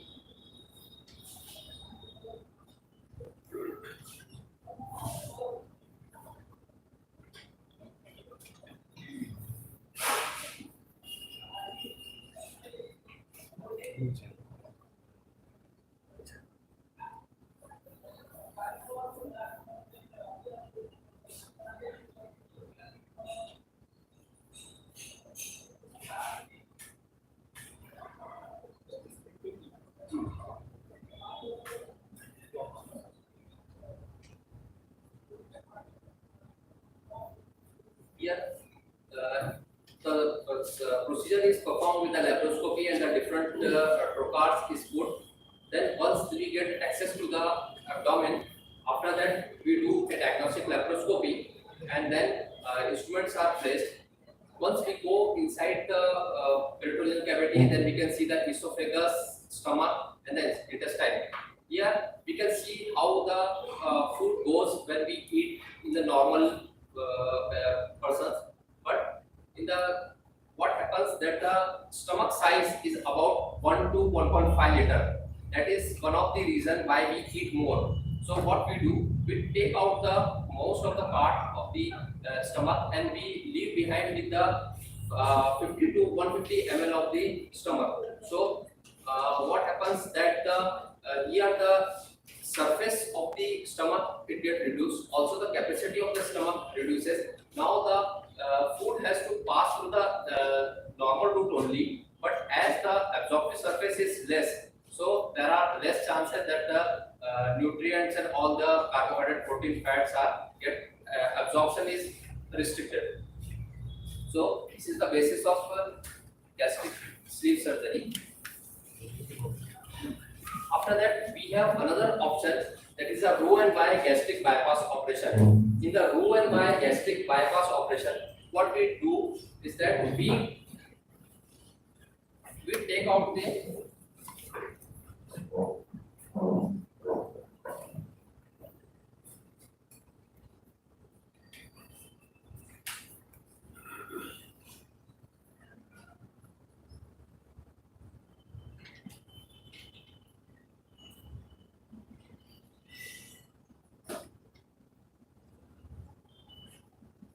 roux and Y procedure. What we do, we take the advantage of both the restrictive principles as well as the malabsorptive procedure. In the same way, the laparoscopic instruments are put, then the diagnostic laparoscopy is done.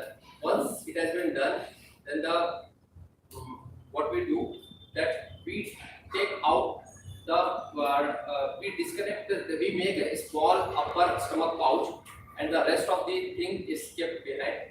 Then we cut away the small intestine and we make a row and Y, so that the proximal part get attached to the small intestine, and then what is the remaining part we attaches it to the other small intestine, so to make it as a row and Y. Now what happens, whenever we eat anything, it goes directly from the stomach pouch to the intestine, but at the same time what is secretion of the stomach and also the bile, everything it comes from the other loop of the row and Y, so that there is absorption is not hampered, as well as the restrictive part is also get covered.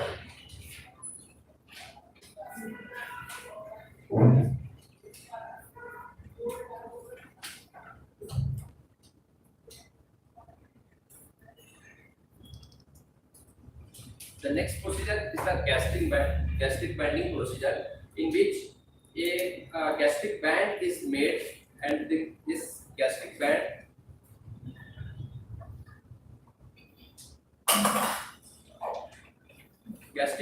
is tied around the upper pouch of the stomach. In the same way, laparoscopic through the laparoscopic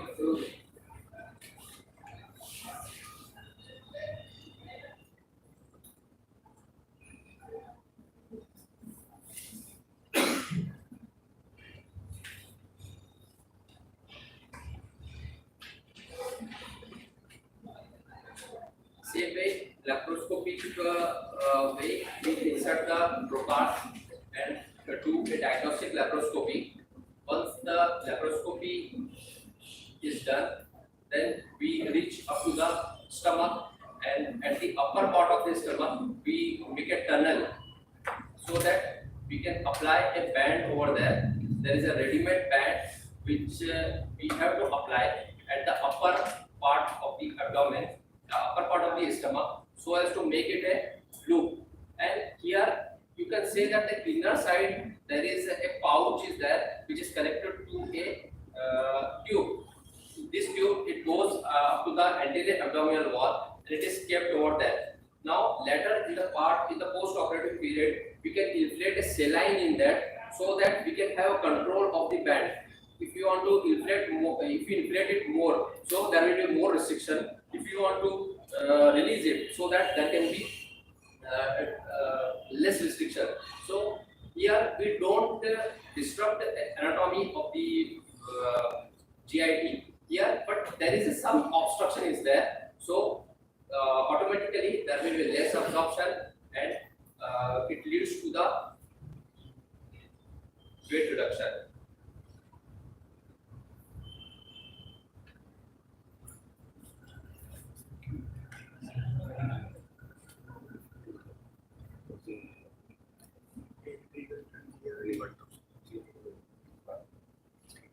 Now these are the other procedures which are not that popular. Now once the operation has been done, what happens in the early post-operative period? Early post-operative period, patient is kept in the ICU for overnight monitoring. Then the next day, patient is usually shifted to the ward.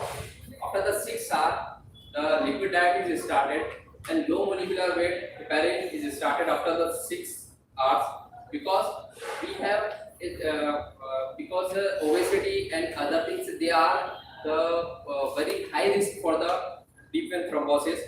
So we have to take care of the DVT, and DVT pump is also used for initial 24 hours. Now once that period is over, the liquid diet is started for after the 2 weeks. Then for next 2 weeks we give soft diet. After that, the patient can be started on the normal diet as per the advice of the dietitian. The diet is usually high in protein and low in carbohydrate. Then diet should be small and frequent diet, which is to be chewed well. because we are already hampering the digestive part of the intestine. So it is to be chewed very well. The patient can return to work within a week, and the regular follow-up is to be done with the team. The biggest problem is for pulmonary embolism. That is the reason why we have to be very vigilant about that. And appropriate prophylaxis and in the post-operative period, low molecular weight sparing is to be given. As we may think that anastomotic leakage or bleeding can be a problem, but death, cause of the death in post-operative period is mostly DVT or pulmonary embolism. No surgical procedure is without any complication. So every surgery has some of the complications that sleep gastrostomy, it has chances because we are cutting some part of the stomach, so there are chances that there can be leak or there can be intra-abdominal bleeding, and every procedure has some chance of DVT or pulmonary embolism. Same way, the gastric bypass has also complication of anastomotic leak or intra-abdominal leak, or there can be unspecified obstruction. The gastric banding, which is supposed to be the simpler method because we are not cutting anything, so there are chances that there can be the outside infection, but there are chances of DVT. There are some late complications also like gastroesophageal reflux diseases, Bariatric esophagus, or band infection, or other chronic abdominal pain. Once the operation has been done, then for follow-up, minimum frequency of assessment is 3 to 6 weeks in the first post-operative period. Later, it can be extended up to the 6 to 12 months in the second year, and later it becomes the annual follow-up. After the procedure, as there can be the deficiency of the nutrition, so we have to supply the supplements, and with the help of dietitian, we can calculate the dietary modification. Folic acid, which is to be given in all sexually active women of childbearing age, because they are at the risk of neural tube defects, so that has to be taken into consideration. Now, what is the future of bariatric surgery? Now, after the laparoscopic surgery, we are shifting towards the robotic surgery. So, robotic bariatric surgery also will be started. So, in the future decade, we can see that most of the bariatric surgeries, they are being performed with the help of robots. Another thing which needs to be done is to increase the research work in the bariatric surgery. As most of the articles which I have come across, in that I have seen that the follow-up period was only of 5 years. So that has to be increased, and also number of cases as it is being increased. So the role of research has increased a lot. Apart from that, also the registration of the such cases of diabetic cases, then morbid obese patient, and post-operative things, these all should be documented. So my assessment.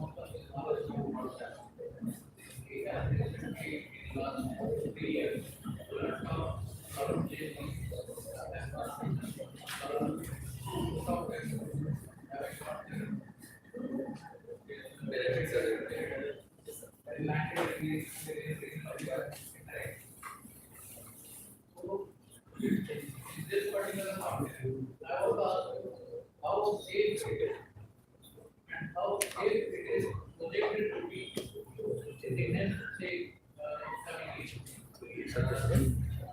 Sir, this is a very good question. because safety is a very big concern when it comes to the surgery.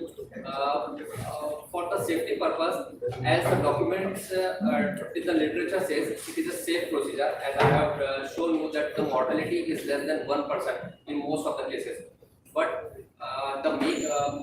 what is to be done that these type of procedure, it is to be done with a team and at the specified centers, so that we can have better results, and also like with our increasing knowledge in the field, we can have better options for treatment.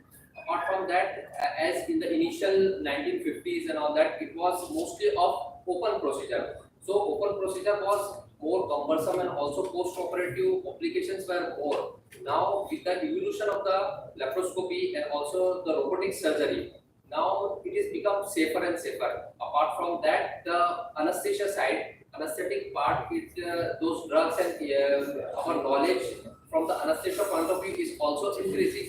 So we are able to achieve safer and safer anesthetic drug and also the procedure. So I hope with the better research and also advancement in the technology, we will have more safer options surgery as compared to what we are doing in the present era.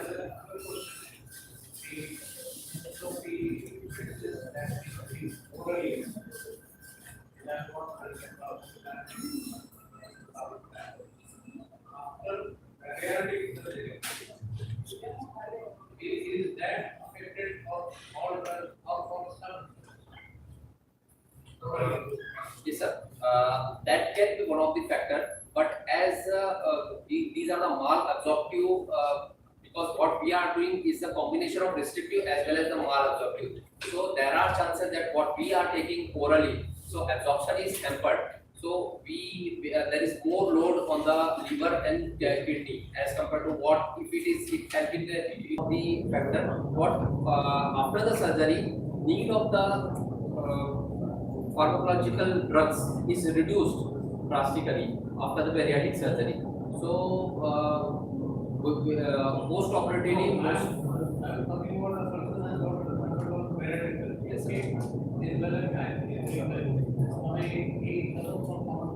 Yes, sir. So, yes, sir. There are chances that there is increased load on the kidneys as well as liver, because it is malabsorptive surgeries, and it will definitely hamper the absorption of the drugs.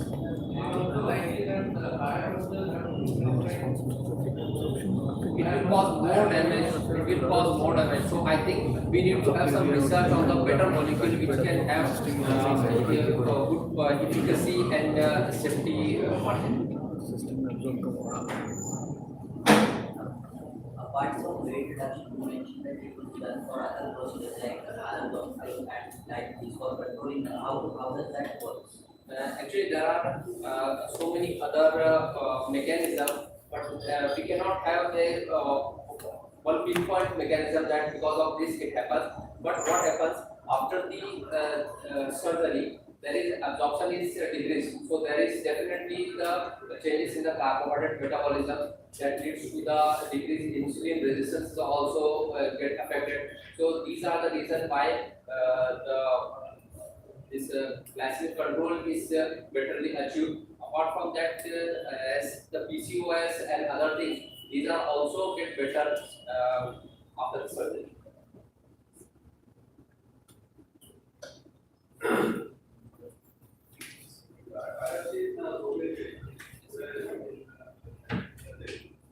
They are doing well for few years. After 5 or 10 years, again they become overweight. Yes, sir. That is why I have told you about the eligibility criteria for undergoing bariatric surgery. After this surgery, the patient should have commitment that they will have some behavioral changes and also the dietary modification. In the post-operative period, it is to be under the strict guidance of the dietitians. So there are chances that the patient may get, and also in some of the patient we can have the revision surgery also. So yeah, it is a problem in few of them, but most of the patient they get a good control with the bariatric surgery. At least 20-30% reduction of the excessive body weight is achieved. That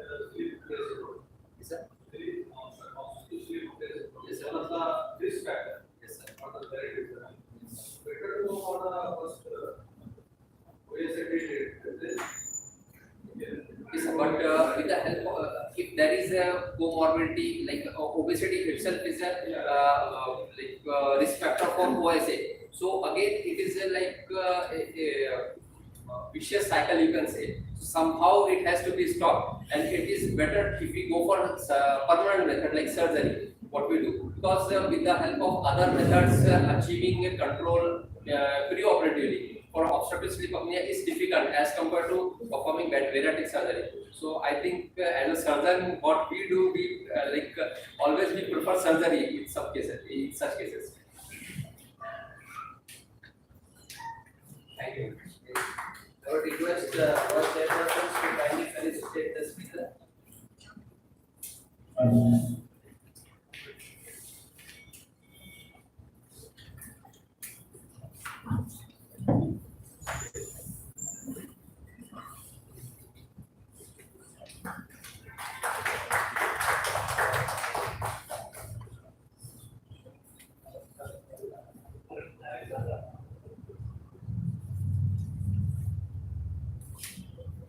We have a proud mother between us, mother of Dr. Arif Aziz. I would like to call her to felicitate our chairperson.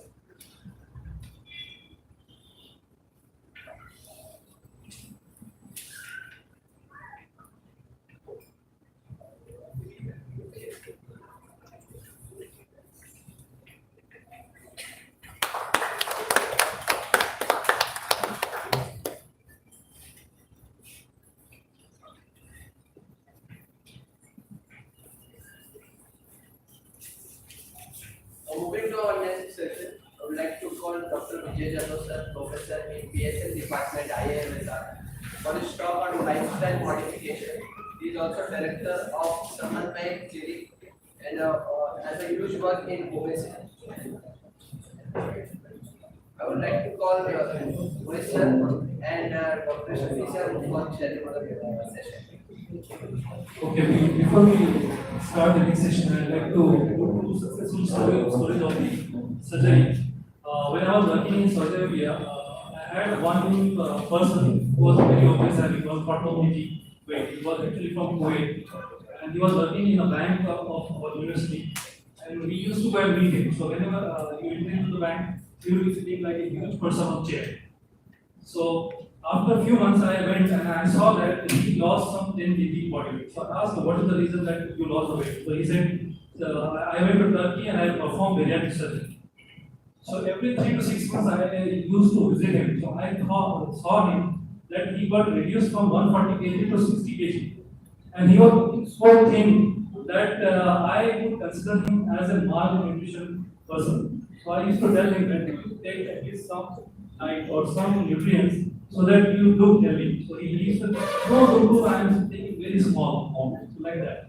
So that is one very effective surgery. And second, we have one person from Aurangabad only, his weight was 135 kg. So he performed the surgery at Pune and he came back. But after a few months, he lost 25 or 35 kg weight. But after that, it got stopped. So definitely, there is the effect of surgery, particularly among those people who are very severe obese, those who are having weight more than 120 or 130 kg. So that is the role of the surgery. Now we move on to the another session. Now this is a non-pharmacological, non-medical session. Dr. Vijay Kumar is going to tell you that how to lose the weight in a patient who is obese by not using any medication.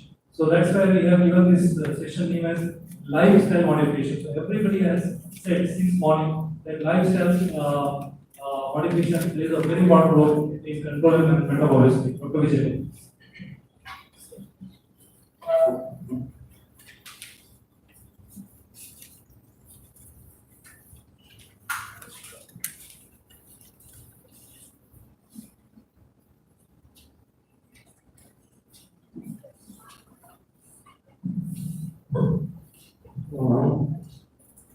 Good afternoon.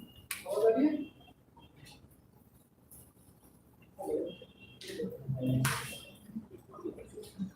Are you able to hear? Yes, sir. तो अभी हमें क्या करना है, मेरा नाम doctor Vijay Kumar Jadhav है और थोड़ा सा मैं ना जो रूटीन लेक्चर्स होते हैं, एडिट्स होते हैं या सीरीज होती है, सेमी निराश होते वैसा नहीं लेता है, मुझे आता भी नहीं है ना, मैं मतलब गुड स्पीकर, मुझे बिल्कुल बात करना नहीं आता, और ये डिजिटल तो मेरे को बिल्कुल ही नहीं आता है। बस मुझे क्या आता है 40 kg से ज्यादा वेट लॉस देता है। कौन सा बेटर है? अच्छा प्रेजेंटेशन बेटर है कि 40 kg का वेट लॉस? तो सबसे पहले हमें क्या करना है, जहां भी हम बैठे हैं 2 चेयर लेफ्ट या 2 चेयर राइट में बैठना है, उतना है 2 चेयर राइट या 2 चेयर लेफ्ट में बैठना तो चाहिए। कम ऑन, वो गुलाब जामुन का गोल इफेक्ट निकल किसी की आवाज नहीं आ रही, राइट या लेफ्ट। अच्छा लगा? नींद चली गई? तो सबसे पहले बोलना बहुत अच्छा रहता है, सब लोग फ्रेश रहते हैं, या सबसे लास्ट में बोलना बहुत अच्छा रहता है, क्योंकि पहले के स्पीकर्स ने बहुत सारा कवर कर दिया है। तो आप बहुत फैंटास्टिक लेक्चर्स हुए, बहुत जबरदस्त है, मतलब मैं ऐसा बोलूंगा लाइट एकेडमी और Jamia institute of medical sciences जो हमारा आया है सर है, उनके लिए एक बार जोरदार क्लैप करते हैं ना। आवाज आ रही है मेरी? जैसे मैं बात करते हैं, देखो मैं क्लैप करके दिखा रहा हूँ कैसे करें। ओके, फिर हो गया ना अपना ओबेसिटी का, कितने लोगों ने सुना, कितने लोगों को समझ में आया? बहुत डेंजरस है ओबेसिटी, इनफर्टिलिटी हो सकती है, देखिए बच्चों को कुछ हो गया, तो ये हो गया जो भी हो गया, तो मैं क्लैप करके दिखाता हूँ आपको, ऐसे क्लैप करके। ओके,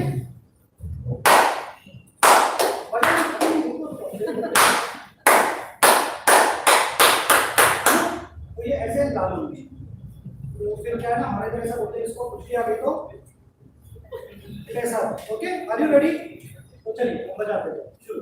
इसके लिए light academy and IIM medical college और हमारे सारे जो इन्होंने ऑर्गेनाइज किया है ना, उनके लिए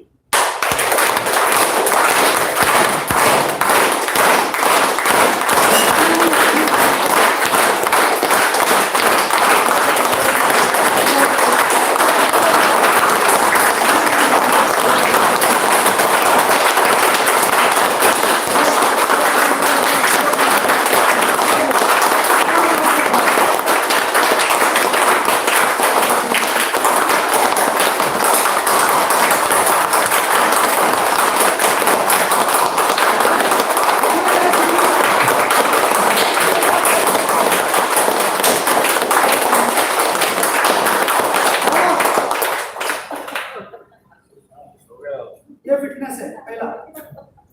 ओके, तो आज मैं क्या सिखाने वाला हूँ प्रैक्टिकल।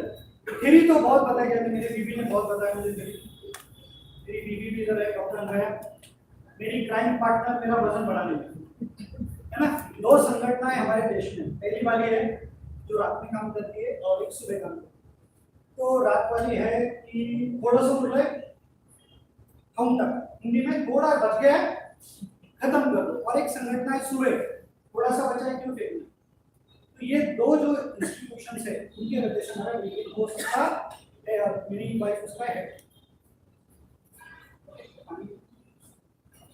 तो आज मैं क्या बता रहा हूँ, तो प्रैक्टिकल मेरा एक्सपीरियंस बताऊँ है ना।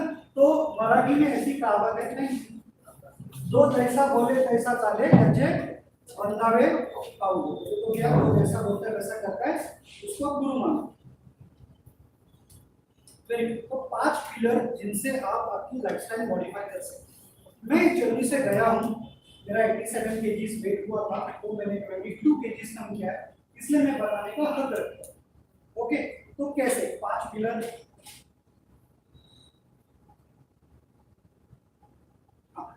सो बाय प्रोफेशन में पहले एमडी था, जीएमसी औरंगाबाद से किया।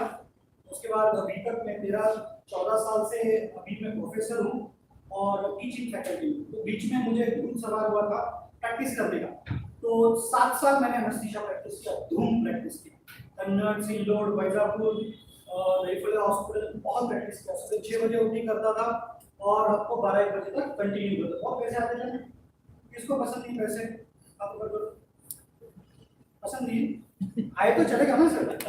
मेरी वाइफ भी पहले एनेस्थीसियोलॉजिस्ट थी, फिर उसने बाद में एमडी किया, अभी वो एमजे मेडिकल कॉलेज में असिस्टेंट प्रोफेसर है। तो मैंने पहले पीएसएम फिर एनेस्थीसिया, उसने पहले एनेस्थीसिया में, अभी उसने एमए साइकोलॉजी भी किया है ना। मेरी तरफ देखिए, इसको जरूरत है, इसको स्माइल देंगे, वेरी गुड। मैं बोला मैं ट्रेडिशनल लेक्चर्स नहीं देता। तो मैं इतना काम करता था और बहुत अच्छा लगता था जब एनेस्थीसिया के कॉल मिलते थे। स्ट्रेस भी आता था कि सर्जन दोबारा बुलाएगा कि नहीं, बोले सर्जन यहाँ पे सर्जन लोग बहुत प्यारे होते हैं, बहुत दिलदार होते हैं, क्योंकि जब भी आपके पास सर्जन के पास कोई एनेस्थेटिस्ट आता है तो पहले चाय पिलाते हैं, फिर उस एरिया के डिश खिलाते हैं, है ना। जैसे मैं रोशन के गया तो मुझे टिकिया मिलती थी, सोहेल सर के पास जाता था और चिकन कट्टे की मिलती थी, और मैं अगर उधर गजानन महाराज मंदिर की तरफ जाऊँ तो पाटिल मामाचा वड़ा पाव मिलता था। इसमें मैं पानी नहीं पीता था, क्यों? क्योंकि मैं अगर पानी पीऊँ मुझे वॉशरूम में तो पेशेंट कौन लेते है ना। तो ये था। ऊपर से मेरी मम्मी जी का बर्थडे, मेरा गाँव हरसोल यहाँ से नजदीकी है, वो काले मसाले की सब्जी बहुत बेहतरीन बनाती है। उसमें ऑब्वियसली क्या बनाना है, मटन, हमारे पास बाजरे की भाकरी होती है, 4 तो मिनिमम गटर लेता था। उसके बाद शादी हुई तो बीवी की विदर्भ की मिली, अब उनके अलग आइटम्स और अपने इधर मराठवाड़ा के, तो मेरा वेट 87 किलो से। तो भाई प्रोफेशन में स्ट्रेस में था, क्योंकि पीडियाट्रिक एनेस्थीसिया में ज्यादा काम करता था, ट्रैवल बहुत था, पानी नहीं पीता था, लाइफस्टाइल एकदम डैश डैश हो गई है ना, शब्द समझ लो आप, वाट लग गई। तो हम डॉक्टर लोगों का भी ऐसे ही, यस और यस, यस और यस, यस है ना। कुछ लोग अच्छे से फॉलो करें, ऐसा नहीं बोलोगे 100%, पर मेरी थी। तो एक तरफ मेरी माँ और बीवी बहुत खाना खिलाती थी और वो भी खाते थे, और उसी के साथ अनवाय भी 78 kg की हो गई थी, है ना। तो कितना प्यारी लगती थी ना, इधर हाई स्कूल में जाते तो चलेगा, है ना, कितनी प्यारी लगती थी। अब वो उस उधर वाले फोटो में वो स्माइल कर रही है, मेरा स्माइल नहीं, क्यों? पेट अंदर लेकर के फोटो, जब पेट अंदर लेकर इतना बढ़िया दिख रहा है तो सोचो ओरिजिनली कितना आता होगा बात, है ना। उसके बाद मैंने लाइफस्टाइल में मॉडिफिकेशन जरूरी समझा, क्योंकि मेरा ब्लड प्रेशर हाई लेवल पे था, मेरा डायबिटीज हाई लेवल पे था, मेरे प्यारे प्यारे बाल झड़ना शुरू हो गए थे, और शादी के पहले अम्मा को पता नहीं था, मेरे से शादी नहीं करनी कि मुझे स्नोरिंग का बहुत है ना। कितने लोगों को स्नोरिंग का प्रॉब्लम है? आपको तो नहीं पता, पार्टनर्स को कुछ नहीं है। आपको जैसे मेरे बच्चे बोलते थे कि पापा आपके पेट में शेर है, आपकी कंडीशन से हिंदी में चलेगा ना, तो शेर है। फिर मैंने जैसे 22 kg वेट लॉस किया, वो शेर भाग गया।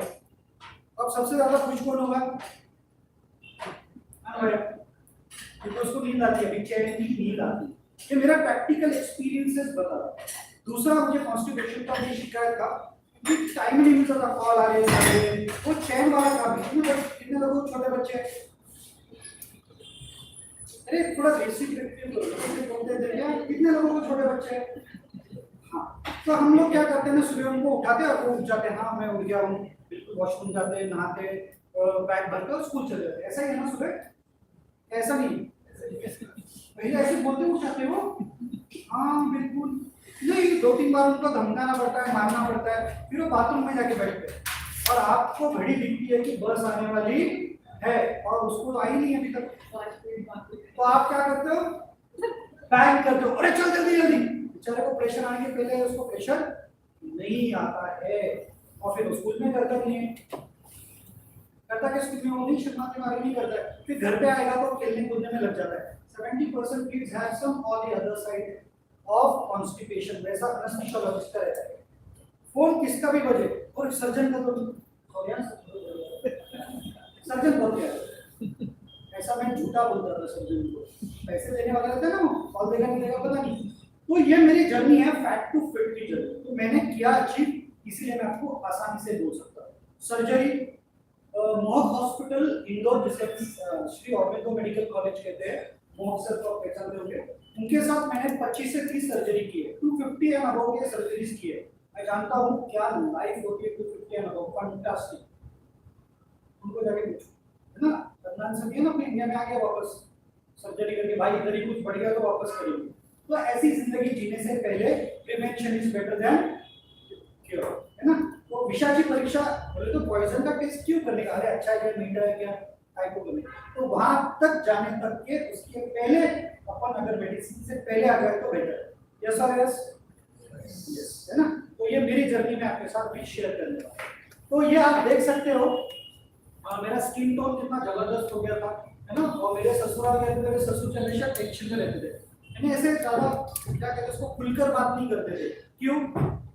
क्योंकि जिस लड़के को उन्होंने उनकी सुंदर कन्या दिए थे, अब वो ऐसा हो गया, पर वो कुछ बोलते नहीं थे। क्यों? उनकी कन्या भी वैसी हो गई थी तो डांट किसे है। और मेरे ससुर जी बहुत जबरदस्त कुक है। मैं ये स्टोरी जो बता रहा हूँ आपको, इसको ध्यान में रखना, बहुत जबरदस्त कुक है। मतलब मैं जब भी जाता था ससुराल तो वो मच्छी, चिकन, मटन, खेगड़े, क्या क्या उसको सब लेके आते थे और बहुत बढ़िया बना के खाते थे। तो ये मेरी जर्नी है, ये मेरा लास्ट ईयर का बर्थडे का फोटो है, ओके 2022, और मैं अभी आपके सामने है ना, ये छू पहना, ये लिंक करो तो और स्लिमली दिखता हूँ।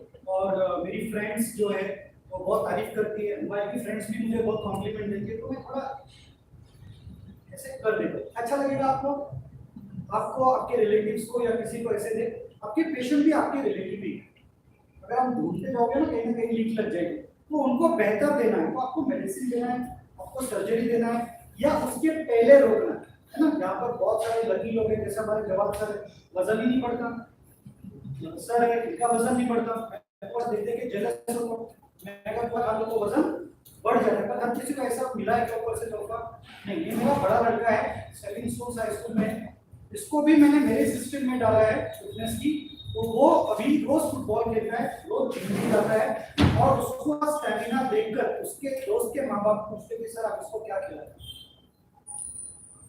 है ना। फंटास्टिक लगता है ना कि अपना बच्चा एक रोल मॉडल है। क्योंकि स्कूल के दिनों में, कॉलेज के दिनों में मैं भी फुटबॉल चैंप था, पर once upon a time in 1940, अब वो नहीं रहा, लेकिन अब उतना ही फिट हूँ, ओके। तो ये मेरी जर्नी है, जरूरी थी। अब इसमें से आपको कितने प्रॉब्लम्स या आपके आने वाले पेशेंट्स को कितने प्रॉब्लम्स? एनर्जी प्रॉब्लम डेफिनेटली है। हम लोगों को सुबह जो एनर्जी होती है वो 11 बजे खत्म हो जाती है, और अगर शाम को वापस आ जाते हो तो बात खत्म। जैसे मैं कॉल से आता था और भाई मुझे कुछ काम बोले, तेरा को खून कर दूंगा, ये वाली फीलिंग आती है, और फिर बस अब नहीं, वो एनर्जी प्रॉब्लम हम लोगों को हो रहे, और इसके वजह से चिड़चिड़ापन आता है।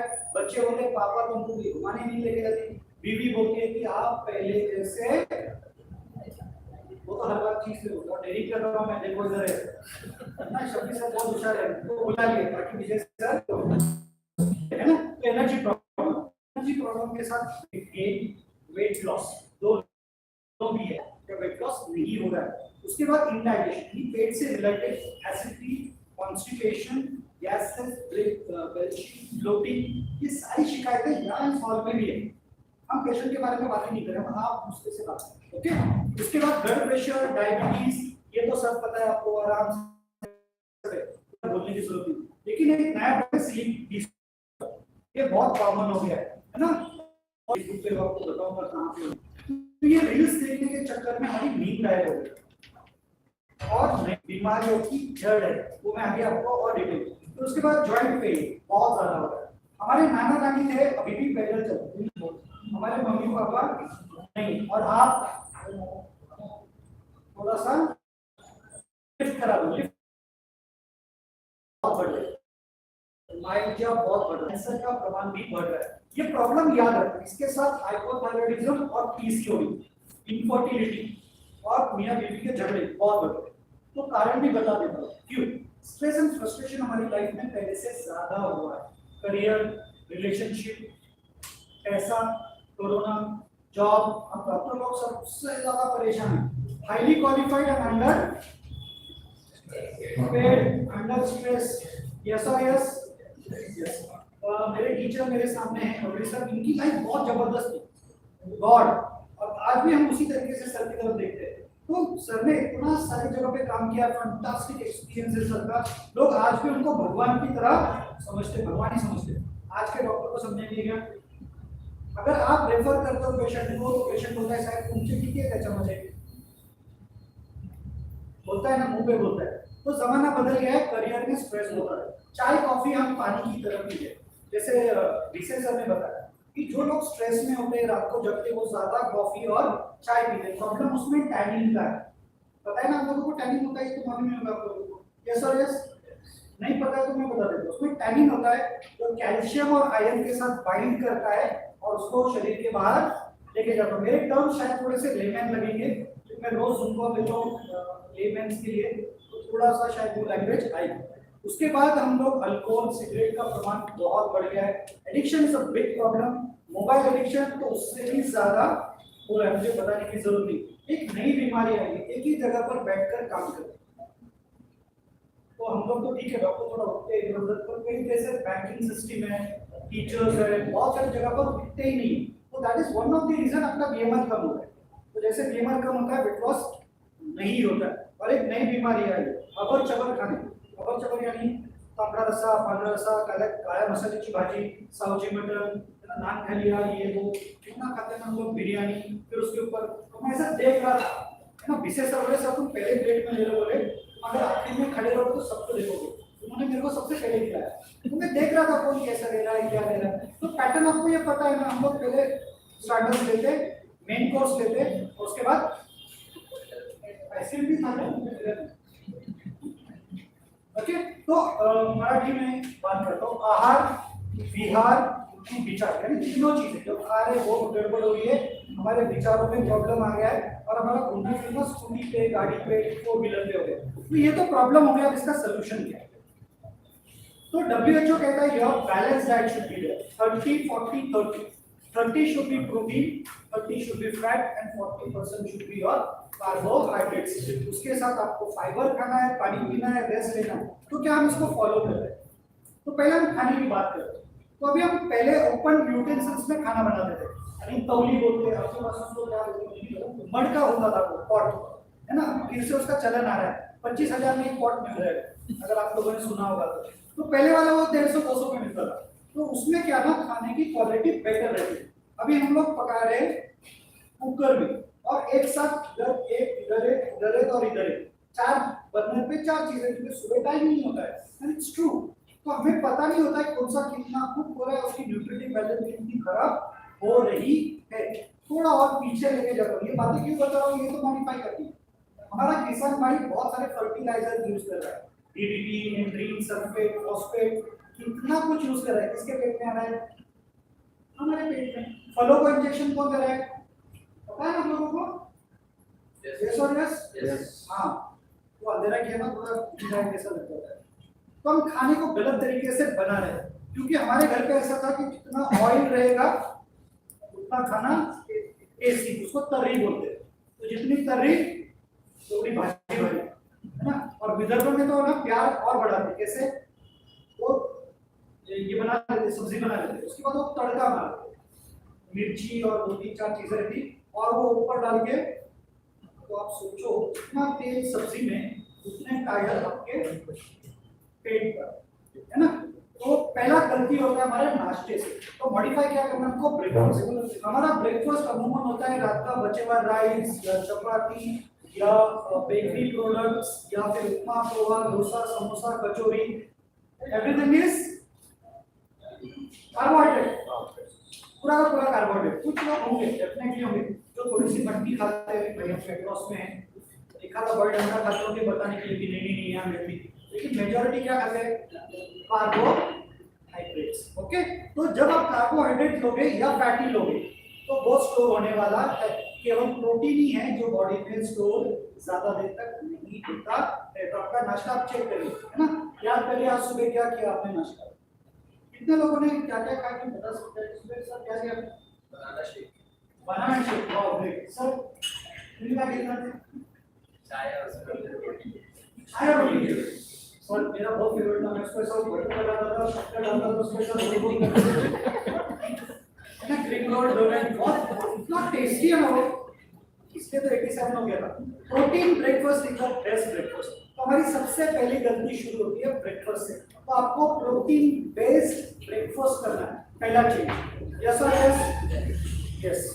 दूसरा, ये हमारा नाश्ता है, ये पूरा हमारा कार्बोहाइड्रेट बेस्ड है, और ये इंडियन स्टेपल फूड की तरह हम लोग सुबह 1 प्लेट 2 प्लेट 3 प्लेट खाते हैं, और उसी की वजह से हमें जो न्यूट्रिशन मिलना चाहिए वो मिल नहीं रहा है। हमारे पहले प्रॉब्लम देखे ना आपने, वो सारे प्रॉब्लम का सोल्यूशन है ब्रेकफास्ट, और हमारा ब्रेकफास्ट ही गलत हो रहा है।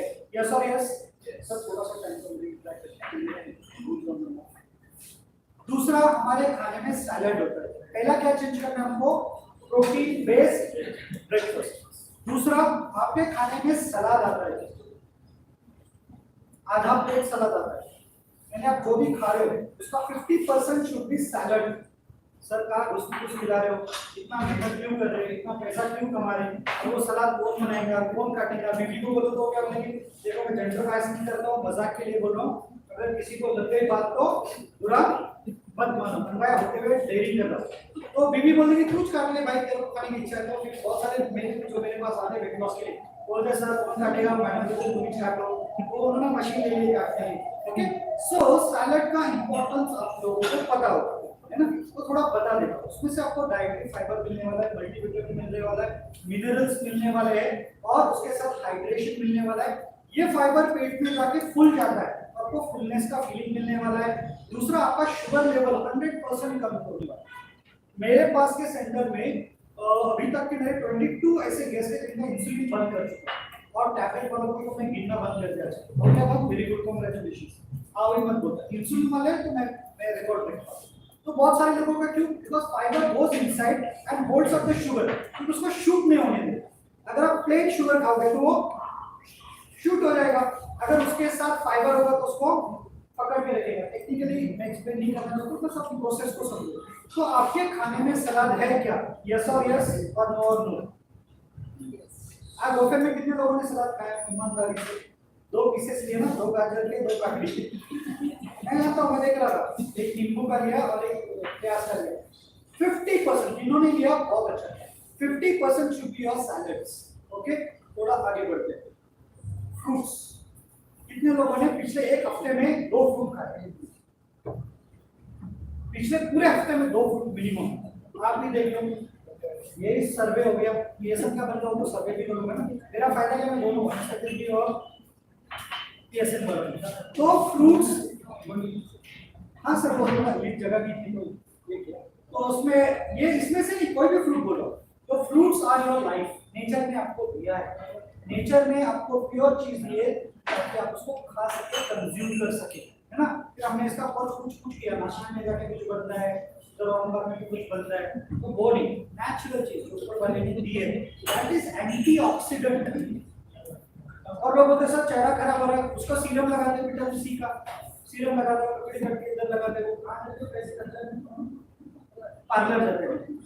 वो तो अपन क्या जाते हैं तो पता नहीं, बहुत लोग पार्लर चले जाते हैं चेहरा ठीक करने के लिए, बाल झड़ रहे हैं, ये प्रॉब्लम हो, स्किन प्रॉब्लम का सॉल्यूशन आपके फ्रूट्स, एंटीऑक्सीडेंट, बेस्ट एंटीऑक्सीडेंट्स हैं, जिसमें से फाइबर मिलने वाला है। तो आपको क्या करना है, तीसरी बात, 11 बजे और 6 बजे जो मैं बताता हूँ लोगों को, मैं फ्रूट्स खाने को लगाता हूँ या ड्राई फ्रूट्स। अच्छा है ना, आप लोग क्या करते हो 11 बजे और 6 बजे? चाय लेते हो ना। और कई ऑफिसेस ऐसे हैं कि वो चाय वाला इतना होशियार रहता है, और आप 11 बजे पूछो या ना पूछो वो पूरे डेस्क पे चाय रख के आते हैं, तो उसका बिजनेस है। और शाम को 11 वाली चाय, शाम की स्पेशल चाय, ऐसा सुना होगा ना आपने?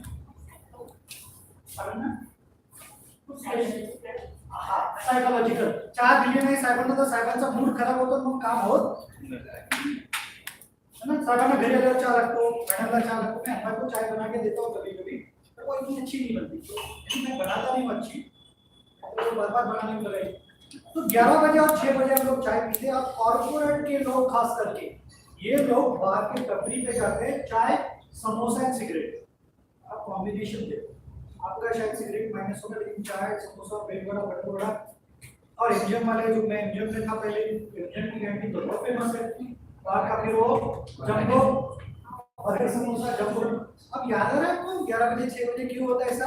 क्योंकि सुबह आप नाश्ता गलत करते हो, न्यूट्रिएंट्स खत्म हो जाते हैं 11 बजे तक, body demands multivitamin minerals and protein, आप लोग क्या दे रहे हैं?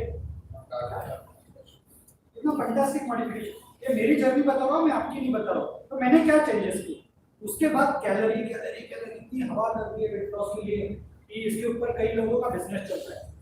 कैलोरी का टेंशन मत लीजिए, मेरा एक बोल्ड स्टेटमेंट है, आप लिख सकते हो, रिकॉर्ड कर सकते हो, खाना खाने से किसी का भी वजन नहीं बढ़ेगा, 100% नहीं बढ़ेगा। आप लोग बोलो सर ऐसे कैसे? तो अगर आप खाना कम कर रहे हो तो वेट लॉस होता है। तो food is not the crime, crime में आप उसके साथ करते क्या हो, प्रोसेस क्या करते हो। तो ये सिंपल फॉर्मूला है, आपको पता है प्रोटीन आपको 4 कैलोरी देता है, फैट 9 कैलोरी देता है, कार्ब 4 कैलोरी देता है। तो इसका एक कैलकुलेशन है 30 40 60 का। तो उसके हिसाब से 1 ग्राम फैट पर KG body weight, 2 gram protein पर केजी बॉडी वेट और 3 ग्राम पर केजी बॉडी वेट आपकी बॉडी में कार्बोहाइड्रेट जाना चाहिए। WHO का फार्मूला मिलता यूज कर सकते हो। तो मैं 70 केजी हूं तो मेरी रिक्वायरमेंट प्रोटीन की 140 केजी है। क्या मैं इतना प्रोटीन खा रहा हूं? मैं तो सुबह से शाम तक ऊपर वाला और नीचे वाला यानी 1 नंबर है 3 नंबर यही खा। तो मुझे बताइए आपके बॉडी में सब आप लर्नेड हो, मुझे बताने की जरूरत नहीं। Protein has minimum 30,000 functions in the body, right from your hair, skin, सारे एंजाइम्स, आपकी इम्यूनिटी, डाइजेस्टिव सिस्टम, आपका आरएनए, डीएनए, सब कुछ क्या है? प्रोटीन है ना। सब कुछ protein, every function in the body, your muscle mass, skin tone, your hair, everything is protein. तो सबसे पहले बाल झड़ना शुरू होते हैं, क्यों? बॉडी को इसकी जरूरत नहीं है, ले रहा है, निकाल दो। और आप लोग हर ट्रांसफर के लिए पैसे देते हैं। मैं किसी डॉक्टर का बिजनेस बंद नहीं करना चाहता, पर बताना चाहता हूँ कि रिक्वायरमेंट्स क्या है। तो ये रिक्वायरमेंट्स 14 पॉइंट जो आपको बदलना है आपकी लाइफ में वो है वाटर इंटेक। जल ही जीवन है, आपने सुना होगा, यस और यस। तो पानी का इंपॉर्टेंस हमारे पूर्वजों से पता है। हमारी सारी सिविलाइजेशन पानी के बाजू में बसी है, नाइल हो, गोदावरी हो, यमुना हो, कोई भी हमारे हसीन की नदी हो। मेरा गांव है यहाँ पे, मुझे पता है यहाँ पे 2 डैम है, वो पानी के बाजू में हमारा गांव है। लेकिन पानी हमारे शरीर में करता क्या है और कितना पीना चाहिए? तो you can write down 20 kg body weight के नीचे 1 लीटर है ना। मेरा 70 kg है तो मुझे 3.5 लीटर पीना है। कौन ईमानदारी से इतना पानी पीता है?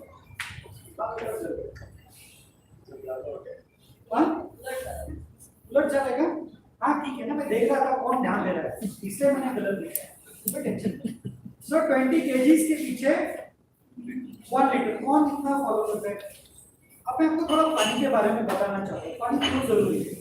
Because 70% of the body is made up of water. Excretion के लिए, न्यूट्रिएंट कैरी करने के लिए, एक्सक्रीटा कैरी करने के लिए, किडनी को साफ रखने के लिए, आपका चेहरा क्लीन रखने के लिए, हाइड्रेशन मेंटेन के लिए, ब्लड को फ्लो करने के लिए, सेल्स को वर्किंग के लिए, जीआई वर्किंग के लिए, फॉर एवरीथिंग यू नीड। और हम पानी नहीं पीते, इसके 2 कारण हैं, हमें याद नहीं है, और दूसरा फीमेल्स पानी इसलिए नहीं पीती इंडियन वुमेन्स की वॉशरूम की सुविधा इंडिया में इतनी नहीं है। These are the 2 major reasons why you don't drink water, है ना। और दूसरा इतना वॉशरूम पहुंच जाएगा सर, और हाइड्रेशन मेंटेन रखना है, वेट लॉस करना है, तो 50% of the work is done by water, है ना। ये मेरा पर्सनल एक्सपीरियंस बता रहा हूं। अब थोड़ा सा मैं एक नया टॉपिक की तरफ आपको लेके जाऊंगा। फिजियोलॉजी में यहाँ बहुत सारे एक्सपर्ट लोग हैं। पीनियल ग्लैंड है which regulates our day and night. नींद, ये वो समझ में आ रहा है ना सबको? यस और नो? नहीं भी समझ में आया तो मैं हाँ बुलवा के लूंगा। तो हमारे इंडियन सिस्टम में, आयुर्वेदा में, चाइना में, ग्रीक में, आप जहां भी जाओगे तो हमारा सर्कैडियन रिदम है। तो 4 बजे का ब्रह्म मुहूर्त बोलते हैं, यानी वो सबसे बेस्ट टाइम होता है। तो पहली नमाज भी बहुत जल्दी होती है, यस और यस, है ना। और 10 बजे की नमाज, मुझे नाम नहीं पता, पर 10 बजे की नमाज के बाद क्या वो मतलब ऐसा बोलते हैं, है कि नहीं। और हम सोते कितने बजे? 1 बजे। रील्स देखने होते हैं ना हमको, या वीडियो देखने होते हैं, और जितना लेट सोएंगे तो लेट। मराठी मध्ये एक म्हण आहे, लवकर निजे लवकर उठे त्याच लागे धन संपदा आरोग्य। बोले तो उसको पैसा मिलेगा, ज्ञान मिलेगा, नॉलेज मिलेगा और अच्छी हेल्थ मिलेगी। तो इस सर्कैडियन रिदम के साथ हमने गड़बड़ी की। एक सुंदर एग्जांपल देता हूँ और फिर इसको मैं आगे बढ़ा दूंगा। बॉडी का 5 बजे टॉयलेट को जाने का टाइम, कितने बजे? 5 बजे। और बॉडी का टाइम पहले निहारी करते थे, यानी गांव के लोग 7 बजे खाना खाते थे और वो फिर खेतों में निकल जाते थे, इसको निहारी बोलते थे। तो 7 बजे उनका खाने का टाइम था और 8 बजे हम कहाँ थे? टॉयलेट में। तो बॉडी का जनरली के लिए क्या मेकअप है? अब ये कौन सा टाइम है?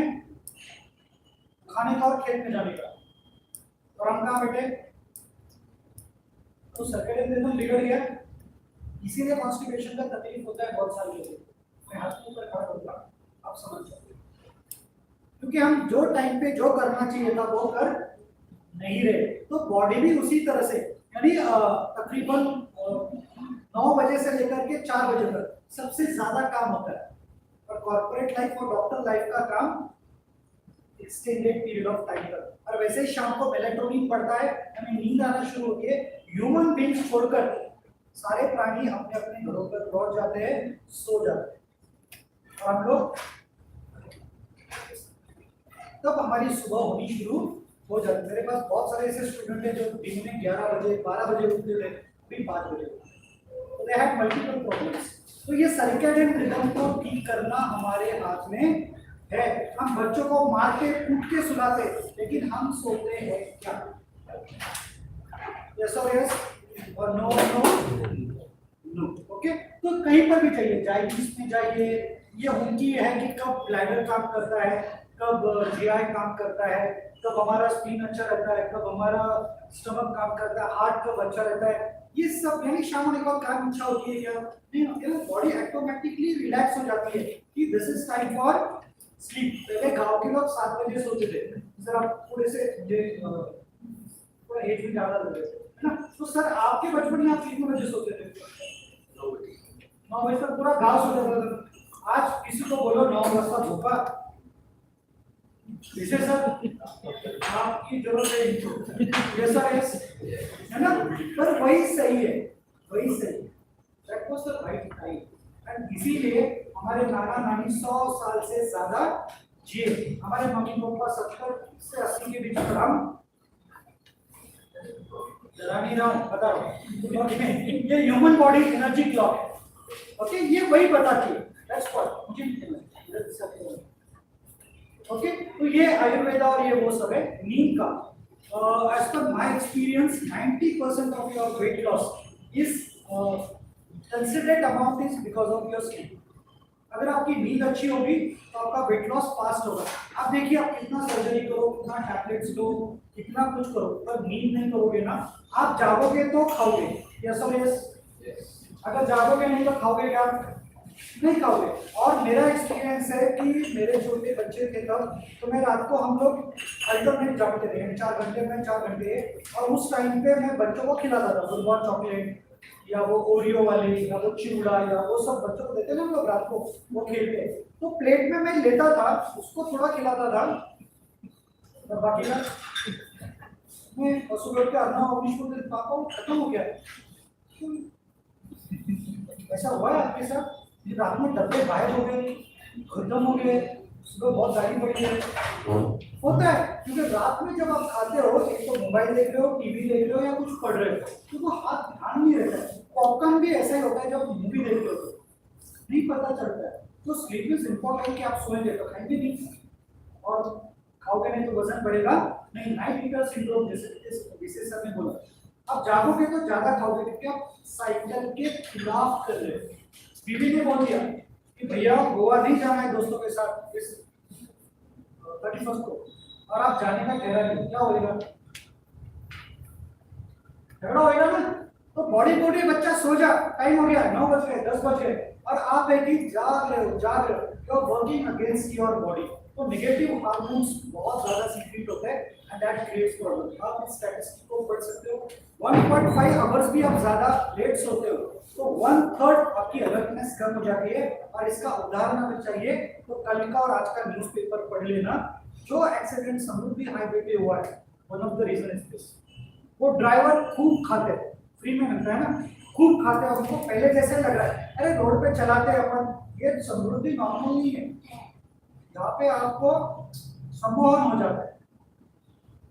तो दैट इज द रीजन कि नींद उनको लग जा रही है, इसलिए एक्सीडेंट्स हो रहे हैं और फिर से पास हो रहे हैं। ड्राइवर को नींद लग रही है तो स्लीपनेस अगर होगा तो अलर्टनेस भी कम होगा। और सबसे लास्ट में 73% chances that you will not lose weight, और ये मैं 100% बोलता हूँ, आपको प्रूव भी कर सकता हूँ मेरे एक्सपीरियंस। अब थोड़ा स्ट्रेस के बारे में फटाफट बोलूंगा। चिंता चिता समान है, मराठी से कहावत में ज्यादा बोल रहा हूँ तो एक सेंटेंस में हमारे सबको ने सब कुछ बोल दिया। चिंता चिता समान यानी it's all negative hormones. Reasons will be life change, career, physical, emotional, environmental change. कुछ भी हो सकता है. Reason may be anything. Paramount importance is कि जितना आपकी जिंदगी में स्ट्रेस है, उतने सारे हार्मोन्स के ऊपर हमला हो रहा है. You will feel your body is not happy. आप जब आपके बच्चे को पकड़ते हो छोटे वाले, कैसा फीलिंग होता है बॉडी का? वाव, एकदम दुनिया का बेस्ट। जब ऐसा दौड़ के आता है तो आप कितने ओपीडी में क्या हो गया, ओटी में क्या हो गया, उधर क्या कचकच हो गई, कुछ नहीं। That moment you forget everything and you just hold your kid, है ना। और जब झगड़े चल रहे होंगे तो मियां बीवी के, हाउ यू फील ना रोमांटिक, वो उधर से कुछ बोल रही है, मेरे और अनबाई के नहीं होते हैं, तो मैं सॉरी बोल देता हूँ अटक करके, इजी, है ना। तो आप फीलिंग को देखो, और constantly if you are under stress, all negative hormones adrenaline, noradrenaline, ये सब बह रहा है, कंटीन्यूअसली बह रहा है, और आप सोच रहे हो क्या करूं, इसको ऐसा मारूंगा, वैसे करूंगा, इसकी ओपीडी ऐसी चल रही है, मेरी ओपीडी नहीं चल रही है, क्या भी रीजन हो सकता है, उसने गाड़ी लिया, मेरा तो घर भी नहीं, ये भी नहीं, मैंने 3 साल रहे।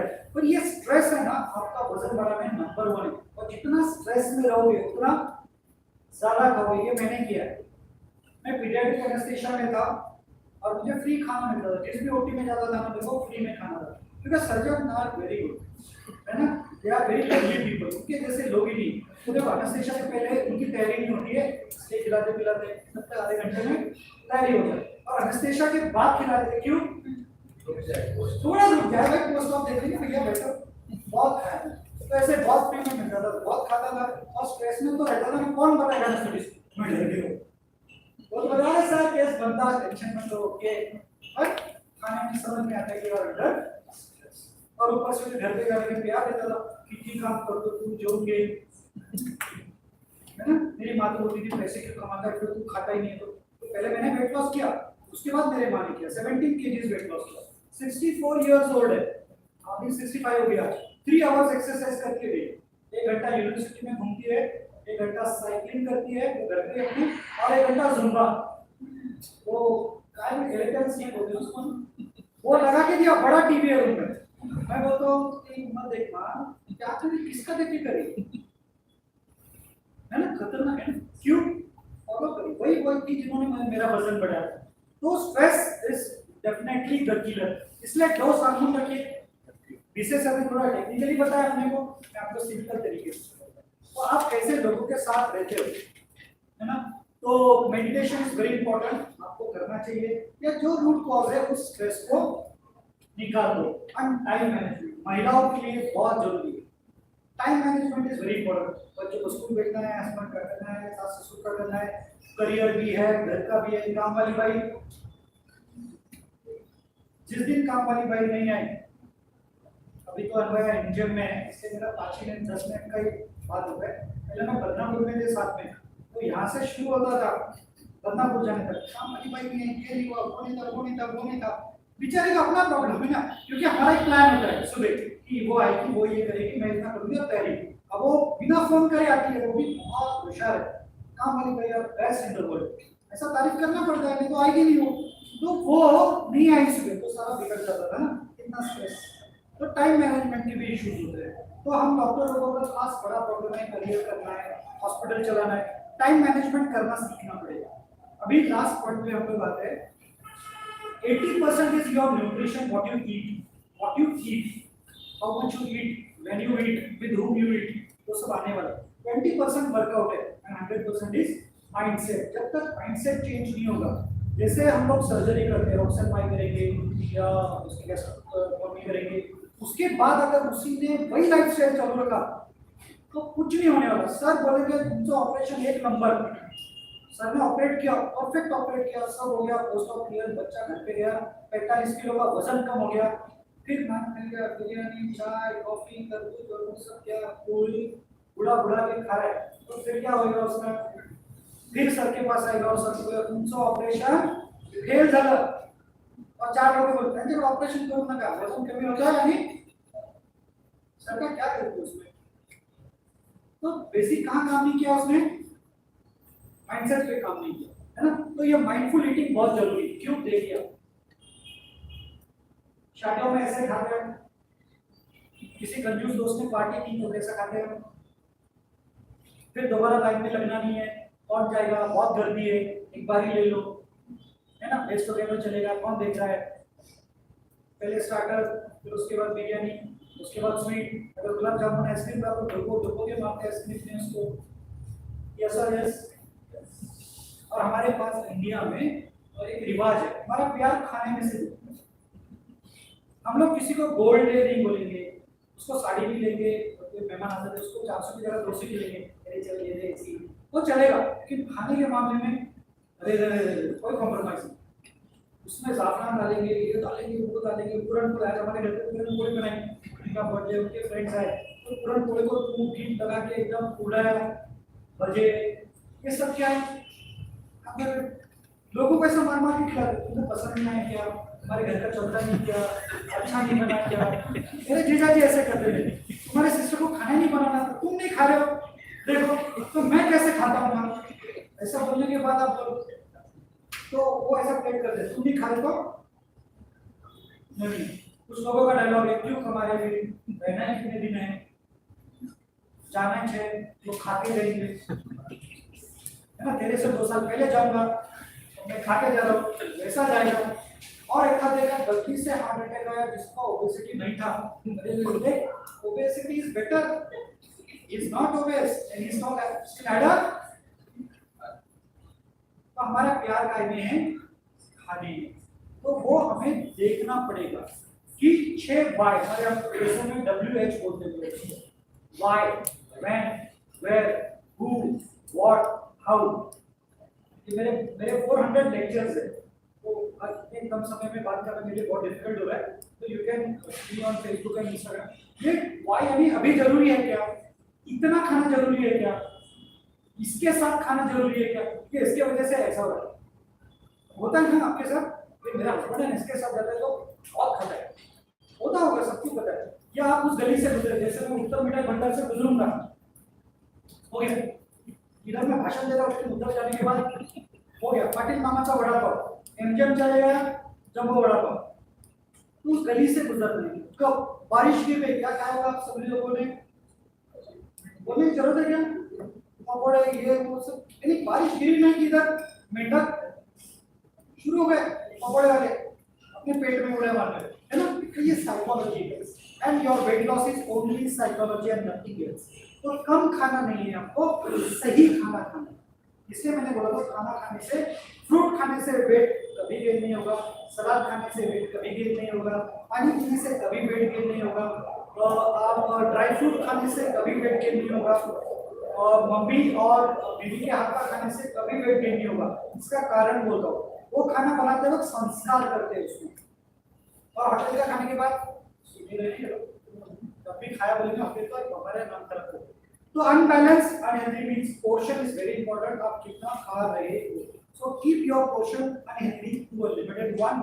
Quality of food is very important, किस तरह का ऑयल यूज कर रहे हो, कितना ऑयल यूज कर रहे हो, खाना बनाने के लिए टाइम नहीं है इसलिए स्विगी जोमैटो और बाहर जाना शुरू हुआ है। पहले पैसे कम थे तो चुपचाप घर पे खाते थे, अभी पैसे आए हैं तो बाहर जा रहे। और जोमैटो और स्विगी का टैगलाइन देखिए, we will close your kitchen, क्योंकि Indian diet is the best diet in the world. पर फार्मा कंपनीज को ये देखना अच्छा नहीं लग रहा। इसके 2 उदाहरण देता हूँ, बोर्ड स्टेटमेंट कर रहा हूँ। पहले तो आपका BSL लेवल चेंज किया, जो पहले 150 180 नॉर्मल बोलते थे उसको 120 पे लेके आया। तो 150 से 120 के बीच में जो टैबलेट नहीं लेते थे अभी टैबलेट ले रहे, तो कितना बड़ा पॉपुलेशन गोली खा रहा है ना, वेरी गुड। दूसरा, आपको अनहेल्दी लोगों का एग्जाम्पल दिया जा रहा है। मैडम ने बोला था क्या ओबेसिटी, हाँ बहुत अच्छा लगा मुझे वो वर्ड। भीम, छोटा भीम क्या खा रहा है, लड्डू खा रहा है। मोटू पतलू क्या खा रहा है, समोसा खा रहा है। पहले मेरे जमाने का पोपाई क्या खाता था, स्पिनच खाता था। तो कौन सा वाला कार्टून बेहतर था, स्पिनच वाला ना। तो बच्चों को क्या लग रहा है कि लड्डू खाने से क्या होता है। उसके बाद हमारे सारे हीरो जो है वो अपने दांत लाल कर रहे हैं गुटखा खा खा के। हमारे बच्चे क्या खाएंगे, गुटखा खाएंगे। वो ऐसा कर करके क्या पी रहे हैं, पी रहे, कोका कोला पी रहे। तो भैया दुश्मन तो हमारे बहुत है, और इसमें फार्मा कंपनीज का प्रचंड बहुत बड़ा हाथ है। एंड विदाउट स्टडी नहीं बोल रहा हूँ, ऐसा नहीं मैं ऐसा बोल्ड स्टेटमेंट कर रहा हूँ, research paper on this and that's why I am telling you. तो ये सारा फार्मा कंपनीज ये गेम कैसे करते हैं, इधर पेप्सी कोला पियो और इधर जिम जाओ। आप जिम नहीं जा रहे हो इसलिए आपका वजन बढ़ रहा है। आप साइकोलॉजी समझो, बहुत जबरदस्त। आप जिम नहीं जा रहे हो इसीलिए आपका वजन बढ़ रहा है, यानी पेप्सी कोला पे, फ्रेंच फ्राइज पे और बर्गर्स पे मेरे ऊपर नहीं लेना है, इसलिए मैं क्या करूं, आप गलत हो, आप जिम नहीं जाते हो इसलिए आपका वजन बढ़ रहा है। आप जिम चले जाओ आपका वजन नहीं बढ़ेगा। और आप जिम जाते क्या? नहीं जाते, नहीं जा सकते, तो टाइम नहीं है, तो गलत को गलत बोलना ही पड़ेगा। तो ये एम्प्टी कैलोरीज है जो बहुत सारी कोल्ड ड्रिंक से आते हैं। और अभी एक सर्वे ले लो, बुरा नहीं लगेगा ना, सुबह से लेकर अभी तक कितने कितने चाय पिए मैडम? कितना? 2 कप्स, 3 कप्स श्योर? नहीं 3 में ज्यादा बात है, घर से एक बार आया ना, क्या घर का चुप सर 4, वेरी गुड। और कोई है 4 से ज्यादा भी? सर कितना भी आपने? 5, 600 कैलोरीज सर ने ऐसे ही ले ली। बिलीव 600 कैलोरीज हमको पता ही नहीं चलता, हम we have that। समझ में आया आपको? छोटी छोटी चीजें गाइस याद नहीं रहती है। सो ये बहुत मेरा फेवरेट है, हरी वरी करी एंड बरी। हरी वाली जितना खाई रहेगी अपनी जिंदगी में, अपना वेट गेन होगा, उसको कम करिए, थोड़ा आहिस्ता आहिस्ता करिए, कोई भी काम थोड़ा आहिस्ता। दूसरा वरी, चिंता जो मैंने एक्सप्लेन किया। करी, मसालेदार कम खाइए, ऑयली कम खाइए। और बरी यानी क्या कि आप एडिक्शन में डूब गए हो, भले वो खाने पीने का एडिक्शन हो या आपका रूटीन लाइफस्टाइल हो। एक्सरसाइज 20% काम करता है, डेफिनेटली काम करता है। आपके एज के हिसाब से, आपके बॉडी कंट्रोल के हिसाब से आपको एक्सरसाइज करनी है। ऐसा कहीं भी लिखा नहीं कि सुबह ही करनी चाहिए, दोपहर में करिए, रात में करिए, शाम में करिए, कभी भी आप एक्सरसाइज कर सकते हो। ऑफिस एक्सरसाइज है, ऑफिस योगा है। हमारे डिपार्टमेंट में officer is one of the example. ये डिपार्टमेंट में घूमते हैं, हम लोग डिपार्टमेंट में चक्कर मारते हैं, कितना फंटास्टिक ना। इमरान सर देखो, जब टाइम मिला तब एक्सरसाइज करो। नहीं सकाळी वेळच नहीं मिळाला चलो तो मैं बाहर नहीं गया, वेरी गुड। बहुत ठंडी थी, चादर ने मुझे छोड़ा नहीं, इसलिए एक्सरसाइज नहीं की। कल रात हाँ एक सेंटेंस आएगा, अभी खा लो कल सुबह बहुत एक्सरसाइज करेंगे। ये तो मिथ है, सबसे बड़ा मिथ है। अरे बेटी, तो ये छोटी छोटी चीजें, एक्सरसाइज आपको जैसा जमेगा वैसा आपको, आपके बॉडी टाइप के हिसाब से, आपके पसंद के हिसाब से। You can join gym, you can do Zumba, you can do yoga, you can do pranayama, whatever you like, आपको जो लगता है। बस वो बेड पे बैठ के शवासन रहता है ना, वो मत करो। कुछ लोग वो करके भी एक्सरसाइज करते हैं। सो ग्रेट, बॉडी कंपोजिशन को याद रखिए। हमारा बॉडी जो बना है वो मसल मास, वो ब्लड एंड फ्लूइड्स, वो बना है बोन से, और लास्ट में फैट। तो हमको शब्द क्या बदलना है? फैट लॉस कर। वेट लॉस में सभी चीजें, लेकिन हमको सब नहीं कम करना है। ओके, तो कुछ एग्जांपल देता हूँ, है ना, fantastic examples. So all diseases begins in the gut, और दिल का रास्ता भी कहाँ से जाता है ना? इसलिए मेरा और अनराय का बहुत जमता है। तो ये फोटो मुझे बहुत पसंद आई, ये दोनों सेम एज के। तो तब मैं ऐसा था, तो मैं बोला यार अपने को उधर जाने का है, और मैं गया। और ये कुछ स्टैटिस्टिक्स है, ओबेसिटी एंड ओवरवेट के। 200 करोड़ अडल्ट अभी ओवरवेट है, 60 करोड़ ओबेस है, और 47.4 करोड़ इंडियंस अभी ऑलरेडी ओबेस है। इस हॉल में भी दिया तो बहुत सारे। ओके, तो कुछ स्टोरीज मैं आपको फटाफट दिखा देता हूँ। ये प्रतीक्षा पवार है, शी इज इंजीनियरिंग स्टूडेंट। उसको बाल खाने की बहुत आदत है, तो उसका वही एक लाइफस्टाइल मॉडिफाई किया। ये उसके पापा है, मिलिट्री में है, इनको राशन फ्री में मिलता था, तो वो जंक फूड बहुत लेके आते थे। अब ये दोनों का भी मैंने फंटास्टिक वेट लॉस किया, लेकिन आगे का बहुत खतरनाक है। ये उनकी माँ है, शी वाज ऑन ओएसए, और उसको स्नैप लगाकर ही रात को सो सकती थी। 138 kg जब मेरे पास आई, जब पूरे परिवार का किचन चेंज किया, पूरे परिवार का लाइफस्टाइल चेंज किया, तब जाकर के ये रिजल्ट दिया 38 kg का फैट लॉस। अब ये बाजू में गाड़ी दिख रही है आपको, वो स्कॉर्पियो, उन्होंने उसका दरवाजा चेंज कर दिया था। क्यों? मैडम को उतरना चढ़ना नहीं आता, तो क्या चेंज किया? लाइफस्टाइल। ओके, ये मेरा दोस्त है डॉक्टर सचिन टोटावाल, नांदेड़ में एनेस्थीसियोलॉजिस्ट है, वहां पर अभी एसोसिएट प्रोफेसर। हाइपरथायरॉइडिज्म, खतरनाक अनकंट्रोल्ड हाइपरथायरॉइडिज्म, फैंटास्टिक रिजल्ट दिया। तो थायराइड वेट लॉस नहीं देता, पीसीओडी वेट लॉस नहीं देता, ध्यान रखना, बहुत खतरनाक बीमारी। Doctor Sanghamitra madam, post Covid बहुत बढ़ गया था, इनका अनकंट्रोल हो गया था, डायबिटीज एंड वेट दोनों भी पोस्ट कोविड। फैंटास्टिक 27 केजीज का वेट लॉस हुआ है। She is enjoying life. ये 17 साल का लड़का है, रात को बहुत पढ़ाई करता था, ऐसा उसके माँ बाप बताते, लेकिन वो रात को बहुत पढ़ा। उसका वो आदत मैंने थोड़ा सोच के उसे काउंसलिंग करके कम किया। आप देख सकते हो फैंटास्टिक, है ना? ग्रेट। ये लेकर सर है, इनका एक ही प्रॉब्लम था, स्ट्रेस लेवल बहुत ज्यादा था उनका, उनके परिवार में प्रॉब्लम था। कुछ नहीं, खाना भी ज्यादा नहीं खाता था ये बंदा, लिटरली बोलता हूँ, पेट बेचता था, मुझे बहुत कम खाता था। Only stress factor was his in life, and he was living in Nagpur, and he is basically from Aurangabad. Stress factor relieve किया, fantastic है। ये गाड़ेकर सर 200 crores का प्रॉपर्टी इनका, टाइम ही नहीं है सर, टाइम ही नहीं है सर, टाइम ही नहीं, आप मेरे घर पे आओ फिर वेट लॉस दो, ऐसा सब बहाना। उसको लगा खरीदेगा मुझे सर, क्या खरीदेगा? उसका 40 किलो वजन खरीद लिया मैंने वापस, और उसका 200 crores उसका कोई काम नहीं है। उसका 4 माले का इंडस्ट्री है, वो पहले माले पे बैठता था और 3 माले पे 3 सुपरवाइजर रखा था, जा नहीं सकता था, he could not move। Time नहीं बोलने वाले का वेट लॉस है, तो टाइम तो निकालना पड़ेगा, नहीं तो कैसा कमाएगा? अगर उनके लड़के का टी शर्ट पहन के आए थे, तो बड़ा वाला निखिल है उनका, उसका पहन के आए थे। ये विष्णु यादव, ये अपना MSW है, ये मुंबई मुंबई महानगर पालिका में MSW है। सुनता ही नहीं था बीवी का, और इतना खाता था, अरे बाप रे क्या बोलूं मैं आपको, अनबिलीवेबल खाने के माहिर है, एकदम माहिर। तो 4 महीने में इसका 33 केजीज का फैट लॉस हुआ, और इसको बीवी को इसको धमकी देनी पड़ी। उसकी बीवी एडवोकेट है, अगर तुमने 4 महीने में कम नहीं किया तो मैं तेरे को डिवोर्स दे दूंगी, ऐसा झूठ मूठ का धमकी देनी पड़ा, तो कंट्रोल नहीं हुआ था, है ना? तो ये हो गया, ये सुपर क्लास 1 है। ये मैडम को हाइपोथायराइडिज्म और उनको एक MI।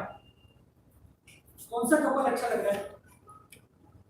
लाइफ मॉडिफाई, ये मैडम उनको खिलाते होंगे और वो इनको खिलाते होंगे, तो ऐसा है guys. Thank you very much. ये मेरा डॉक्टर विजय कुमार यादव फेसबुक और इंस्टाग्राम पे फॉलो कर सकते हो, और सभी सर को मैं बहुत धन्यवाद देना चाहता हूँ, उनकी वजह से मेरी लाइफ में बहुत बदलाव है। एक तो मैं टेक्निकली सोशल मीडिया पे नहीं था, लेकिन उन्होंने मुझे सिखाया, और उनको मैं जब देखता था पहले वो अभी भी वैसे स्लिम थी में, तो मैंने कहा डेफिनेटली हाँ रेस में, और मैडम आप बहुत ख्याल रखते हो सर, तो ग्रेट। मुझे लगता है कुछ कंट्रीब्यूट कर पाया मैं।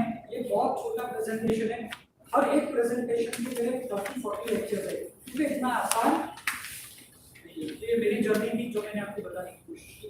Thank you very much sir, आपका बहुत धन्यवाद।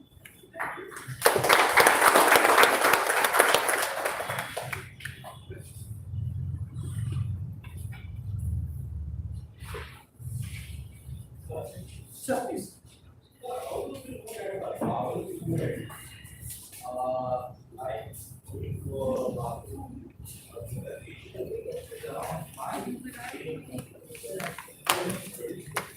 Yes, sir. बहुत सारे स्टडीज है, और ये हमारा जो आयुर्वेदा चक्र है, ये आयुर्वेदा के चक्र का पहला लेक्चर जो है, पहला टॉपिक जो है, शोज की ये चक्र कैसे काम करता है। पर ड्यू कोर्स ऑफ टाइम हमने क्या किया, उस चक्र के साथ गड़बड़ किया। आज भी जो उस चक्र को फॉलो करते हैं, जैसे 4 बजे का ब्रह्म मुहूर्त कहते हैं, अगर ब्रह्म मुहूर्त पे उठ जाते हैं तो सारा आगे का रेगुलराइज हो जाता है, सारा रेगुलराइज हो जाता है।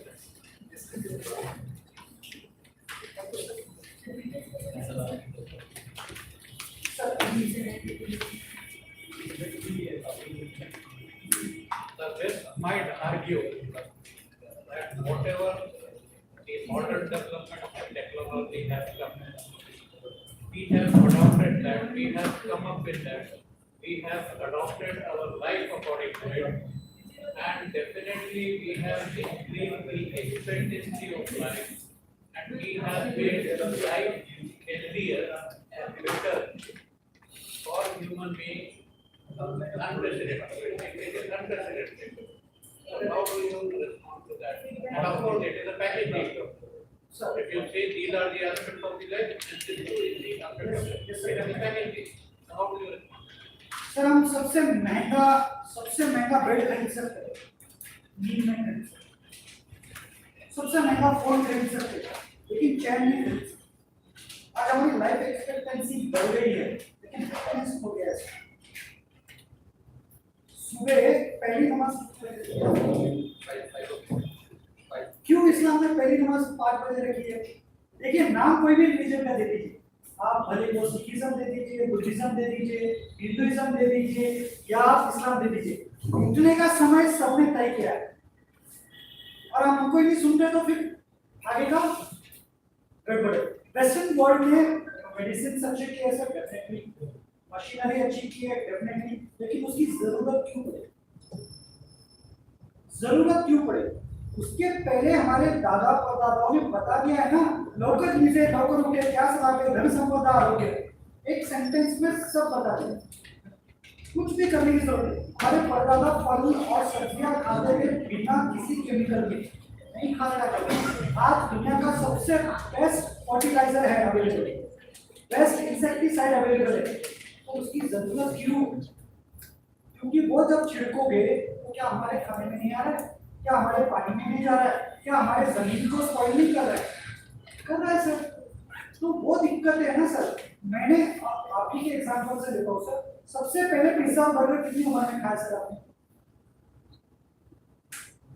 बराबर, आज हमारा 2 साल का बच्चा खा रहा है सर, वो केमिकल अभी दे रहे हैं सर उसको हम, तो मेरा बच्चा मुझे देखेगा ना कि मेरा बाप ऐसा कर रहा है, तो ये अलाउड है। मेरे पिताजी ने नहीं खाया, मैंने इतना लेट खाया, मेरा बच्चा उससे जल्दी खाया। मेरे बाप ने मुझे फोन नहीं दिया, मैंने तो बच्चों को मार मार के बोला बैठ फोन पर, आप उसको बोलो मत देख फोन। 2 साल पहले तो नहीं देना।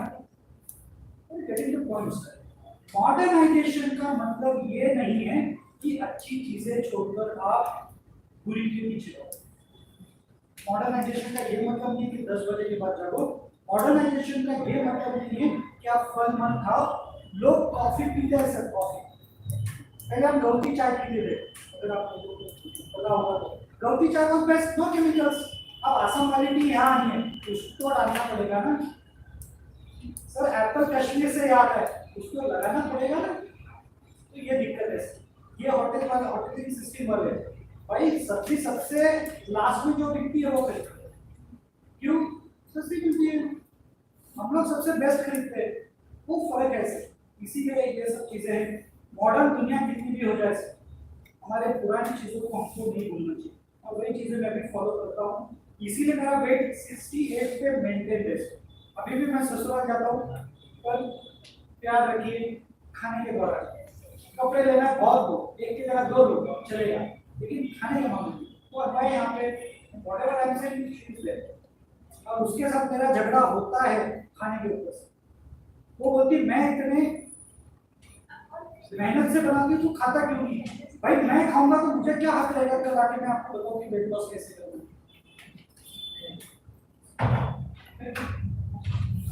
क्वेश्चंस बहुत है, पर they were having debate while getting the session, but Shafiq sir told that we doctors need to know this lot more than the medical medicines that are available. We know the pharmacokinetics, dynamics, but the vision which Vijay sir is taking is much more needed in our lifestyle. What we are saying, we are much more exposed to processed foods, and that is one of the. Thank you very much, sir. Thank you. I call on our chairpersons to kindly facilitate.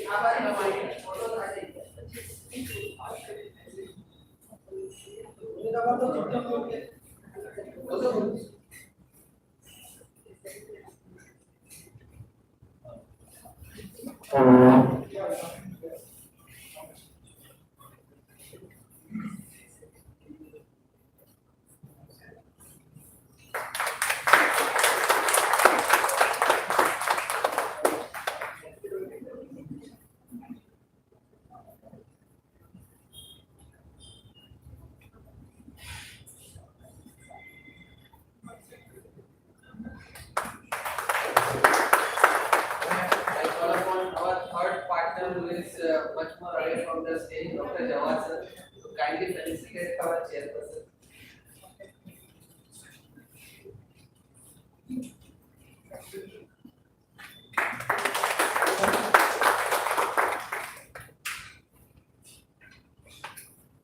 Thank you very much. We have came to the end of this CME. I would call Dr. Shatisha to kindly present a vote of thanks and present this mission.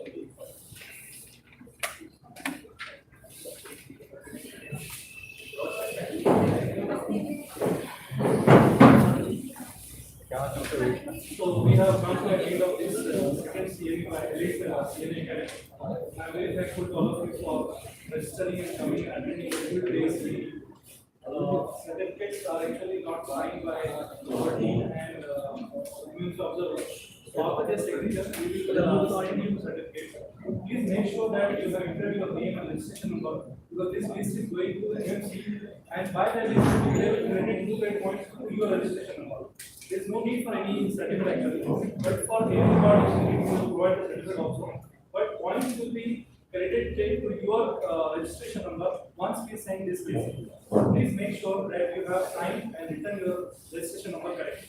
So thank you very much. Please spread the word about this CME to your friends, your family members, so that in next CME they can come. In the month of October we'll plan next CME, and we would like to have suggestions from you that what topic we should actually select. Last time from Uma only we got this that there should be CME on obesity, so we chose the obesity topic. So next topic also should be like that it should be multidisciplinary and useful for all the people, so that more and more people will come and join this year. So I thank you all. Thank you very much for coming.